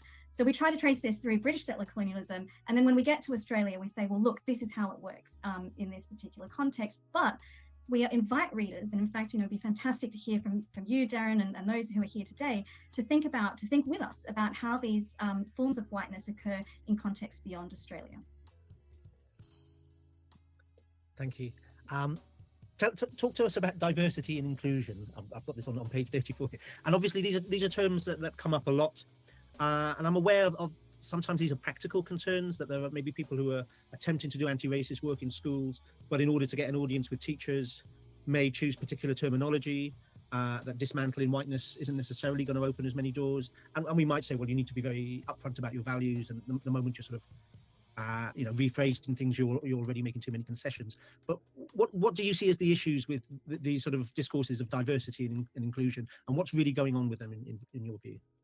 Yeah, I mean, I think where we mention, you know, we have a discussion about diversity inclusion is in interesting, trying to map out the material conditions of whiteness, right? So we're trying to locate it in quite, you know, an unashamedly structural analysis. And what we're suggesting about sort of initiatives that are, you know, might be called diversity and inclusion initiatives, if they are not if they aren't sort of addressing or trying to tackle the structural issues, then they can have limited effect or become you know, tokenistic. Now, that is not to diminish the very real and practical efforts that are made by teachers, students, young people, activists of all kinds who are trying, at the chalk face, trying to do something different in educational institutions. So it's not to diminish that work, but it is to say we also need to think about the material structures that hold whiteness in place. And what ends up happening is that without attending to those material structures, diversity and inclusion issues can become kind of co-opted into maintaining whiteness itself, right? So, and we can see that time. If anyone here has been involved in some of these sorts of initiatives in our own institutions, you inevitably hit again, what Sarah Ahmed talks about, hitting the brick wall, right? So. Yeah, as you say that, I'm reminded of Gaston Hage, who endorses the book and points out just how useful it is. In White Nation, he talks about the picture book, The Stew That Grew. I don't know if you remember that. Ooh, yeah, I don't. It's an Australian picture book. I've actually bought it on eBay because I'm so interested, and I've written about picture books since reading him. But he talks about it's a sort of creation myth of Australia where all kinds of diversity come along and throw something into the pot, and it's all mixed up for a meal. But he draws our attention that in this celebratory story, what's actually going on is that it's the true blue Aussie who's the one who's stirring the pot and controlling everything that goes in, and that actually this reveals far more about Australia than it intends to in terms of power relations. Yeah. Yeah, and it seems to hold for the UK as well. I'm wondering about, well, this is a slight diversion, but tell me if you don't want to go there. But we met when you contributed to the special issue Ethics in Education, and you wrote a critique of Michael Young's Powerful Knowledge, and that seems to be getting some traction. Powerful Knowledge does, unfortunately, in the UK. Can you sort of outline what you see with this sort of problem of powerful knowledge, or particular notions of knowledge that often seem to diminish notions of knowledges from elsewhere, and often seem to be, as you use the term, foreclosing in different kinds of ways? Yeah, I'll try to give a very brief outline about what powerful knowledge is for those who are listening in who might not know. Oh gosh, how do I do this in a sentence or two? So Michael Young and his colleagues have put forward this idea that there are some knowledges that they deem powerful that ought to be taught, and children ought to have access to those knowledges. And those knowledges are usually those that have stood sort of the test of time over what's counted as in the disciplines, right? So they sort of defer to disciplinary knowledge as powerful knowledge. Sophie and Jessica and I put forward a critique of this idea of powerful knowledge, because we this actually reminds me of a story out of South Carolina from a few years ago. And we may come back to this video, but I was just thinking about this. This story is on 2029 from 2024, but the original incident happened quite some time ago. This was a lady somewhere in Camden County or somewhere in South Carolina, Chapin, South Carolina, who basically got in trouble for teaching a Ta-Nehisi Coates book, Between the World and Me. Now, this was an AP English class, and I think there was a white kid, a white male, who complained about it. Like, she taught it before, and this time when she taught it, this kid complained about it, and it caused a big old kerfuffle. And anyway, I want to play this story because it was kind of interesting. And at some point in time, Ta-Nehisi Coates himself actually came down to visit the class, but it caused a big deal if you keep up with this sort of thing. It might have even I'm pretty sure it made national news. That's how I knew about it. But this is a South Carolina publication called The State. And this is a more recent story than I thought it would be. But let's have a listen to it. Book on race was removed from SC classroom, but teacher taught it again. How she did it? Mary Wood didn't want to provoke another controversy like the one that led to calls for her to be fired at a school board meeting last year. She was reluctant to reintroduce Ta-Nehisi Coates' memoir, Between the World and Me, to her advanced placement language arts class because her previous lesson was so controversially shut down in the spring of 2023. pulled by administrators after the writer's recounting of being black in America had at least one student feeling ashamed to be Caucasian. But despite concerns that teaching the book Ashamed to violated a be state ban on Caucasian. teaching concepts related to critical race theory and the strong reaction against it from some members of her community, the Chapin High School teacher felt that she had to try to teach the book again. "It's a good book, and it didn't hurt anybody," she said in a recent interview with the State. "A book can't hurt a community, even if people try to make it sound like it's something nefarious." This time, she would dot every I and cross every T. She made sure everything she did was lined up, approved and announced ahead of time. No parent or administrator would be able to say they didn't know exactly what she was planning to do. Wood was committed to teach Between the World and Me not only because she thought it would be valuable for her students, but because she is concerned about the future of teaching.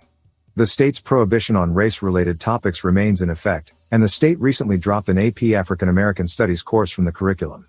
Under SC Superintendent Ellen Weaver, elected in 2022, the Department of Education also has moved to centralize the approval of books that can be used in the classroom and potentially remove a challenged book from being used statewide. "It's no lie, it's no secret that racism and inequality exist," Wood said. "Why would you want to prevent the discussion? It's dangerous." Last year's controversy around Wood's lesson plan brought national and international attention to the Chapin Area School District, when her lesson was stopped prematurely and copies of the book taken back after some students wrote to Lexington Richland 5 school board members complaining that the lesson made them uncomfortable. These videos portrayed an inaccurate description of life from past centuries that she is trying to resurface, one student said at the time. "I understand in AP Lang, we are learning to develop an argument and have evidence to support it, yet this topic is too heavy to discuss."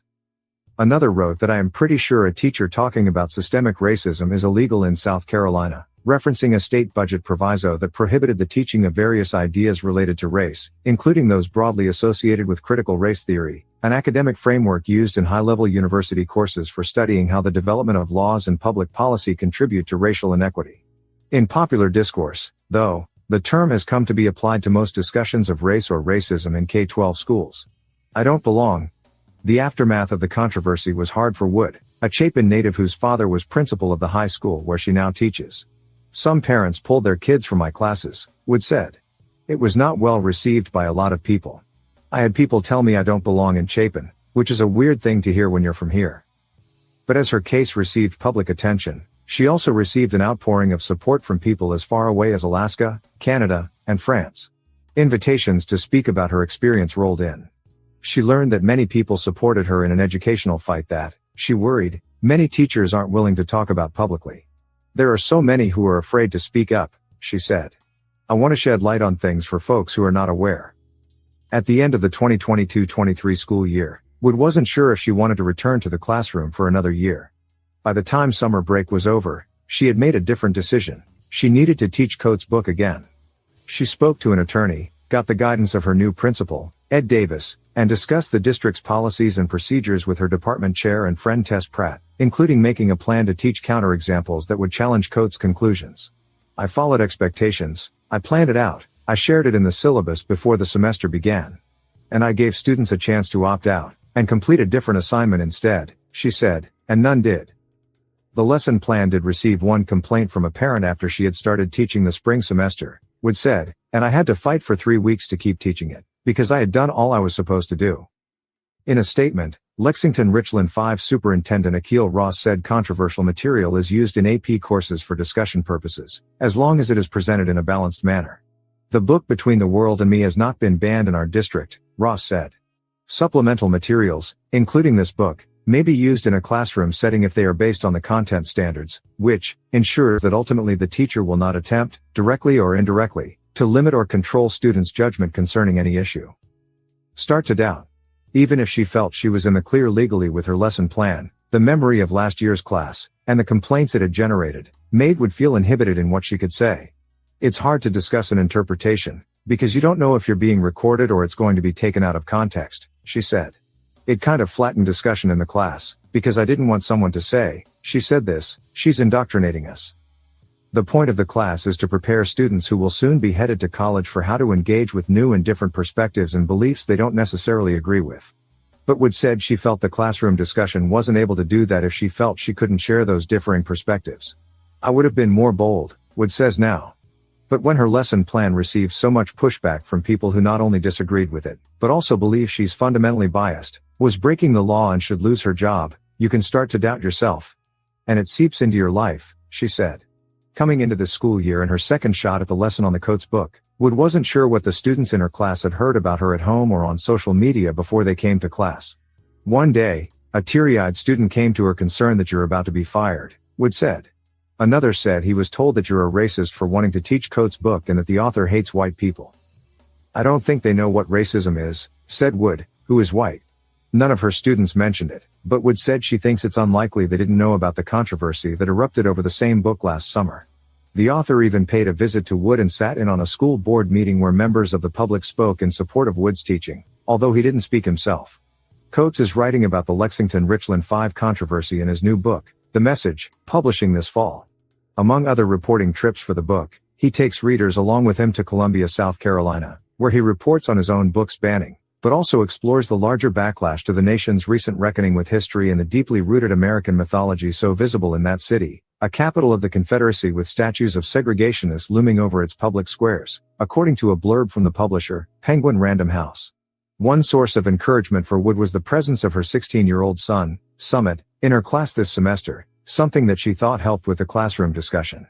It brought an element of humanity to me, she said. I wasn't just a teacher, I'm Summit's mom, so it established a more human connection. They could see me as more of a person. The reason she wanted to teach Coates' book, she said, was the same as the purpose of the AP course itself, to teach her students how to critically engage with and respond to other people's perspectives they may be unfamiliar with, even when they disagree with them. If you look at Chapin, it's conservative, Christian, wealthy, and the world is bigger than that, she said. Instead of being taught how to engage with those outside perspectives, she fears students will learn the correct reaction to them is to shut down that discourse and those relationships within the classroom. Thanks for listening. Here is something else you might like.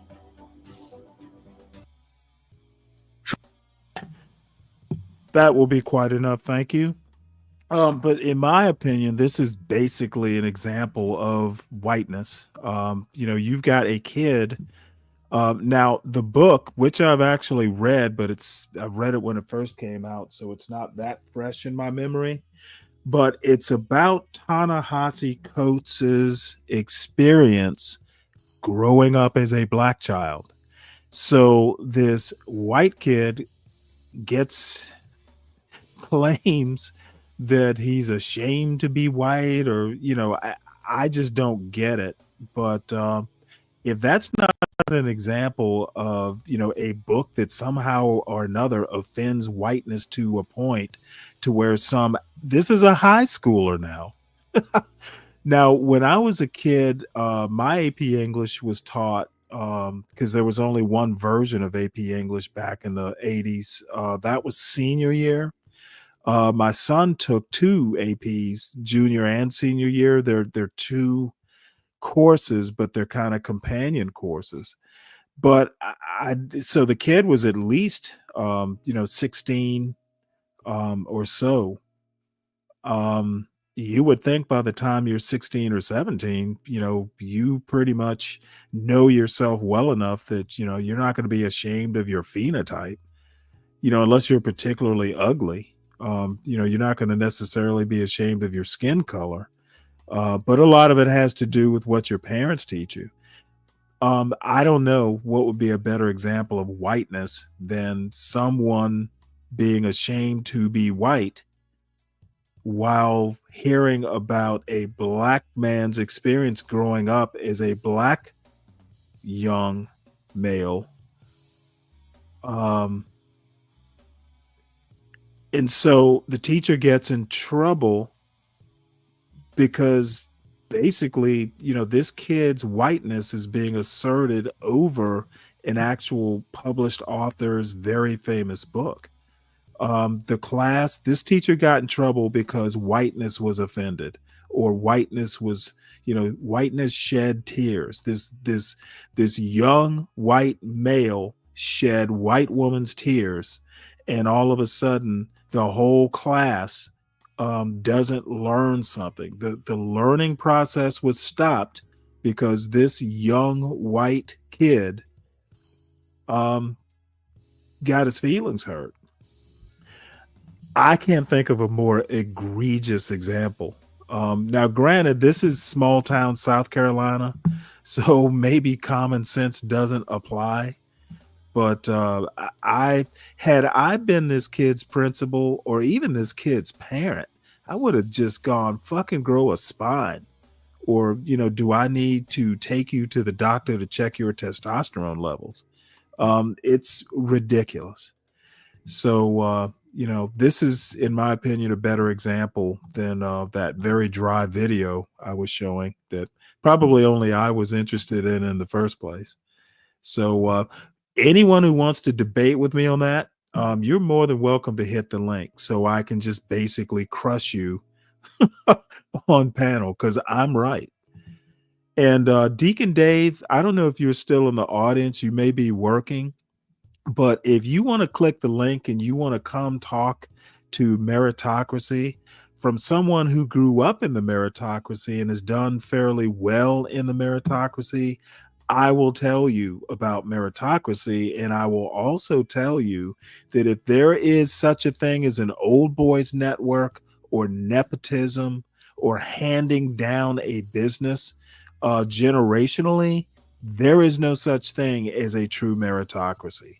And you need to let that white hope of a pure meritocracy, you need to go and you need to read some Thomas More so you have an idea of what utopia is.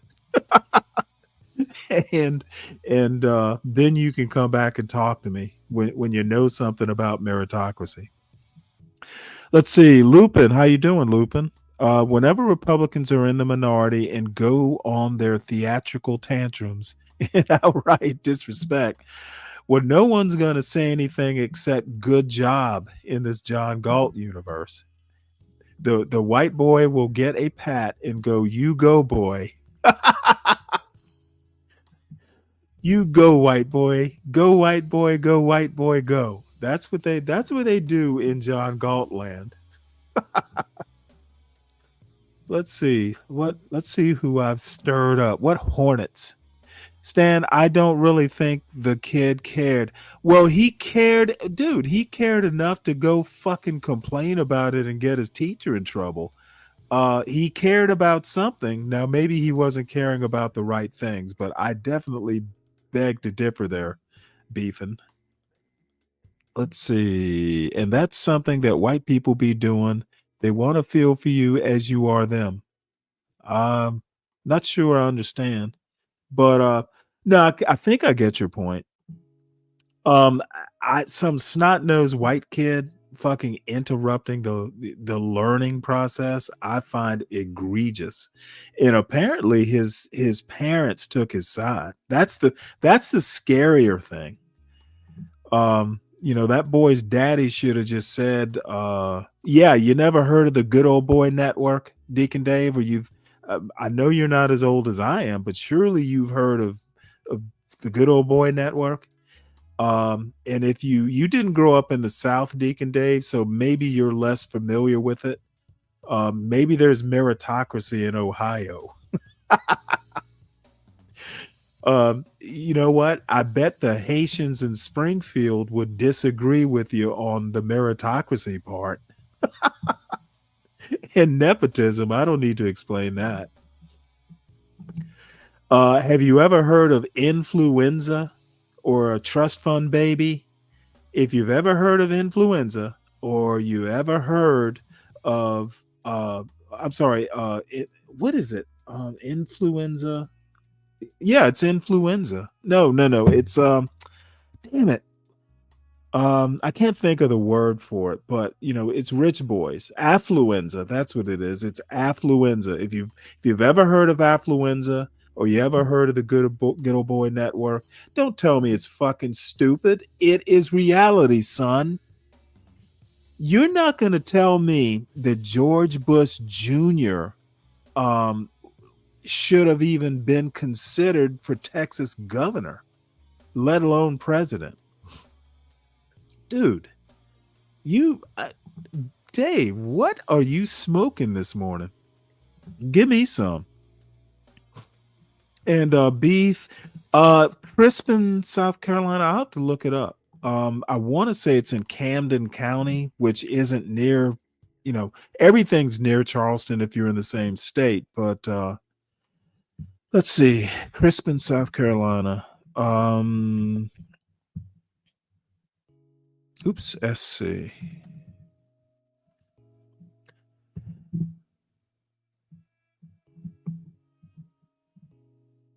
Damn it. Hold on one sec here. Chapin. Okay, I said Crispin. It's Chapin. Hold on one sec here. Let's see where that is. Chapin, South Carolina.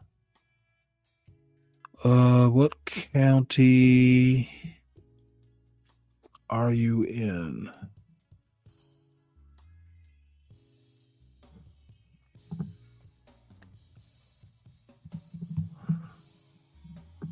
Oh shit. Okay. It's in the Piedmont. It's about mid-state. So no, it's nowhere near Charleston. Shit, it's probably 4 hours away from Charleston, where it is. I don't know if you can see that red dot there.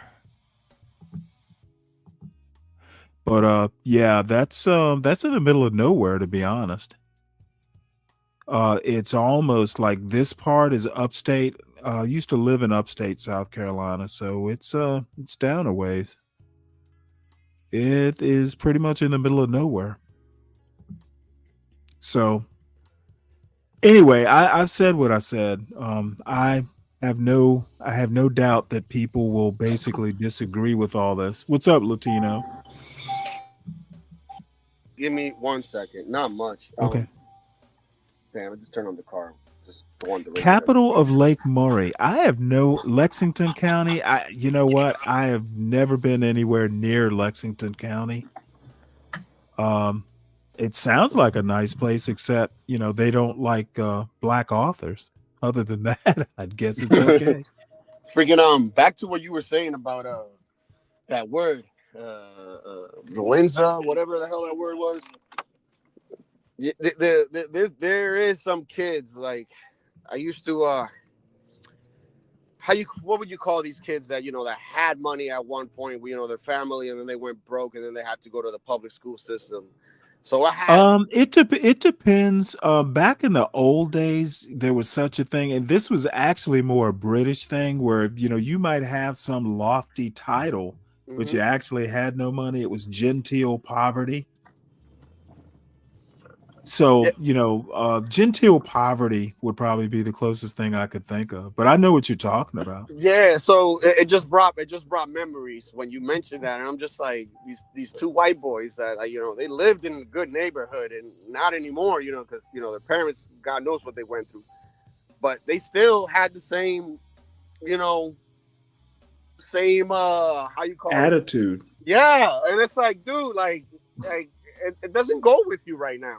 I'm just telling you, man. If you think that we're pieces of shit, like you now, where were you? Were you in Massachusetts? Yeah. Interesting. So they were probably like Boston Brahmins or some bullshit like that. Oh my God! I'm just like, this is hilarious. Well, you know what though? A lot of times kids like that actually have like a rich uncle or rich grandparents or something like that. Yeah, but you got to depend on yours, man. Like, oh yeah. Right. Like your uncle ain't gonna take care of you. It happens, and there are terms for it, like your ambitions are bigger than your wallet, that sort of thing. So that parent, go ahead. That parent for tolerating and basically patting him in the shoulder, he's not doing him any help. Well, no, and the teacher's still there, by the way. She somehow or another, it wound up being a big kerfuffle, and it helped that she was, number one, a veteran teacher, and number two, apparently she was well loved. Like everybody, her kids, the kids she was teaching, there just happened to be that one kid, who had it out for her, but apparently she was beloved. And if I recall, they had suspended her or maybe fired her, and then they wound up. I can't remember if she actually had to go to court, but they wound up bringing her back like the next year, and then she wound up teaching the book again. And if I recall, no, but if I recall, it was almost like a Florida thing. If you're going to teach that, then you have to teach a book with the opposite message. But I mean, are you going to teach? I don't That's the understand rule in how Florida. something like that.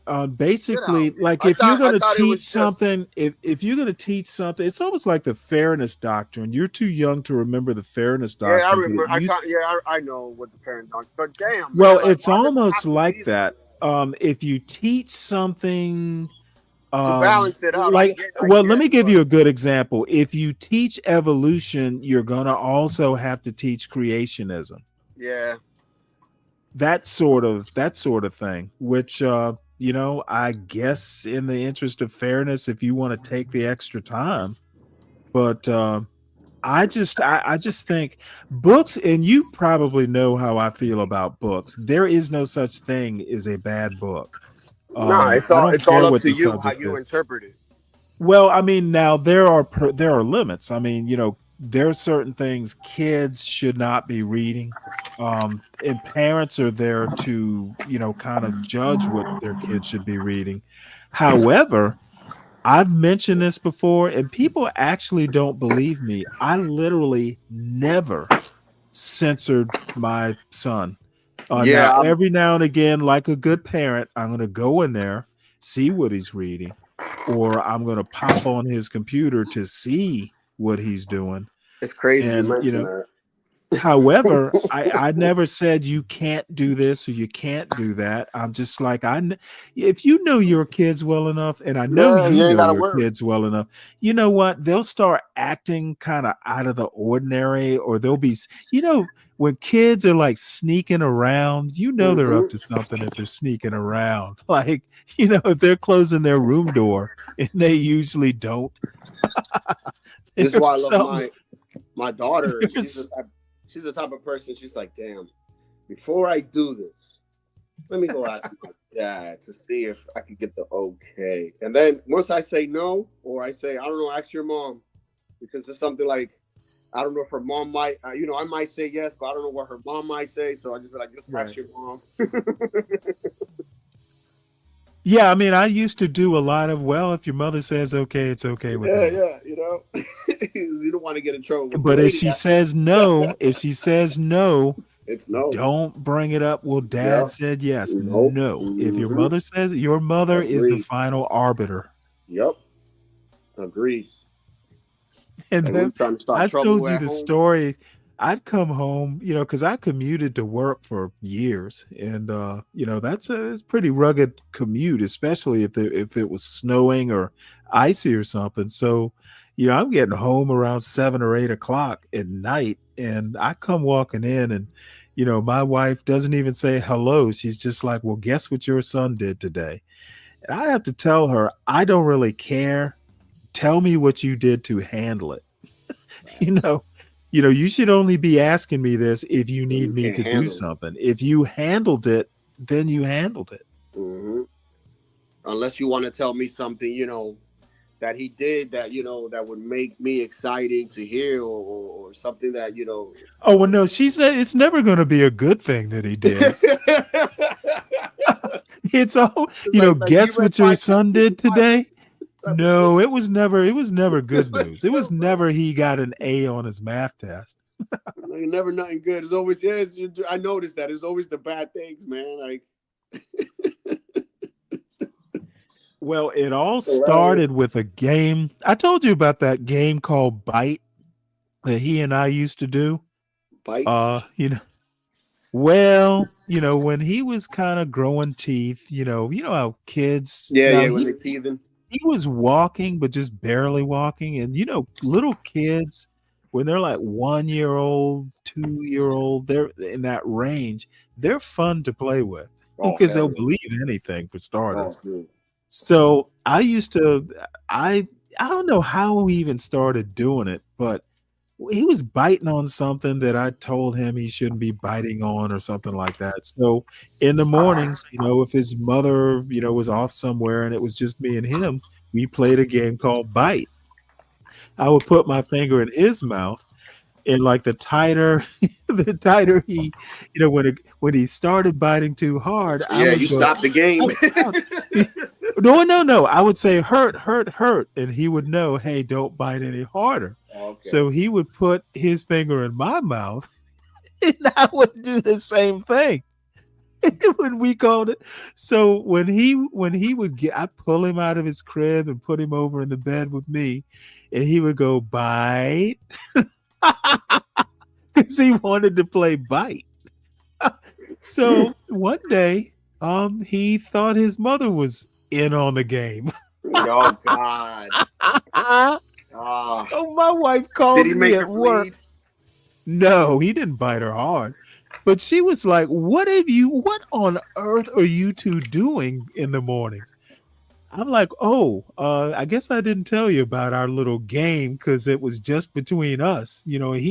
He had to go and basically snitch. That's what he did. So that put the end to us playing bite. It was just not something we did anymore. But I love telling that story. It's that daddy son Don't game ever that mom doesn't know about. don't ever tell that story when he brings the lady home. No, I doubt I'll do that. As a matter of fact, what I'll do is I'll play the game with my grandchild. I'll surprise them both. He's like brings flashbacks and shit. No, you know what? I doubt he even remembers it. He was only like maybe one and a half, maybe two. So Dude, he won't remember it. I don't think he I will. I don't remember a lot of things because that would be crazy to say that if I do. But there's certain things that I've told my mom when I was a kid, Hmm. like as a grown up now, that I was like, I did this as a kid, did I? Right? And she's like, yo, how the hell do you know that to the detail? I'm like, I don't know if it was a dream or if it's a memory, man. But like, I'm telling you how it happened, how it was outside. She's like, yeah, everything that you say happened. I'm like, damn, you're mine. I'm like, no, I just don't know. It just pops up. Yeah, you know what? Thank you for reminding me, Dirty Dude, because I never say it enough. Y'all make sure you hit the like button because I always forget. I get wrapped up in my bullshit.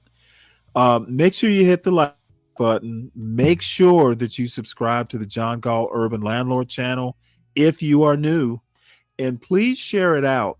I cover very boring topics, but the thing is the people that kind of hang out, are serious people. And, I can kind of sense when they're getting bored. Shit, if I'm getting bored, I know they're bored. That's my rule of thumb. So please subscribe to the John Gall Urban Landlord channel and share it. Please subscribe to the Stanley Cross channel. If you're new to the Stanley Cross channel, it's at Stanley Cross 6000. Hit the like button over there. Share it out. It's a lot less lively over there than it is over here, but it's still worth sharing. Make sure you support your host. Ordinarily, I probably wouldn't think about doing a show, but I'm thinking that Trump parade, the Trump military tribute to for the president's birthday. I'm thinking that might be worth something covering, at least for a little while, because I'm sure I'll have some pithy When is comments. that? It's tomorrow, June 14th. Oh, that's when they're having all the. Oh, that's his little Yeah, it's going to birthday be a gift. military parade because it's the Army's 250th birthday, and it also kind of coincides with his birthday. So Yeah, but it's there's his also going birthday. to be marches and stuff all over the Well, U.S. there's going to be counter protests. The No Kings movement Yeah, is I going heard to be about that. there. But he's basically told them if they protest, it's a cruising for a bruising. I mean, dude, like, I don't know, man. I'm so conflicted on this. Like, you can protest, bro. Like, you have like your First Amendment right to do that, bro. Like, As long as you don't destroy stuff and Well, whatever, I don't you should think be it's going good. to be that kind of. I don't think it's going to be that kind of protest, and let me tell you why. Because yesterday you weren't around. I looked at their website, and it was actually kind of impressive. Let's see, no Like kings.org. you understand what I'm saying? As long as they can protest, like Salma type of shit. You know what I mean? Without violence and stuff. Well, I'm then it's pretty gonna be sure. no Well, it's problem. going to be all over the country for one thing. Oh, on a This Saturday. is. Let me show you this map. Can you see it? Oh, dude, yeah. It looks That's like this is where they have planned to protest. All the little dark circles there. So it's going to be pretty widespread. it looks like an And of Indian's course, nose most with a of whole it's going bunch to of be in the blackheads. Northeast, and the it's going to be more or less a coastal thing. But the thing that impressed me about it is they are literally, they're like holding seminars, like these online seminar training sessions, basically saying, here's what we're going to tolerate, here's what you shouldn't do. It's very, very here. Yeah, they're literally holding training seminars, online training seminars, like pre-event mass call. They're having a call. The ACLU's part of it. ACLU Know Your Rights in Spanish, Know Your Rights in English, safety and de-escalation. They're doing seminars on this sort of stuff. Media and messaging. This is pretty well organized. As a matter of fact, Uncle Fatty is going to be the one at one of the No Kings in his area. So let's watch this video right quick. They didn't have it. Every day across this country, something powerful is happening. People are rising for each other, for democracy, and for our collective freedom. We have chosen not to live in fear or let division destroy this country. We believe in something bigger than ourselves and the promise of freedom and justice for all. But now our rights and our freedoms are under attack. We can point fingers or we can take action. This spring, millions of us united for one of the largest peaceful protests in the history of the United States. Together, we told Trump and his billionaire administration to keep their greedy hands off our healthcare, our veterans benefits, our public lands, our rights. Courage is contagious. And now we're taking to the streets again on Saturday, June 14th for No King's Day. While Trump wastes tens of millions of taxpayer dollars on a military parade for his birthday, acting like a wannabe king, people in every state have organized over 1,800 events in their communities to uphold democracy and protect our rights. People standing side by side for the future we all deserve. We don't do kings in the United States. We believe power belongs with the people. Okay, Kim. Join us on Saturday, June 14th. Like I said, go to nokings.org to find a protest near you. This is well organized. I don't know how it'll turn out, but there's a lot of them. And let's see here. What was I don't know that I really want to go into the seminars and stuff, but it's nokings.org, all one word. And media and messaging. Let's see how long this one is. This is an hour. We're not going to watch that. Not a lot of it. Ooh. Shit, I might take a battery pack Great to tomorrow see and everybody. just go to downtown and record. Yeah, I'm not a protest guy. I'm not a protest guy either, but just to get content for you guys, that would be awesome. Oh yeah, well, yeah, that would be. Yeah, well, I'm gonna have to find out what time the parade is. I looked at whitehouse.gov. They don't have it listed yet, but I'm sure Trump will play it on whitehouse.gov. I thought the military parade was because of 250 years, not because of his birthday. Yeah, but it coincides with his birthday. Yeah, now that's Now it is true it is true that they started planning this 250th thing a couple years ago. Mm-hmm. And quite honestly, if Joe Biden was gonna be there, making it a big deal, you know, um, I I'll be honest, I don't know. Like I've said, the best way you can honor the military is give them a day off. Because it's work to be doing And a these bonus. parades. And a bonus. It's literally work. If you've look, the It is closest work. I've ever You gotta come is organize. something like a change of command ceremony. I had to organize. My commanding officer was being relieved, by a replacement. It's his time to go to rotate off. So you do a change of command. But I've done a change of command for a ship captain. I've also done a change of command for an admiral, and it is work. Those It parade is. type things are work. It's It is, stressful, dude. especially It if is. you're the one Hot. running it. Hot Yeah. too. Like, yo, So I this don't is know, not, man. while it might be an honor, because it was an honor to go, hey, Stan, you know how to do this. We need you to organize this, for the admiral. However, had they said, hey, Stan, I'll do it, you take the day off, I would have definitely taken that option.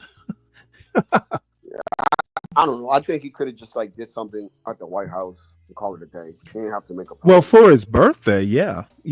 Look, I'd be okay if it wasn't like he wasn't making this like a birthday celebration. If he as commander in chief is celebrating the 250th anniversary, cool. But now it's part of your birthday. Dude, Like, that's yeah, just we celebrate inappropriate. 250 years of the military, not you. You could have had, I don't know. You could have had celebrated your birthday the next day or something. I don't know. Like, Well, I just think it's a bit much, but you know what? He's commander in chief, he's president, but if people don't like it, it is their First Amendment right to do that's so. And that's like as organized as this is, I guarantee you they have the permits and everything. This isn't just like, hey, we're going to show up and protest. This is so well organized, it's oh, scary. I know, dude. Trust me. But I it's mean, they've like got speakers, they've got veterans, they've got a videographer, they just got all kinds of stuff here. it's like So for they're instance, basically training people how they want the protest to go. this is how I feel about Trump's birthday thing. It's Made like up problems. You it's know what? Electing Trump was the ultimate made up problem. He didn't have to be president. right. So it's like you having a wedding, right? And all of a sudden Trump comes through and takes over your wedding. That's literally. Well, he's done that at Mar-Lago. He I showed mean, up at that's weddings. literally what's happening right now, bro. It's like having a quinceañera. No. I mean, he has a right.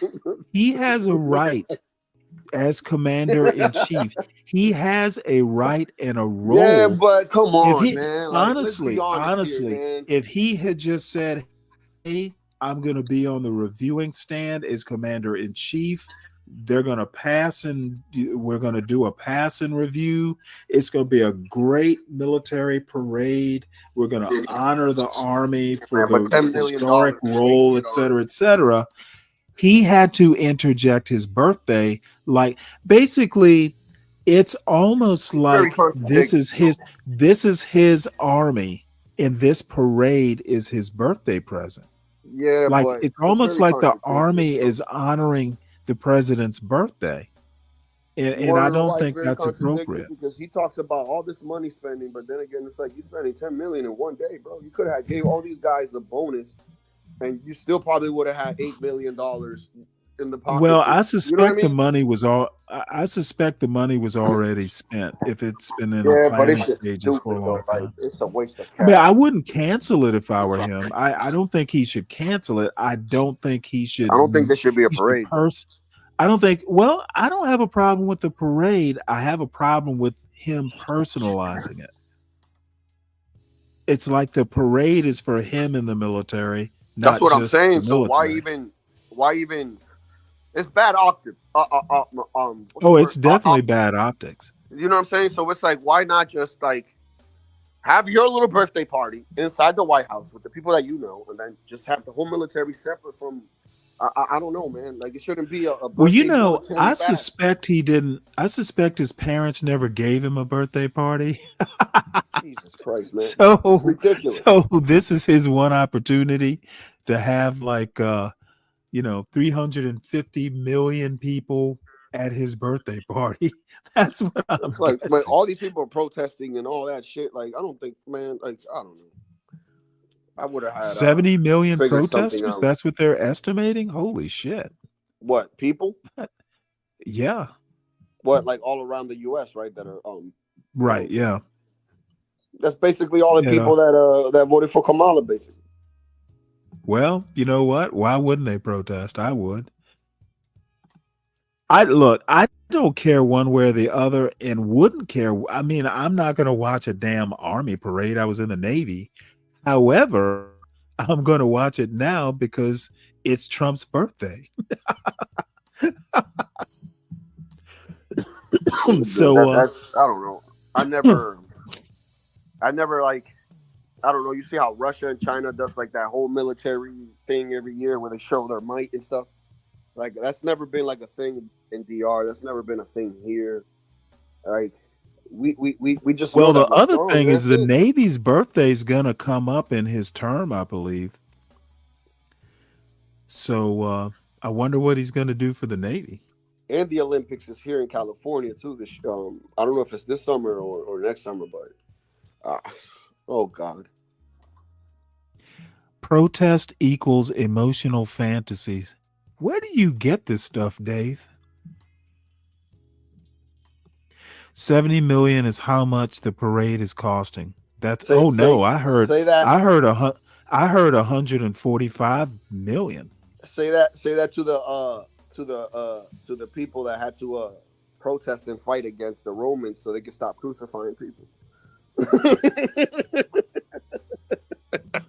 Oh shoot, their protests they're going to be no kings protests in other countries? Yeah. Oh my lord. You have a method. Yeah, I think your method is madness. I mean, you can't say So, that protest equals whatever because I mean, there's certain protests that actually move the needle, man. You might not agree with this protest like I do, but you know, for them, which protest? No, I'm saying to Deacon Dave, like what that comment that he said, that protest equals whatever. I'm like, you can't really say that, man, because like I just made a great example. Like the Romans, they were crucifying people, man. They had to take those people to fight back and protest in some way for that shit to stop, don't you think? Well, I don't think it's the level of crucifixion, but I think that this interjecting his birthday celebration and conjoining it. No, I don't agree with that at all, dude. Yeah, that's like somebody having a party and all of a sudden you're not invited, you crash and you make the party about you. Then you know what? That's exactly what it's like. It's like Donald Trump. Donald Trump is crashing the army party. Yeah, and then putting his own DJ music and shit.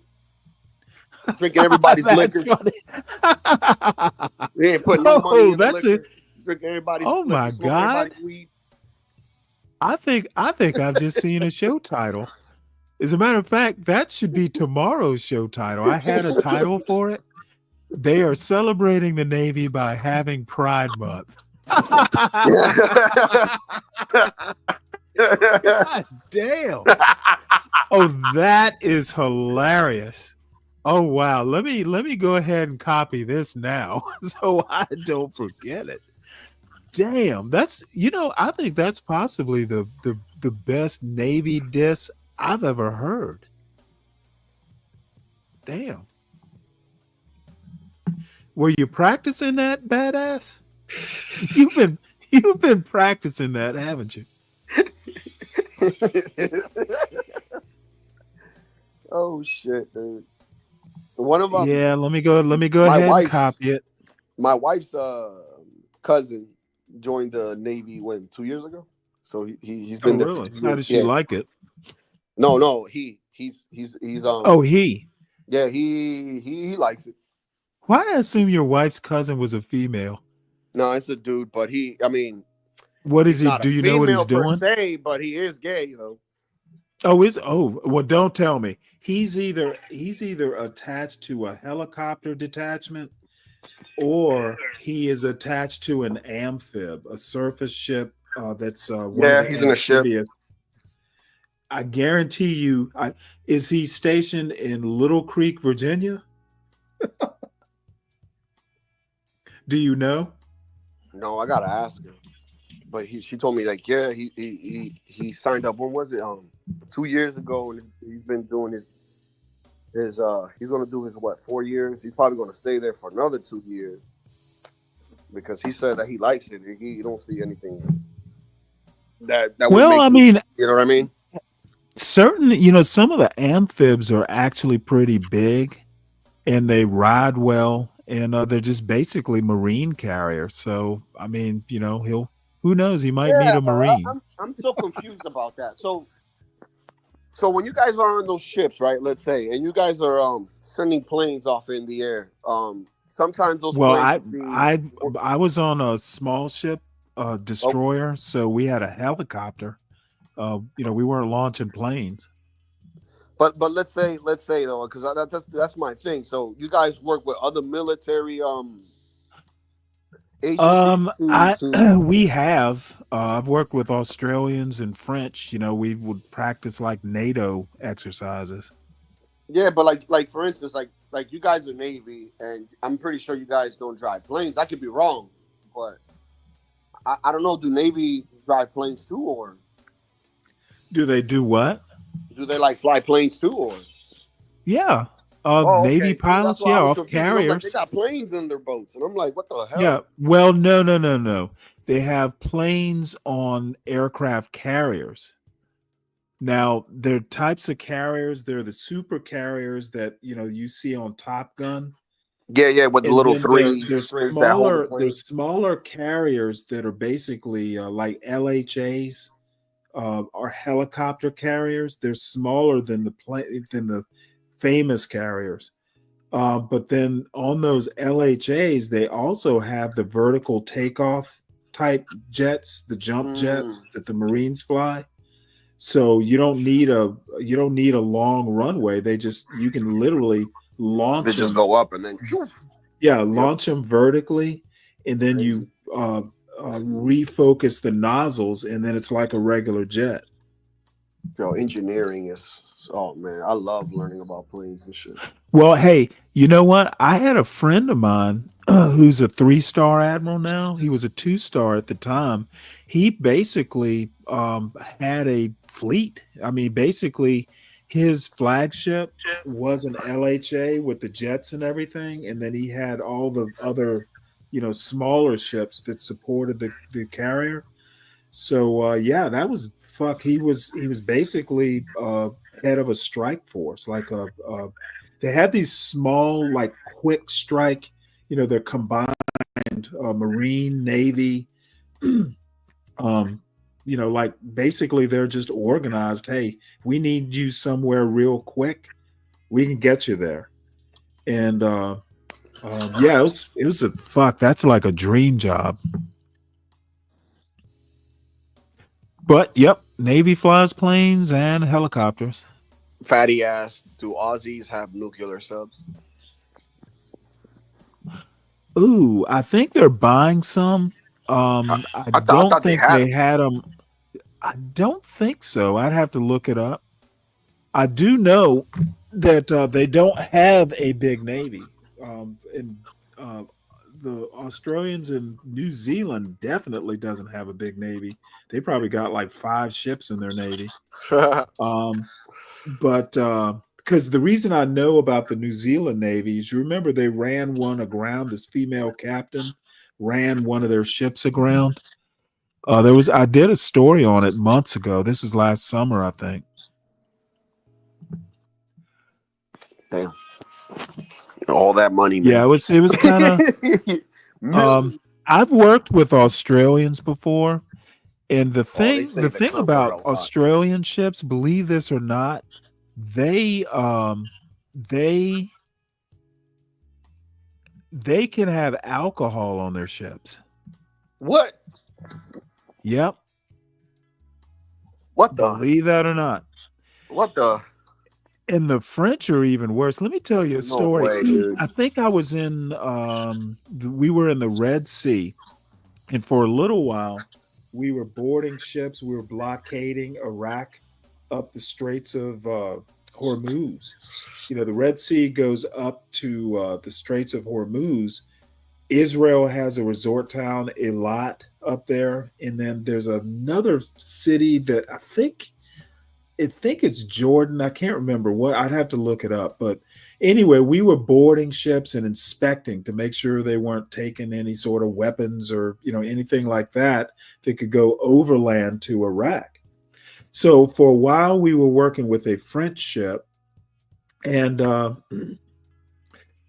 how they will always do like an exchange. We'll send some French officers and men over to your ship, and then you exchange them, and they'll hang out for a day or maybe do a fucking sleepover is what it amounts to. So a couple of our officers were fucking over there, and they came back to the ship drunk. Oh, Because you can drink on the French ship. Oh man, oh my captain was he ruined their careers. That's how Oh, I mad he bet. I was. mean, Stanley, they ruined their careers. Well, yeah, but these were like young, these officers are really Bro, I mean, come under on, man. 25. You wearing the uniform, bro. You should know better, man. Well, you shouldn't be doing it on an allied ship.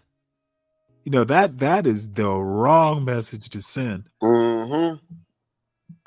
It's like, and you know what? They asked me if I wanted to go. I'm like, nope. if I'm over there, if I'm doing shit over there, I could be over here sleeping. So, I had my priorities right. If I wasn't working or eating, I wanted to be sleeping. So, yeah, Were you in any wars? I caught the tail end of Desert Storm, the first one. That's the Gulf War, right? Yeah. So I've spent about 6 months in the Persian Gulf. Yeah. How was that like? You know what? I was real lucky. This was a unique deployment because we caught like the last 4 months of the war. And by then, most of the shooting stuff had been over. It's just But my basically ship was cleanup, my ship was a minesweeper, so the minefields still needed to be cleared. So the problem is we did find one active mine, and they blew it up. Like it was kind of a weird experience because we had divers on board, and the way they detonate mines now, these were EOD, explosive ordnance disposal divers. So they go down and they would basically put charges on the mine and blow it up. Well, we were in these particular mines were like explosive enough to supposedly break the keel of an aircraft carrier. They were big mines, and we were about a nautical mile away. They blew up or exploded this mine. You could feel the fucking Vibrations. reverberations a mile away, just through Jesus. the water. Damn, that was a big So, explosion. and then the other thing I learned is the last U.S. ship, minesweeper, to like be unlucky enough to find a mine, but it blew up on them. Everyone on board the ship died. Now the Damn. XO happened to be out on a bridge wing, so he was thrown clear of the ship, but he died the next day. So, man, when I first got to the ship, I didn't sleep for like 4 days because I was afraid if why I would fell you? asleep. I'm like, you know what? Shit. I'm afraid of being blown up in my sleep. Damn, man. But you know what? You get used to it. But I mean, here's yeah, the after a while, because your mind goes like, man, either you adapt to this or well, exactly. Yeah, you're gonna fall asleep eventually. But here was the interesting thing. At the end of the deployment, they basically decided that they were going to put these 3 minesweepers, because they're fairly small ships, on the back of a heavy lift transport. If you've ever seen these ships, it was a Swedish ship. You can submerge their back end, and then you can float like ships, or just big ass cargo on the back. So they put 3 minesweepers on this ship, and they basically said, hey, we need volunteers for a skeleton crew to ride this ship back from the Persian Gulf to Norfolk, Virginia. And I didn't volunteer, but my captain volunteered me. And so basically, I spent 30 days in Abu Dhabi. Man, it was the best time ever. It was like being on vacation. Dude, we hit the fucking hotel bars every night. There was Cuban cigars, there was beer, there were women. It was just fucking Abu Dhabi's awesome. in India, right? No, it's in UAE. Oh, okay. That's the Emirates, right? Yeah, it's right on the Persian Gulf. It's right next door to Saudi Arabia. But could you imagine 30 days? We were basically like working like 9 to 5. All I had to do was like personnel issues. I didn't have any ship duties because the ships were up on this, floating dock. So for 30 days, we literally, and the only reason we didn't go out during the day is because it was just too damn hot, out in the desert. But oh man, it's like the best time of my life. It was like, you know what? You go to the souk, my boss had like custom made suits made. You could buy cheap gold, you could get Cuban cigars. The only bad thing is the beer over there had formaldehyde in it, so I couldn't drink a lot of it. So you drink a lot of beer with formaldehyde in it, it'll give you massive stomach problems. So I had to do liquor. But it was really, to be like 24 in a foreign city, you got pocket money, and there's nothing to do but hang out at the bar. These hotels cater to Westerners, and they had these fancy bars, and there were women there, a lot of Western women, mostly white. But it was a blast. And then it took us 30 days. Once we did get underway, it took us 30 days to get from Abu Dhabi to Norfolk. That wasn't fun. But all I did on the ship was basically eat, sleep, and play video games. 30 days to get to the ship? No, 30 days to go from Abu Dhabi to Norfolk, Virginia. Oh, okay. And the reason like it took so long is, number one, it was winter, and the Atlantic can be rough because we basically you come out of the Straits of Gibraltar, and then you head south because the North Atlantic gets really violent in the wintertime. Yeah, I know. So that was part of the reason. The other thing is, this is a heavy lift transport with 3 ships on the back. You can only go so fast. So, but it was a good time. Again, this is what I did for 30 days, Latino. Me and my boss, we played Game Boy. This was the old Game Boys. Oh, I bet. And you could, there was a serial cable with the purple buttons. Yeah, exactly. Now the thing is is you could buy a serial cable. So 2 of them, you could play head to head. Connect and play together. Yeah. Right. So for 30 days, Me and my boss played Tetris. We played ping pong. We ate food. We played video games, like on the computers in on board the ship. And then we mustered the men just to make sure nobody fell overboard. And then we watched TV. That was literally what these Navy sailors, including me, did for 30 days. It was, dude, it was like a 30 days in Abu Dhabi, 30 days on a civilian ship. It was like a 2-month vacation. It Like was boys' awesome. night out. Now the problem is on the ship, on the Swedish ship, there were no women. So, you know, that was bad, but you know, How is it it was now? basic. I'm sorry. How is it Well, now? no. There were Women on board there were now? no women on the civilian ship. You think that there's women now though? Oh, I'm sure there are, but I mean, not many women actually want to do like merchant marine type stuff. I do know some women who went to the Merchant Marine Academy. I do know some women who went to the Coast Guard Academy, but back, dude, when I left the Navy like in 1994, so I've been out for quite some time. Um, the month that I left, it was April 1994. The month that I left, the first women came on board my destroyer. Wow. And the stories I heard, I'm just glad I didn't have to be on that ship. It was a fucking dude. You put 19-year-old females and Yeah. 19-year-old males on a 350-foot ship.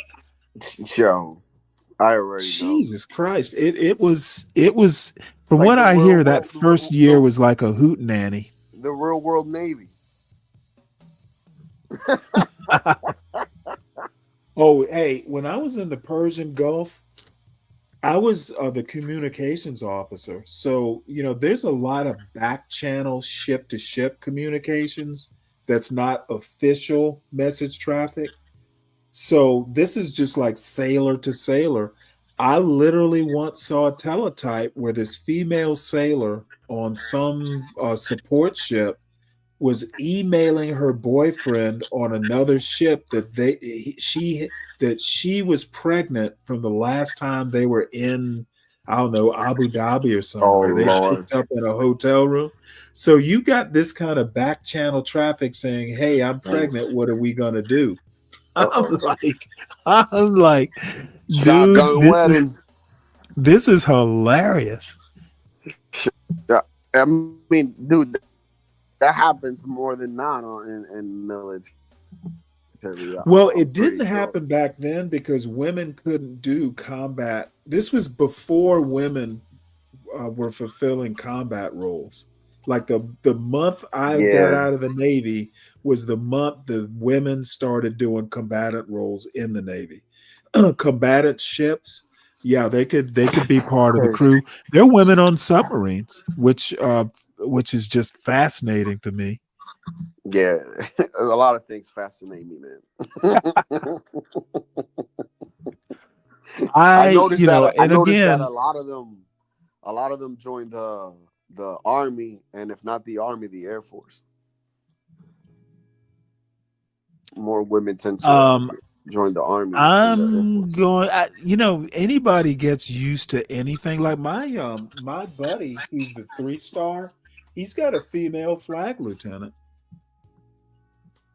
So I mean, they're doing combatant roles. They're doing roles that were, traditionally men. And of course, my buddy. Now my buddy and I, he was a conservative, and I was, pretty much like I am now. And we used to go back and forth, in a joking way. Like I've known this guy for like fucking almost 40 years. So, we were literally 01s. So I have known him since I was like 23. So, and I'm 60 now. So, I've known him pretty much a lifetime. Good guy. And he used to talk about wanting to run, for political office. And apparently he has changed his mind big time. Yo, you know how many people be telling me the same thing? It's like, you should, like, the way you, whatever you should. I'm like, no, dude, I don't want to get into politics. Yeah, Um, I can't blame him. You know, it used to be rough and tumble, but now it, it's like, man. it's like great example. Who's this guy that Trump hired to be the FBI, the Yeah, Cash Cash Patel, right? Patel. For instance, Cash Patel, right? For instance, right? If you hear his podcast, I mean, I'm pretty sure you don't watch it or anything, but if you go back to the He shit has that a he used to say, podcast? right? Right? Are you Listen, talking right? wait, hold on. Are you talking Cash Patel or Dan Bongino? No, Cash Patel. Even He had a podcast? I didn't know that. you could throw him in the bunch too, right? And you hear what they said in the past, right? Before they got this position, right?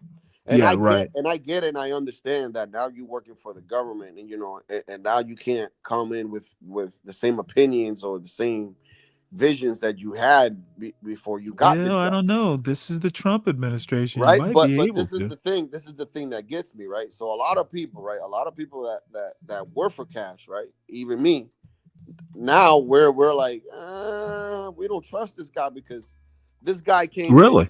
Yeah, I don't. This guy came in hot, saying all this stuff, and now that he has the position, now he's saying, well, we have to do it this way. Well, we can't do this. Well, we can't, and it's like, dude, but you were talking high and mighty, like you were gonna go in there and take over shit. Like, what happened?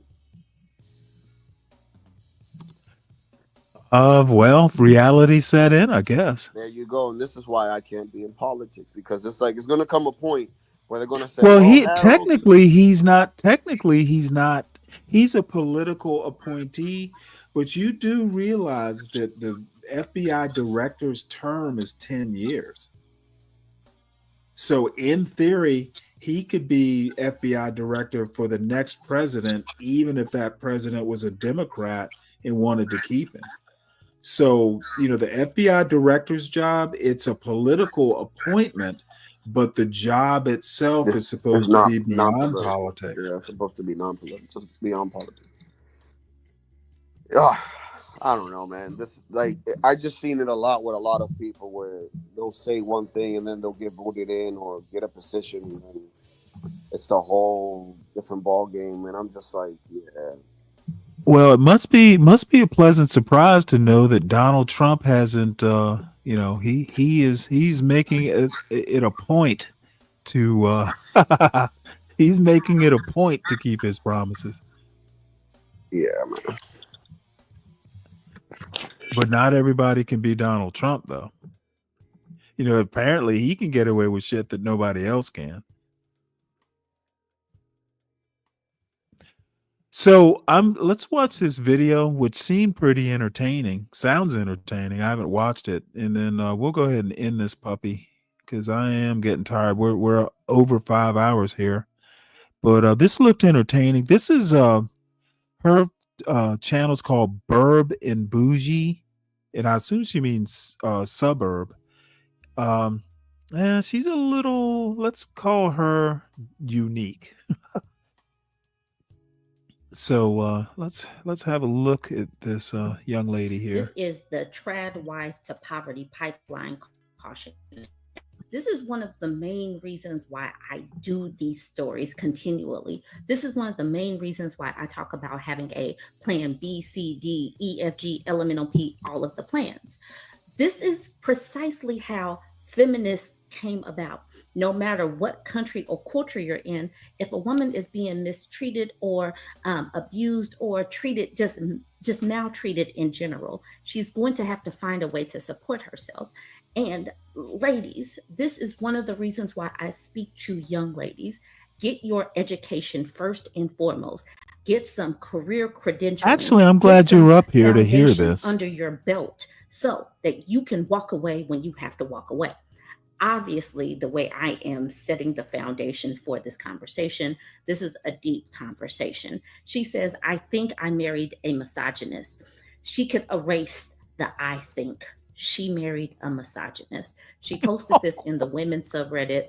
Let's go ahead and jump into it. There's going to be some deep themes, but like I said before, this is a cautionary tale. This is one of the reasons why I keep saying, don't get married so young and go to college first, get your credentialing and have some plans for self-preservation and survival so you can survive and thrive regardless of your marital status. All right, now let's look at the post. I'm thinking I married a misogynist, but help me get perspective. This post will probably sound silly to most of you, but I'm really seeking input from my fellow women. Yesterday, I went onto my husband's main computer, not a laptop, in his office to check our bank account / finances, which I haven't done in forever since he pays the bills. When the computer woke up, I saw an ongoing chat with his brother and brother-in-law. Naturally, I got curious and started scrolling. Yeah, I know. What I saw disgusted me and angered me so much. I saw a ton of memes from my husband belittling women, not being thoughtful to your wife, even stuff belittling his mother and sister, like how women are awful drivers, don't let any of us drive nicer cars, women are loud and noisy, women are only good for cleaning the house, how once married, the men's morning wood is never used, implying disappointment, how women can't cook or park cars, and in particular, a lot of gross actual memes. One of them even looked like it was depicting a grape scene. I recently had our third baby, and I saw he said I was very uptight when I was asking about where our other 2 kids' birth certificates were and that they haven't received one for our third. One of the memes that shocked me the most was the one about Adam, as in Adam and Eve, asking for the perfect soulmate and being told he has to give an arm and a leg. Then he asks, "What about just a rib?" To which he is told, "You will get an unstable, illogical, attention-seeking, personality disordered nutter." Other ones included joking about not taking wives out to dinner. We never go out, ever. Not treating mom on Mother's Day, equating women to rabid wolves walking up the stairs, and the way to deal with them is to throw Midol and chocolate at them and close the door in their face, losing friends to marriage, etc. I can go on and on, but I won't. He also talked about watching porn through secret web browsers so he can't be tracked and can bypass regulations. Our state is on that recently implemented age verification. So many actual memes that are just out there. Really seems like he's watching a ton of porn to feel comfortable sending the kind of content that he is. By the way, all of our kids are girls. I'm just absolutely disgusted by him and have lost all respect for him. By the way, this is also a man who ignores me and our children, barely helps take care of them, if you could even call it that, doesn't ever put his phone down to interact with us, always runs off to work on his own personal hobbies or projects, never knows what our kids like and dislike because he doesn't care, because he doesn't take care of them, extremely insensitive, minimizes my ideas and feelings, yells at our kids way too much. We are clearly just an inconvenience to him, and get in his way of whatever he wants to do. It's so sad and isolating. I felt like a single parent for years. We have basically been in a sexless marriage for quite a long time. We recently had sex after I gave birth at 2 months postpartum, and he ended up permanently injuring my back. It wasn't on purpose, but he was manhandling me, and it ended up happening. Severely took out the mood. And, excuse me, not that there was one. And I was just giving in because he wouldn't stop harassing me about it. I've noticed he's also shaving and trimming his chest and pubic area more often. He only used to do it once in a blue moon. It's been twice in 2 days now. I have spent half of my life with this man. I didn't realize how much he seems to hate women. So, on a scale of 1 to you're screwed, how bad is it for me, ladies? It took you half your life? After typing up all of that, after like rereading it to yourself, I think that she knows the answer to this. And y'all know what's crazy? As a black woman, every single time I open up social media, I hear vitriol towards black women. Like, this is why so many of y'all will never get married, and that's why Hey, you're just Dave, single. hit the link. They have so much vitriol for single women. I see this every single time I open the app. But like, this is what some married women are getting. This is, this is the reason why lots of women are opting out because they see what happens. And this is the reason why I do not care if people get upset with the redundancy. We've got to continue to hammer this home because a lot of this is programming. There is no way that she got to this point of living with this man for half of her life and just now figuring out that he's a misogynist. There's no way. But she's been programmed to just accept this, and she's a stay-at-home mother, is revealed in the comments. Let me get to a few of these comments. Far Requirement says, wow, this is awful. I bet if you ask him about it, he will say you're overreacting to the jokes he made. I suggest you get out of that relationship. He needs to go ahead and date men at this point because it's obvious he hates this women. is A where lot of I men would feel this way deep down. actually differ because I haven't heard anything about him being physically abusive. Did you? No, Did I Stanley. miss Listen, Stanley. What I'm getting out of this is this: she's a stay-home mom, takes care of both kids. This guy does literally exactly what I do. Gets on the chat with his friends, and his friends might send some like, dude, we talk about everything, bro. Like everything is a joke on that chat. You know what I mean? Like nothing is serious. That's like something to get on there, get away, laugh for a bit, and come back to life. You know what I'm saying? So right. It's nothing to be taken serious. Everything that he's saying there is a joke because he's not treating you that way. And another thing, she feels like this because she's constantly doing the same thing. She has no hobbies. So all she does is cook. Well, clean, yeah, I take mean, care of the basically, kids. she's So got she's going cabin to fever. find him as a bother because that's all she sees. But then the part that gets me is with the whole sex thing. Oh, we haven't had sex in years, but we had sex after we had my kid, and then he broke my back. I mean, clearly the guy was probably trying his best to give me the best sex that he could because it's like, damn, he feels like he's not doing good enough. Well, 2 months postpartum. Like I he feels don't know. like he should have taken it easier. You get what I'm saying? But this is the thing. Maybe he could have not manhandled Nah, her. she's good in 6 weeks, man. She's ready to go. Yeah, but Yeah, maybe well, to you him, know listen. what? After seeing my son born, I was like, you know what? This might be the end of our sex life. I'm not doing it. That If looked you do like get that feeling, that lasts about 2 weeks. You're right. That lasts about 2 weeks, man. You get over it. You're a You man. do get that feeling. I can I'm agree like, with that. my God, she did this for me. And that's another thing. Look, I'm gonna say one more thing, right? If not, listen. This is the thing I say to every woman that is married, right? When you guys go, oh, that these men, that's all they think about, and all this and all that, and it's like, yo, lady, if not you, then who? If not Thank you, the wife, then who? Man, you know what? God Also, damn you got to fix that problem. You got to get you a Latina.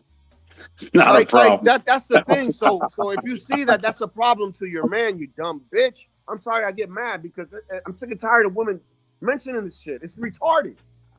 That's your man. Well, all I marry have him. to say is actually the problem is it took you half your life to find this out. This is why I'm kind of for long engagements. Funny enough, I'm not a big fan of living together, but you know become what? roommates at some point.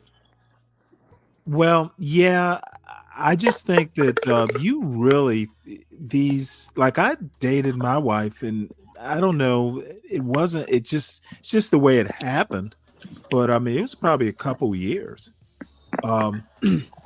I think that she's in a pickle and it doesn't sound like he's being physically abusive.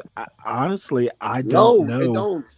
What now he is being neglectful. You should understand because I used to kind of run, I told you about my wife going, guess what your son did? Well, part of that was she was a stay-at-home mom and it does get monotonous. Now, luckily, her brother and her sister-in-law lived nearby.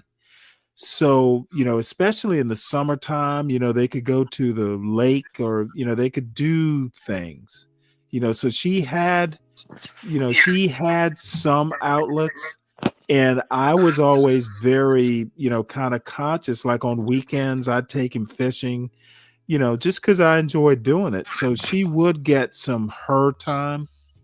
That's where this guy's going wrong. He needs to be a little. This is what I was going to ask you now, right?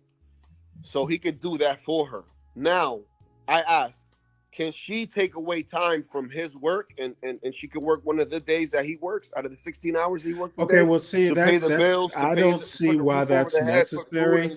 All he needs to understand is that a stay-at-home mom is work.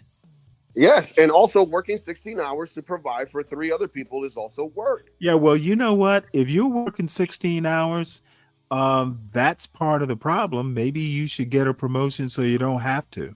Oh my God, Stanley! As long as it's a man's problem, you heard you. Hey, Stop it. Mr. Meritocracy. Yes, that's me. I'm here. He should be getting a if he's working those hard long hours in a meritocracy. At some point, he's going to be a supervisor and work less hours.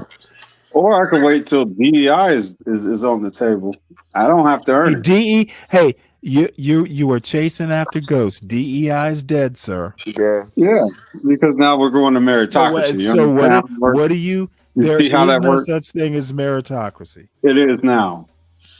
No, dude. This lady sounds very misandrous. Wait, hold it. This you think Trump? Stanley, you always wanted to try to stalk me out over this. I don't really say that much. Trump literally got $1 million from his seed money from his father. That dude, look. His father bought him. His father bought him into University of Pennsylvania. Well, that dude wouldn't know meritocracy if its name was what's her name? The whore. Clarence Thomas's affirmative action was also a problematic issue.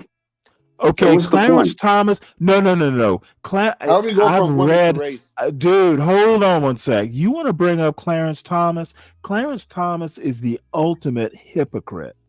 Okay, the reason Clarence Thomas is against affirmative action is because he basically he got into Yale due to affirmative action, and they treated him like an affirmative action hire. There were places that would not hire him because they figured, hey, he needed affirmative action to get into Yale. Well, guess what? He did. Well, guess what? So now he wants to make all the other black kids suffer because he felt bad. Motherfucker, don't interrupt. Okay, I'm gonna get this out.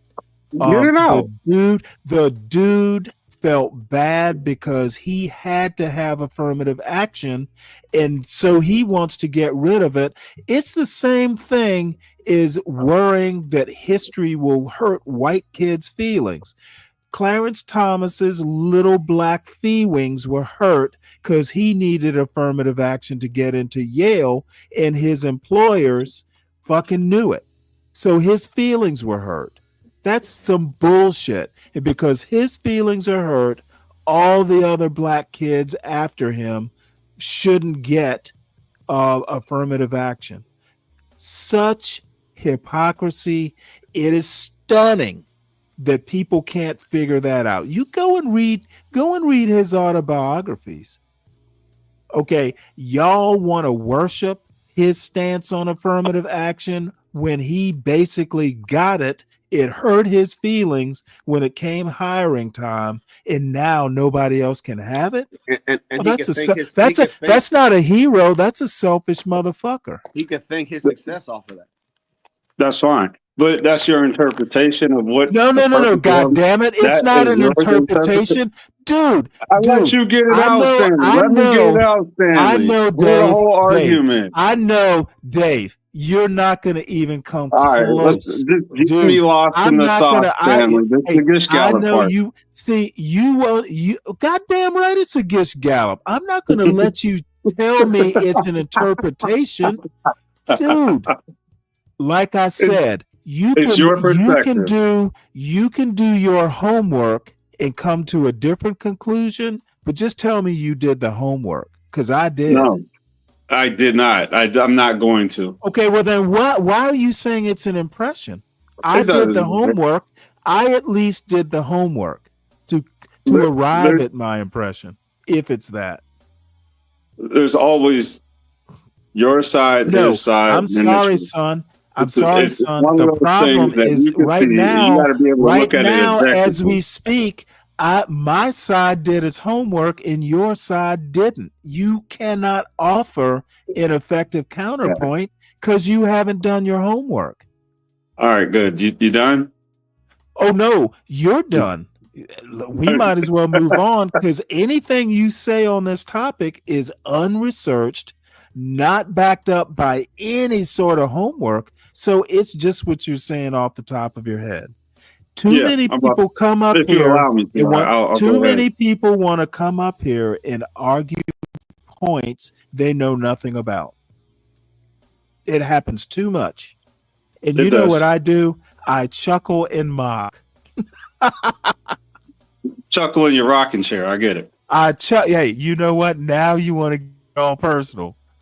You know what? What does it matter? While I'm in my rocking chair, I'm reading up on the shit I talk about. Yeah, we commend you for that. That's why we're here. The affirmative action part piece. What do you have to say? The affirmative action piece, after going through it, he realized that it's not something that you should use to get to where you want to go. You should actually earn it. No. See, he didn't have balls. See, he wanted to basically internalize it instead of going after the employers. He didn't have balls enough to go, well, you employers shouldn't be discriminating. You should not be discriminating because I had affirmative action. What he wants to do is blame the victim. That's all he's doing.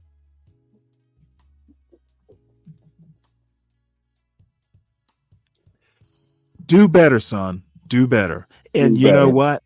Do what? All I have to say is there is no meritocracy. There was no meritocracy before affirmative action. There is no meritocracy after affirmative action.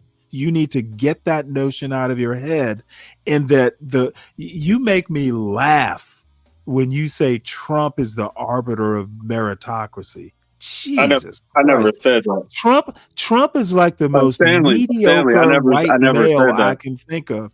Well, no. I'm putting words in your mouth. But you shouldn't do that. It's bad practice. Why not? I didn't say that. It's bad practice. You shouldn't put. You know what? I just said it before you did. Don't do that. I didn't say that. You was talking to SKC. Okay, you know what? All I have to say is that you would have said it. I just beat you to it. All I want to say is that anything I've tried to do, I've earned it. I've gotten there. Why are you taking this? Wait, hold it. Why are you taking this personally? I'm not talking about you. No, because you won't let me, put my way of looking at it, because I'm not so learned as you. Your way of looking at it is unresearched. No, you go ahead and state your piece. I'll shut up and listen. Like I said, I went to school for the job I do, and I got the job based off of my knowledge, my capability. I earned it. I didn't need affirmative action. I didn't need DEI, and it worked out for me just fine. Nobody could discount. Let me ask you a question. Effort that Are you implying that you're better than Clarence Thomas? No, he didn't earn his position. He had affirmative action. No, what I'm saying is that I got to where I'm at without it. That's what I'm saying. So you're better than Clarence Thomas. I got you. I guess I am. I mean, you know what? You are better than Clarence Thomas. I guess I am. There is no shame in your game, and you're just facing reality. Oh shit, Stanley, you're supposed to live in reality. You're supposed to stay in reality. Oh shit. Oh, I love it when people just walk into the trap. All right. You're not, Well, you're not understanding what Stanley's saying. He's saying that you are better than Clarence Thomas because he went through affirmative action and you didn't, bro. I know. That's why I said I appreciate it. He went to school. He went to his school and needed affirmative action. You went to your school. He didn't get a job. He didn't get a job. You did. Oh. Yeah, you're equivocating. That was hilarious. That's pretty good, Stanley. You're good at that. I am good at that. You got to admit. That was a good one. Yeah, he's good at it. Oh, shit. No, but you asked me to come up. I'm over here banging on parts. I wanted your input on this young lady. Oh, I'm sorry. I was halfway listening because I'm working half the time. Okay. Yeah, but I heard from what Latino said. That was a good review. I think that this see, now this girl, and I'm going to call her a girl because she is young. She is pretty much a feminist. She's definitely not acting like a woman. You know, she's read Bell Hooks a couple times. However, this young the young lady she's talking about is between a rock and a hard place. The guy is not abusing her, and in my opinion, it's for better or for worse. But they leave guys like that. The guys who work and put their nose to the grind. Taking care of them and the household. Don't get me wrong. He sounds like a horrible husband. Yeah, however, he's not horrible. He's not horrible. I would recommend she go have an affair. As soon as the kids are in school, go out and have an affair. Stanley, why? She'll be on the street. See, this is the thing right here. You see? Instead of her. Don't leave your husband. Just have an affair. Right? Listen. Instead of her fixing the situation, right? Like saying like, oh, damn, what can I do? Listen. What can I do to spark up something to make him, so he can know that he's not only appreciated by the work and everything that he does, because she's making it seem like, oh, even though he does all this, he don't put no attention to me, or he talks bad about women with his friends online and all. It's like, bro, like just like if you go to the man, be like, yo, let's go have a picnic or something. Figure out something, man. Well, because, like, look what you're saying. Go cheat. Actually, you make a good point. Has she talked to him about it? If it bothers her so much, then do something about it. But the thing about these women, right? These women do mental gymnastics. They want you to do something, but they won't tell you what they want from you. They expect you to just figure it out. And it's like, dude, like, we're grown adults. Just say what you mean. That's a valid point. Yep, and then telling her to go cheat is the most thoughtless shit. I can't believe that came out your mouth. That's why she didn't write me. She would never come to me for advice, I'm sure. I put a little 1 minute. I put a little 1 minute video after you play this one. So oh yeah, I saw that. Yeah, I think we pretty much got the gist of this. Let's see what we got here. No one brought it up. So, there we are.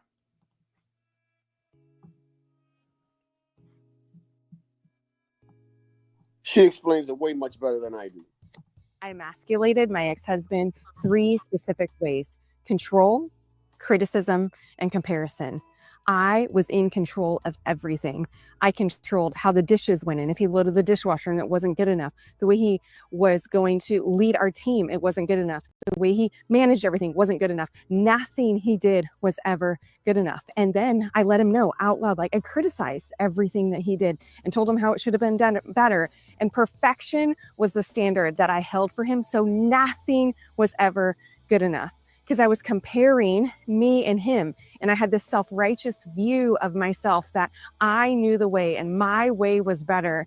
And nothing he ever did was enough. And eventually it created a man that was apathetic, that was resigned to not do anything. Why should he show up? If I'm going to redo it, or if I'm going to do it better, or if he's going to get criticized, why should he show up? And then that caused further division in our relationship, because he would say that he was going to do something and then just not. And it created this big void in respect. And where I got it wrong in the respect category was I was waiting for him to show up as perfect in order for me to begin to respect him. I didn't ever respect his effort.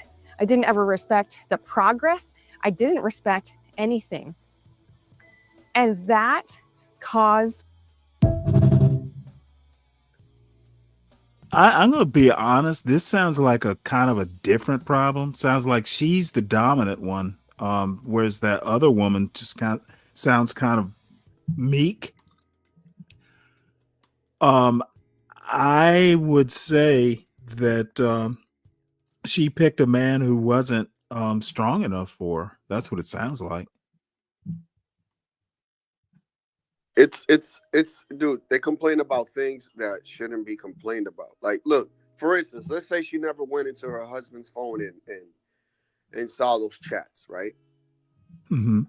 Yeah, why is she in his what phone? came out of it? Nothing, right? So now let's say she went in her man's phone and found photos of another woman, him cheating or whatever, right? It wouldn't have been a different story. And this is my whole point. It's like if they trying to find something to complain about. Like, are you getting this? Yeah, I don't know about all that. I'm like a privacy guy. Like, I can remember my wife, because at the time my work phone was my personal phone. You put, to use your personal phone for work, you had to basically have, the phone set up to use the level of security and the protocols they wanted you to use. My first work phone was actually a company issued BlackBerry.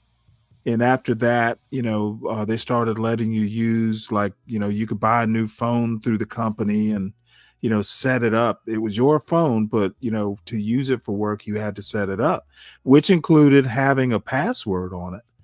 I think all phones should have passwords. And you know what? I can remember my wife, like, I don't know, somehow or another it came up and I go, you don't need the password. It's a work phone. You know, one of the things, and I mean, this is technically true. Don't share out your password. No, we both have our password. No, we Yo, both have our that password. did not make my wife smile, but you know what? It was the truth. And you know what? I literally never went in her phone because I had no interest in her phone. If you, Same here. but then it was We both one got of the our password. things that was one of the things we talked about. Like, if you cheat, it's over. Like, don't pass go, don't ask for forgiveness. It is over. So Absolutely. both of us were kind of like, you know what? If you cheat, that basically means you're not interested in maintaining the marriage. So what? I have no reason to check your phone. If you're cheating, eventually I'll find out. Maybe sooner, maybe later, but I will find out. But I mean, I'm he just blanked out here. I was gonna say I'm not into invading personal space. I'm not into, even when my son was in high school, if he's doing something he shouldn't be doing, eventually I'll find out, hopefully not too late. But I wasn't I wasn't gonna go in there and go, hand me your phone, let me look at your text messages. That's not subtle enough. No, and if you're looking for something, you'll find it. I Well, let mean, me what put do it to you you. do? You got to be Let me prepared put to it to do you this something when you're way. doing it. If you know what you're doing, and to this day, we're still on the same phone plan. I pretty much, every text message he got, I was able to basically know about it through my phone. What, the I number never or the told actual content of the message? I believe the actual content of the message. I mean, You know, that's wild. if you have Google set up, I could log into my phone as him. That's wild. Yeah. Dude, if you know I'm not some looking through my wife's technology. phone. No way. No, well, you know what? Kids are different. But you know what? Eventually, I stopped even doing that. He's a good kid. I don't know if he's fucking up, but I'm not checking my wife's phone. Fuck it. If you're doing something you shouldn't be doing, or horsing around, I'll call it. I'll find out eventually. I think of it like this. I'm not passing judgment on you, but if you said that the last woman should have went out and had an affair, are you open and willing to understand if your woman has an affair based on the criteria that you Well, I met with was someone I else? was half kidding. Okay. Okay. However, if he's as horrible as that, he does sound like a cad. I'll use an old-fashioned word. He sounds like a scoundrel, a cad, a bounder.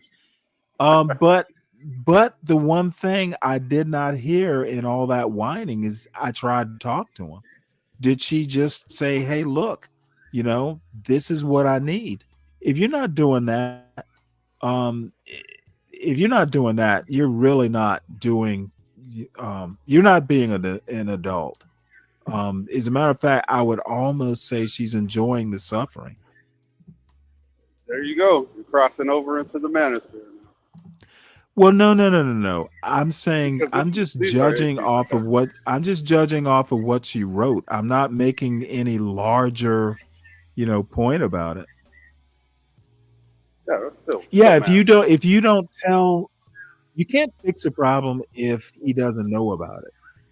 And I saw Communication is nothing not. in that tweet or whatever it was. I saw nothing suggesting that she and him had sat down. And if it's half her life, they've been married for a while. So she's just kind of let this fester. And you know what? Guys like that, the longer you let it fester, he's going to go, "I had no idea there was anything wrong." That's going to be, and it would probably be the truth. He thinks everything's hunky dory. I bet you that's something that a counselor hears 1,000 times or every session when there's a group Probably, counseling going. probably right. I didn't know. You never told me. Why didn't you just tell me? And and before that, you already got your paperwork. It's too late already. Well, I think I would agree that if it came down to a divorce, the first question I'm going to ask is, did you tell him that you were unhappy? If you didn't give him the chance to improve, then, really the problem's with you, not so much him. Yeah, I think I mean, most but of us guys. to me, that's a function of critical thinking.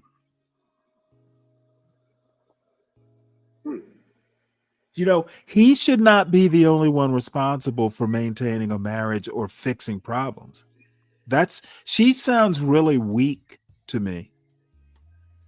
She's You probably said not a critical good. thinking. I think And that's I logic. guarantee you, how much you want to bet she's taking that frustration out, even if it's passive aggressively on the kids.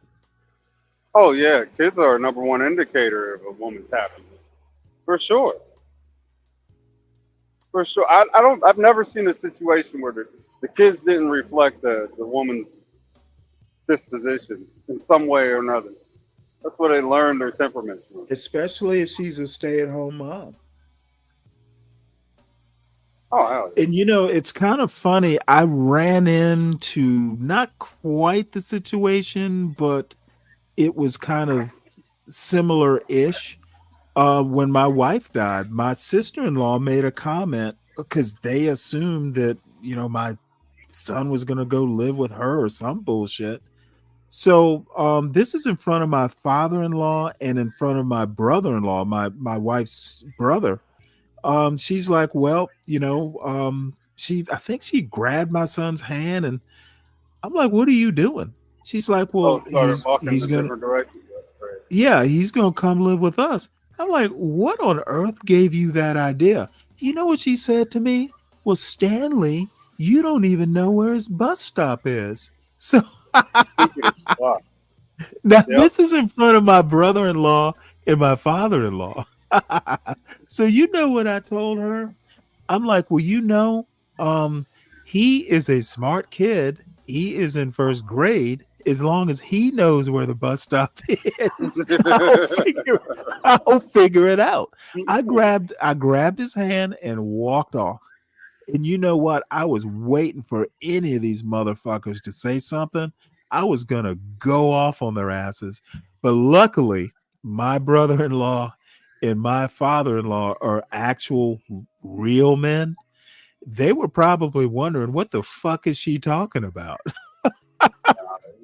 Dude, buying emotions. you know He's what, full of emotions. motherfucker? Do you know? I'm like, do you know who I am? Motherfucker, I can do shit. I'm Stanley Cross. Believe me, he'll get where he needs to be. You know, we will miss his mother. I will miss my wife, but dude, he's not gonna fail. My Yeah, that takes family an would end. never shit. My family would beat my ass if I failed my son. That's failure is not an option with my family, That's even how at our house my is age. ran. Yeah, that's how our house is ran. I don't think I've even asked my parents for help. I wouldn't even call it foolish pride. I just Well, made a you way. know, it's not so much, it's just expectations. You know, my parents always had high expectations, and you know, eventually the kids pick that up. You know what? I'm not gonna call my parents with this bullshit. I'll just take care of it myself. And that comes from having good, positive male influence, male You role know, models, other male now there models. were times when I'm like, I'm not sure if I'm gonna be able to do this, but lo and behold, I did. But dude, you got to dig deep. Oh, You dude. know, you when you think you can't dig deeper, dig deeper. That's a thing the military will teach you. There is can't exists, but it is a rare species. Man. About the kid situation, man, it rubs off. You absolutely 100% right, man. My Yeah, kid, it's like, dude, you better be instilling some confidence. yeah, man. My kid Poor kids. was my youngest was doing so good in school, man, and me and my wife ended up having like a little argument. And dude, that day, the next day, and the other day, it was just bad days for her in school. And I'm like, Oh yo, wow, yeah. yeah, and I'm just like, what's going on? Like, what's wrong? Like, what's like, talk to me. And then it came out. She's like, no, you and mom fighting, and you might leave. And I'm like, no, I ain't gonna leave. Yeah, man. After that Yeah, day, I that was just shit, like, that damn, shit. dude, Yeah, that kids. Oh, dude, kids that are shit like fucked now. me, bro. People don't get mad. It's a joke. Kids are like animals. They pick up on vibes. They are vibe driven beings, and they can tell they can tell when something's in the air. Bro. So now we try to have our discussions or whatever in a private, away from the Right. kids. Yeah. Episode of Xena Nation. Here, let's watch this. This I watched part one. This girl's walking around. I think it's Midtown Atlanta. That's a girl. Yeah, she actually. I was gonna ask. Well, hold on now. This is a bad still shot. She's actually not bad looking. I don't like the tattoo. And her hair's kind of messed up. She doesn't look. She's been out all day, I imagine. But she's not ugly. I mean, I'd date her. Of course, you know, the older you get, especially as a widower, you know, the less picky you get. that's just a fact of life. So let's see what she has to say. That comes with experience anyway. Doorville train station, and I'm sorry, what? That comes from experience anyway. Age Well, on her board. hair, I think she's been out in her hair, you know, in this her type of perm and all that stuff. If you are in Atlanta and it's a humid day, you do better puff just to up. like wear a hat, because your hair is going to get all messed up Yep. between the humidity and the wind and all that, and you sweat out perms apparently. I know too much about women's hair, black women's hair, because I grew up with a couple of them. It's a complicated issue. You have to. downtown Atlanta today. Those buildings down there, that is. Yep, that's Midtown. Y'all, this is a beautiful site. Atlanta is definitely under construction. I know right where that is. That they got. So I just want to say that the trains are very similar in Atlanta, just like how they are in New York. Pretty much the same thing, really. No, they're So not I the just same to thing. show y'all what that was looking like on the Atlanta side. 'cause we Yeah, already the know Atlanta what New trains are York is more looking like the like. ones in Boston. Well, there are fewer of them. Like out on the this is the west side of Atlanta. I'm about 40 miles out. You know the trains in New York go up. Shit, the trains heading up upstate, they they go quite a ways out from Manhattan. Um, there's not even. I couldn't tell you where the nearest metro station is. I don't think there's even a metro station on the west side. This part, the north and kind of west side of Atlanta. I don't think there's a metro station at all out this way. So it's nothing like New York. Yeah, this is one of the things about Atlanta, and one of the reasons I started watching this. You just cannot believe the amount of trees in Midtown. It's beautiful. That is definitely a Grand Army Plaza type thing. For those that don't know, Grand Army Plaza in Brooklyn. Right.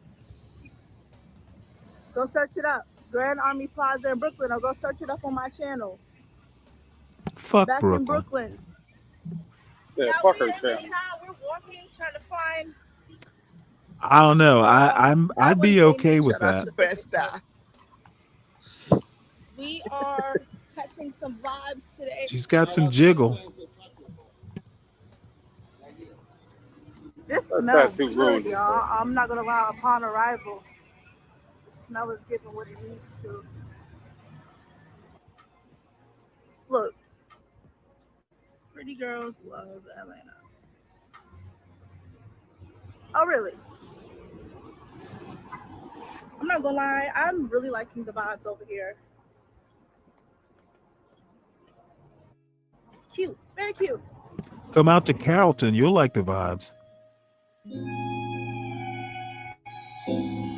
Y'all, Probably won't. There ain't no black people I'm out so there. happy that it cooled down because Dude, it's the weather 50-50 has been in my bugging lately. city. If you guys know, It's This is 50-50 Atlanta, bro. in What my do you mean it's it ain't black? 50-50 in yeah, it's Midtown.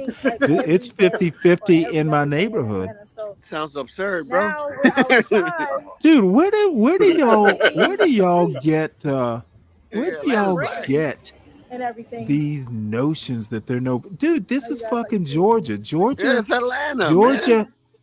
Well, hold on. Georgia has the third highest black population in the country. It's Yeah, they Texas. It's Texas, Florida, and Georgia. And Georgia and Mhm. Florida are fairly. The fuck do you mean I there are think no I think black people? Georgia might have more black people than Florida. Not Stanley according is to the asking last nothing to do with stats. Not according to the last stats I saw.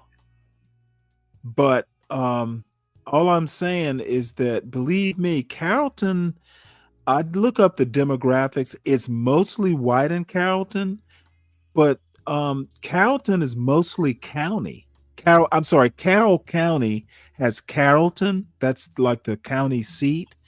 But other than Carrollton, there's a lot of county out here. So you might have a lot of white people out in the rural areas, but in the actual cities, and I live right on the edge of a city, not Carrollton, but another, there are a few small towns in the county. Black people live in the cities. They don't necessarily live out with the cows. So looking at the population of the county is a little deceiving. You need to look at the population of the city, even if it's a small city, because that's where the black people will live. Look at the city makeup. There's more city folk than country folk. Right. I mean, if you look at New York State, there's hardly any black people there. Same with California. If you look at California, there's hardly any black people there. But if you go to LA, certain parts of LA, Inglewood, you would think California was a black state. Yeah. Inglewood. New York? Atlanta. Yeah. Look, I'm sorry. I think everything is New York. What, is she from New York? Yeah, apparently. Yeah, because she keep mentioning New York. Brooklyn. The trees are blowing and it is. Yeah, all New Yorkers mention New York every other sentence. Yeah. Shoot, you can It tell that's is not the New York because there's Asiago, hardly anybody on the streets in but the it's middle It's of the what do you day. clean. call it? It's Brush clean. bowls. Yeah, That's what gave it. That's what gave it away. That is healthy though.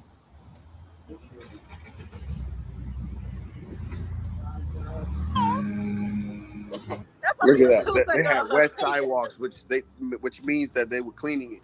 Look at that. lick. Yeah, well, Midtown is nice.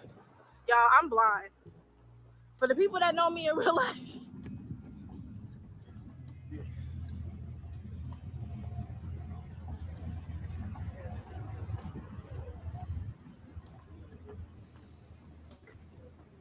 you said what about the sandwiches?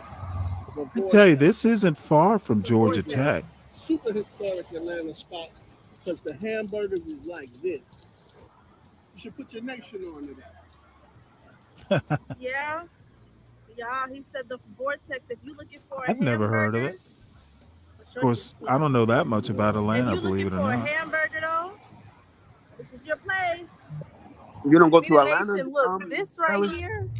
It's You an know what? example, I've like how they never have so many spent different things like to do downtown, the midtown. If you're one looking for time. things to do, This was years ago. Before now that I spent in kind of like the Atlanta metro, I was working. So I didn't get into, party that much or anything like that. And I was over on the west side of Atlanta. I can't even think of the name of it. The little town. It's part of Metro Atlanta. But no, I didn't get downtown that much except to the Lenox Mall. Every now and again I get down there to, Buckhead, but it was specifically, there was Phipps Plaza, which was like ultra high end. And then there was Lenox Mall right across the street. I don't know if Phipps Plaza is still there because it used to be a Phipps Arena. I think they've moved on. The Hawks used to play there. I don't know. They've moved on. So I don't know if Phipps Arena is even still there. Maybe somebody can tell me because I know they there are a few have people a from laughing around skull Atlanta. lounge. So this is giving comedy club. Fine. It's giving comedy club. And look, luxury apartments. I mean, she's not perfect, but do something with that hair, she'll be all right. She look like DDG. Like who? I'm not sure what place this Like is, DDG. but that looks very fancy. How do you pronounce that? Fado Irish Pub. Fado Irish Fado. Pub. Y'all look at the club. The club. Look at In the club. the club. What is that over here? Sweet Hut? Sweet Hut Cafe.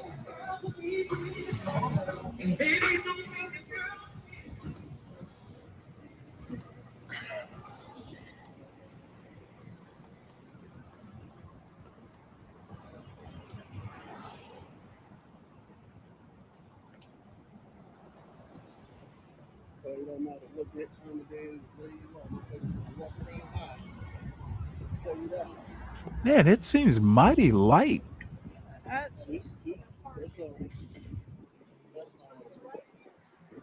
This must be like, I don't know, like 10 o'clock in the morning or something. That is so beautiful. Honestly, this is just a great place to sit and mind your business. Like, I don't know what kind of art that is up there, but that is so pretty to me. Like, I don't know.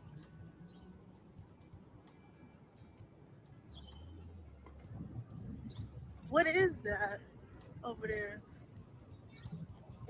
See, it's on the floor. I knew it was something. Like, it had to be some type of art for some reason. No. This poor child.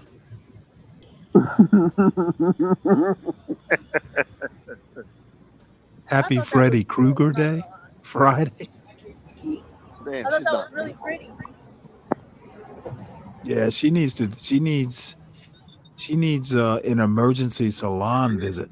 No, but she looked like DDG though, for real. The female version. Who's DDG? Is it a singer or something? Yeah, the rapper that's going Funny through bus. That must just baby be what mama they call it. issues with the Little Mermaid.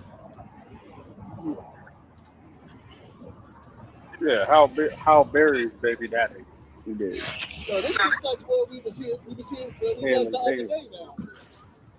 Right, right. Oh, wait a minute. Check on the train station. Yup. There we was. Right, exactly. Y'all, if y'all made it to the end of this video, I just want to say shout out to Nina Nation. Shout out to all the states, everybody that's been watching me from the beginning. Nina Nation is back in the street. Back in the street where it belongs. Be ready for it. Be ready for a hurricane. I belong in the street. Be ready. But She belongs to the streets. yeah. If you made it to the end of this video, like this video, comment on this video, share this video. Now, see, my comment would be, how many times did you get propositioned or stopped by the cops? With whoever. Don't forget to subscribe. Hashtag Nina Nation everything. Hashtag Nina Nation in the comments. Comment diamonds if you don't know what to say. Nina Nation, we out. Peace. Now, she's got almost 7,000 subscribers. So wait, what you do? You Now, looked up Atlanta. this is a little and then bit better searched for of a. You looked up Atlanta and then searched for the first black girl on there. Let's see, she looks okay here. Say that again. You searched up Atlanta and then looked for the first black girl on the thumbnail. Yo, bro. You know what? Actually, how she came up, I was looking for videos because Atlanta's one of the most is one of the cities with like one of the most trees. It's kind of the nickname for Atlanta used to be the city in a forest. So they've got like this one thing. It's like 7 acres of a free public garden. Like they literally grow vegetables, and you can just come in there and pick your own vegetables. And I forget what they call it, something forest, the vegetable forest or food forest, free food forest or something like that. So I got to thinking about Atlanta and trees because Midtown Atlanta has a lot of trees. So this just came up as one of the videos. I don't know. I don't think she's ugly. No, you picked the black girl you thought was cute. That's cool. Oh yeah, absolutely. Yeah, that's cool. What is up, Nina Nation? Oh, she got her perm today, boy. Look at her. And better. Well, she's back I in was New sick York. for the last couple days. I'm just now starting to feel better. This is but today back we're in gonna go Brooklyn, to, Little Haiti. Brooklyn, and we're gonna get something to eat. Oh, look, her accent changed. Look see at that. What's up, y'all? Well, you know, hey, let me tell you a funny story. I went to college with this guy. He was from Queens. And when he first came down to the University of Georgia, he was trying to fit in, and he would do this little fake y'all, trying to kind of fit in with the accent, trying to stifle his New York accent. Hey, y'all. Well, the second half of the year, he just got tired of all us shit kickers. Man, that motherfucker reverted back to his New York accent. It was fuck this and fuck that. Every other word. Yeah, son. It's like, yeah, It son. was like his accent totally changed from the beginning of the year till the end of the year. Yeah, it was pretty funny. He's like, It word was is pretty born, funny. son. What does that mean? All I have, who knows? She pulled the switcheroo. Well, you know what? This is a switch for the better, in my opinion. If you're new to the channel, subscribe to this channel. You don't want to miss any videos that I got coming. Maybe she has makeup or And something. like this video, comment on this video, share this video with someone, and I will get back to y'all when we get over there. Yeah, I can notice the change. She sounds more like Kimmy now. Now that could be the city or the hairdo. Because like when most females get their hair done, the confidence level goes through the roof.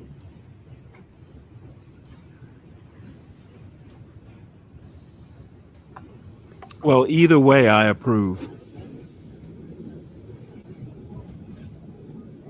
I think, hey, you know what I think? I think that heat in Atlanta was kicking her ass. That's what I think it was. And Because that perm. it was kicking the firm's ass.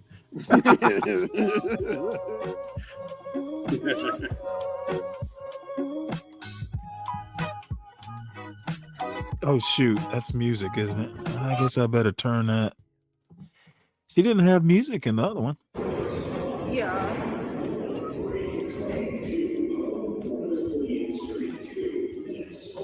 No, that's just so crazy to me how people in New York will get on the subway to go eat somewhere else. Say that again. It's so crazy to me how like this is like a thing in New York. Like people would just like get on the subway, go to like 2 towns over to get something to eat, and it's like, why? Well, Like because they they really want to do eat this there. and they really do that in New York. It's like, why can't you just get it ordered? Oh man, you know what though? If you order food, dude, it is so rare because I haven't done DoorDash or anything like that in probably a year. I pretty much stopped doing it once my son left. Now, since he's been back, he's been ordering DoorDash and stuff. I stopped eating it because takeout food is okay. Delivered food, it's almost never hot. Eating in a restaurant is way better than delivery. The only things that kind of survive delivery are pizza and maybe Chinese food. Mm-hmm. Everything else, it just doesn't Goes to taste the shit. same. Like, Yeah, if you order hamburgers and fries and you're not the first delivery, that the DoorDash yeah. driver, dude, this fucking French It fries gets get soggy. soggy. Yeah, I can't stand that. What is the condensation? Slick Rick, you know what? You're a dick, man. You know what? That would be a hoot if she showed up delivering my food. I have a feeling she'd have a hard time finding my house though. It's not on the street.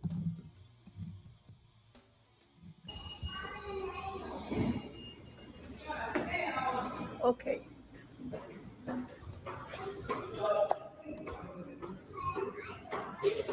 Let me see what side do I want to west. Oh, they both the same thing. That's a clean looking Let me go subway real quick. subway station.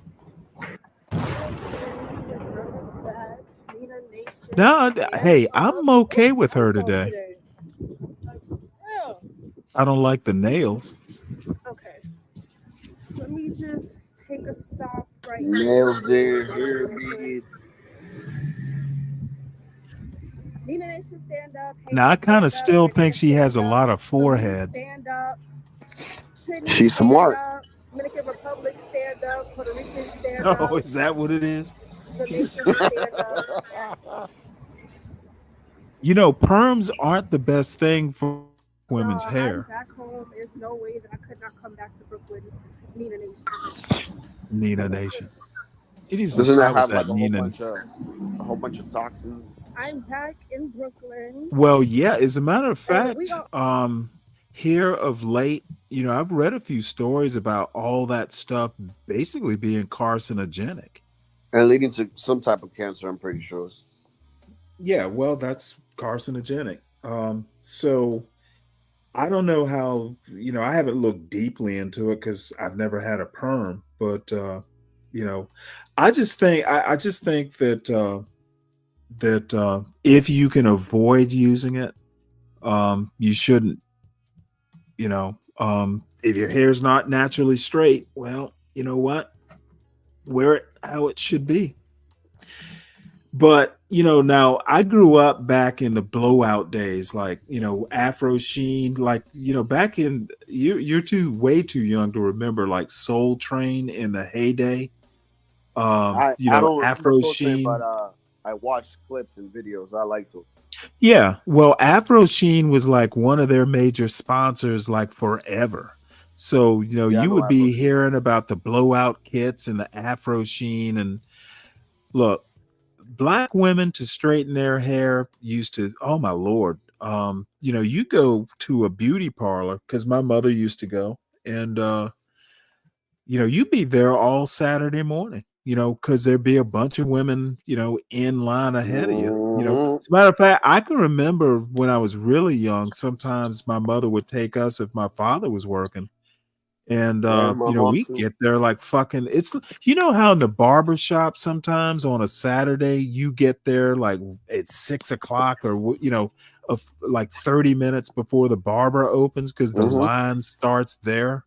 you know, Basically there'll be like 2 or 3 cars parked, at the barber shop before the barber even gets there. Yeah. So, you're walking in with the barber, so you're like maybe first, second, or third in line. Beauty parlors are like that too. At least they were back in my day. So, if you Now it's might be getting there appointments. at 6 in the morning, to be first in line. Yeah, now it's And appointments. they didn't have numbers.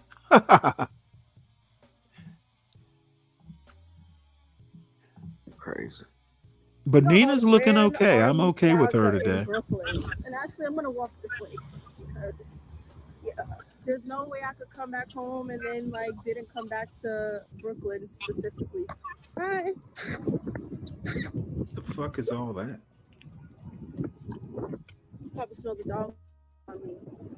Anyways, yeah, nothing on this earth is like Flatbush, Brooklyn, and I just stand by that. I went to middle school in Flatbush, Brooklyn.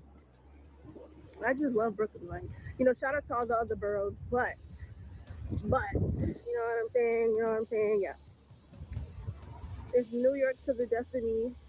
Y'all, it's New York to the death of me, but I am that Caribbean Haitian connect. So let's just get right into it. Oh my Grand Army God. Plaza is one of the most monumental places in New York City. You know what? Prospect Park. This is as a Southerner. There is nothing more fucking boring. And I hope Virgo is listening. There is nothing more boring than hearing a New Yorker talk about New York. My eyes just kind of fucking glaze over. It's like, dude, I've been to New York City. I've literally never had a desire to live there. Too many damn people. Brooklyn Public Library and It's the officially Botanic Garden summer. are like right over here. Not too far down is the historic Brooklyn Museum. We got the Green Market over here in Nina Nation, fresh. I lived in Rhode Island for 2 years, and I would when I get drunk, sitting down just kind of thinking, and I dated a few girls with that Northeast accent. That Rhode Island accents are worse than New York accents. And Yeah, I it's the same thing kind as of in Massachusetts.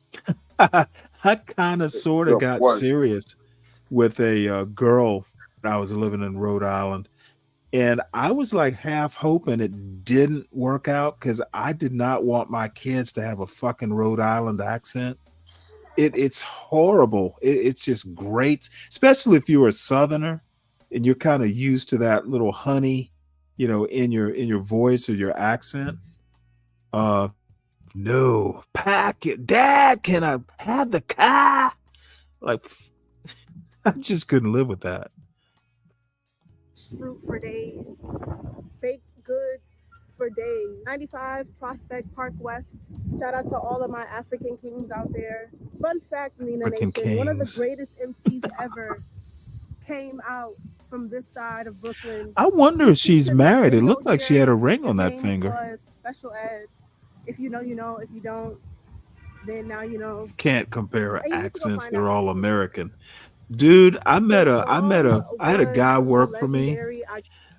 when I lived in upstate New York who it took me like 2 weeks to kind of get used to his accent. He was like from deep up in the fucking hills of North Carolina.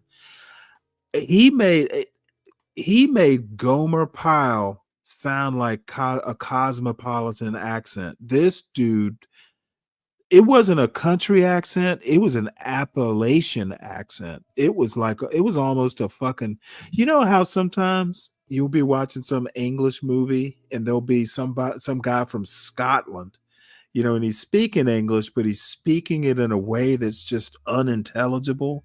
That's what this guy was like with English. And I'd heard Southern and country, like back ass where it's accents. This dude, it was almost like he was speaking another language. So they're not all American. There's some strange accents out there. If you've ever heard Gullah, like people who actually speak Gullah, it's almost like, well, it is a Creole. If they speak slow, maybe you'll understand it.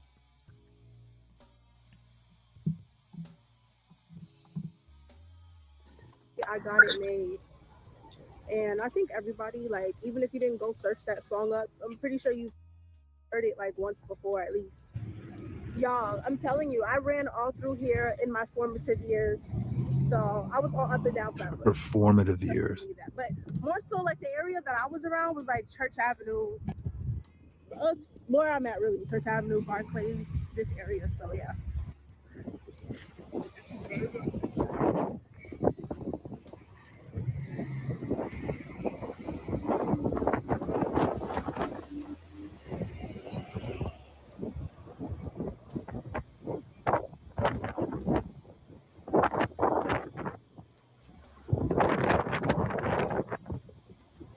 Y'all, I'm trying to make sure I'm going the right way first and foremost. And the wind is going crazy right now.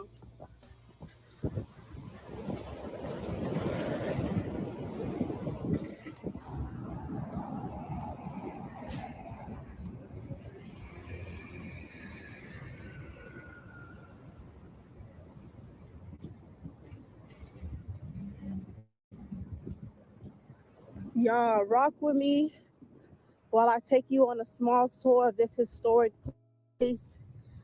It's more their history than our history, but we need to get an understanding that this area has some super history behind it. Eastern Parkway is super close. If you don't know, well, now you do. Y'all, it's a nice day, like, for real. Y'all, after That this, passes we're for a gonna nice day in New York go City. down Flatbush Avenue and get some Haitian food while I show Look you at all around. those clouds.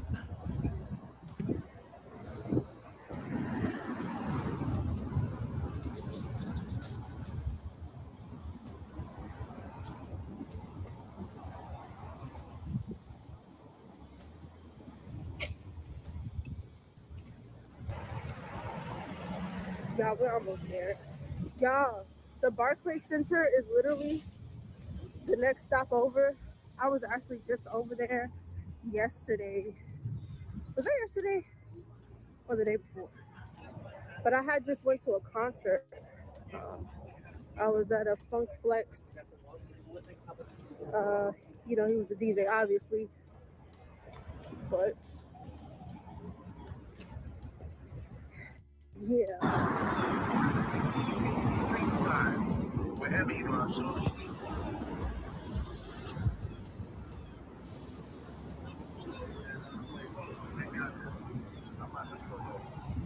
Okay.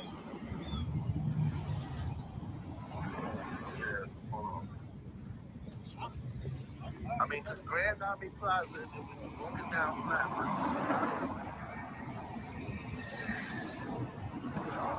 You know what? Let's see. Where am I? It's too loud.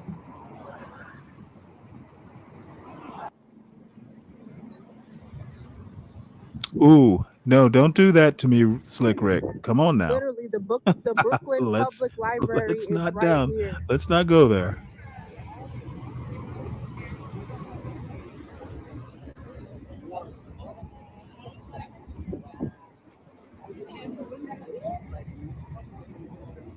Yeah, we're on Flatbush Avenue. Probably can't see in this angle, but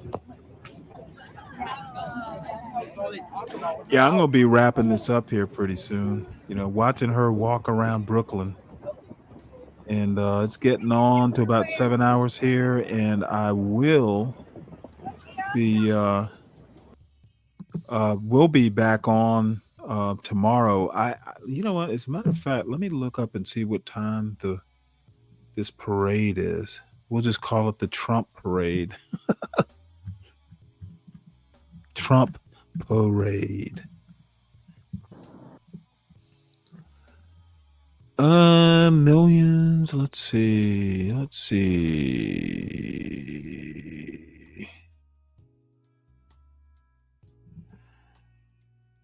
What to know about Trump's military parade?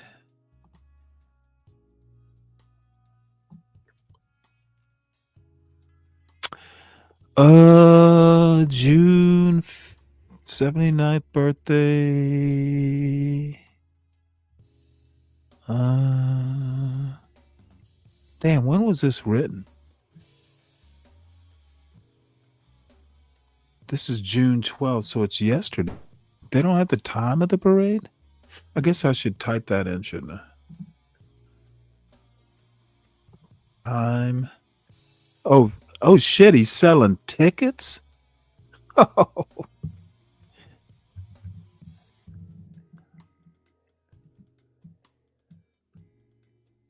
Trump parade time. Notice I called it the... Holy shit. Okay, folks, this doesn't begin until like 6 p.m. What the fuck? So it's going to be roughly from 6 p.m. to 7 p.m. So the parade route will open at 2 p.m. Wow, okay. I would have thought it would have been an all-day affair. All right, well, I will have the whole day tomorrow to prepare jokes mainly. So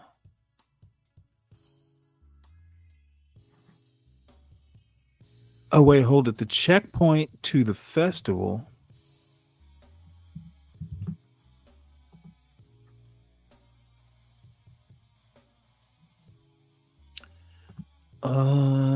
The event will bring street closures. Don't care about any of that. This is the parade route, the ellipse. There's going to be a post-parade concert. Parade route from 6:30 to 7:30 p.m. Festival begins around 11 a.m. Fireworks at 9:45 p.m. Damn.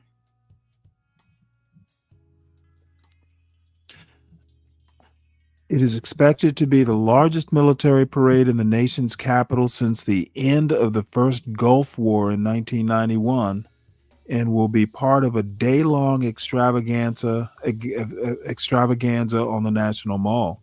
I wonder if John's planning anything for it. I haven't heard anything about it.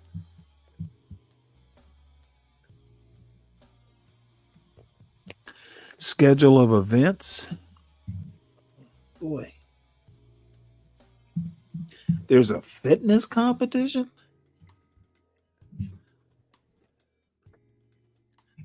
Wreath laying at the Tomb of the Unknowns.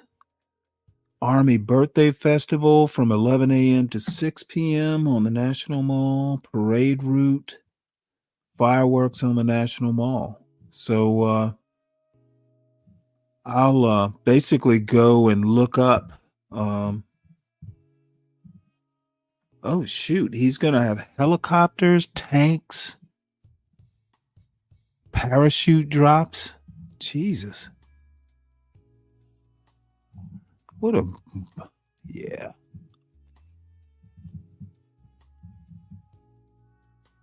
Oh, they're going to have like these old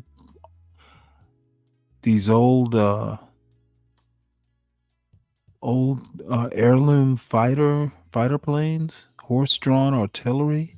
It's going to be a Sherman tank, jeeps, and other period vehicles, national and army colors, marching bands, cavalry horses, period uniforms. Oh man, dude.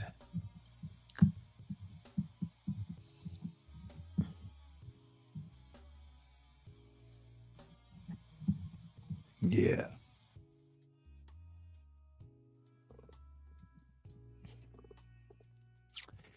Oh, well, this is all very interesting. Not exactly sure.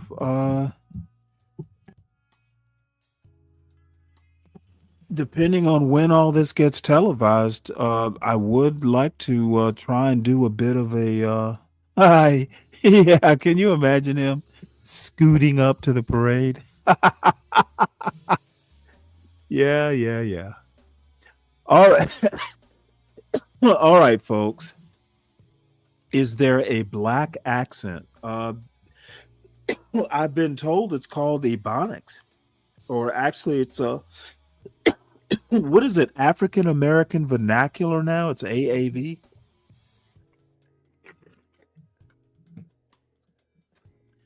But I'm like anything else, blacks in Savannah, Georgia talk differently than blacks in Ohio, and they talk differently than Chicago, New York, LA. So thinking that culture or accents or anything like that is any one thing is problematic. All right, folks. So that's pretty much it for today. I am almost at 7 hours and I am tired. So everybody make sure you hit the like button on the way out. Please make sure that you subscribe to the Stanley Cross channel at Stanley Cross 6000. Make sure that you subscribe to the John Galt Urban Landlord channel.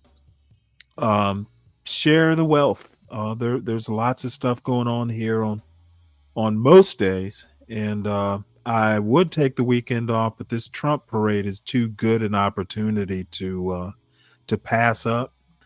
So I want to thank all the sponsors of the show today. Those would be SKC, Uncle Fatty, and oh my Lord, Dirty Dude, my buddy Dirty Dude. Because I run into Dirty Dude. There are other shows I go on occasionally, and Dirty Dude is he is well thought of across all the internet streets I hang out on. So thank you as well. So friends of the show, make sure you support your host, because the money does go to good use, not just on beer, but I've got newspaper subscriptions, there's Ground News, there's a couple Substack things that I subscribe to. So the money isn't all wasted. Some of it actually gets put to good use. So I appreciate it. We've had a good week. We had a good show, had a few laughs. And hopefully, there'll be some more laughs tomorrow during the Trump birthday bash. So everybody have a good day. And I don't know what John does have a couple shows scheduled for today. So stay tuned. I think I saw 2:00 or something like that. Phoenix Fish, is good to see you. I haven't seen you in a while. So y'all take it easy, and I will hopefully see you tomorrow. Happy Army Day. Happy birthday, Army Day, or whatever. If you know somebody who drive a truck, I bet you he done had a relationship with a lot lizard. All these truck drivers love these lot lizards. I promise. Lot lizard, come on baby, get inside the truck. Lot lizard, put your head down and ass up. Lot lizard, call me $40 just to fuck. Lot lizard, twerk, twerk, twerk, twerk. And she at the truck stop, walking with her butt out, and she got her stomach out, and she only come out when the sun out. She's a lot lizard. She's a lot lizard. He can be your boyfriend, husband, daddy, brother. It don't even matter if he driving trucks all around the country and he making money. I bet you he fuck a lot lizard. Come on, baby, get inside the truck. Lot lizard. Put your head down and ass up. Lot lizard. Call me $40 just to fuck. Lot lizard. Twerk, twerk, twerk, twerk, twerk. Twerk, twerk, twerk, twerk, twerk. Twerk, twerk, twerk, twerk, twerk, like lizard. Twerk, twerk.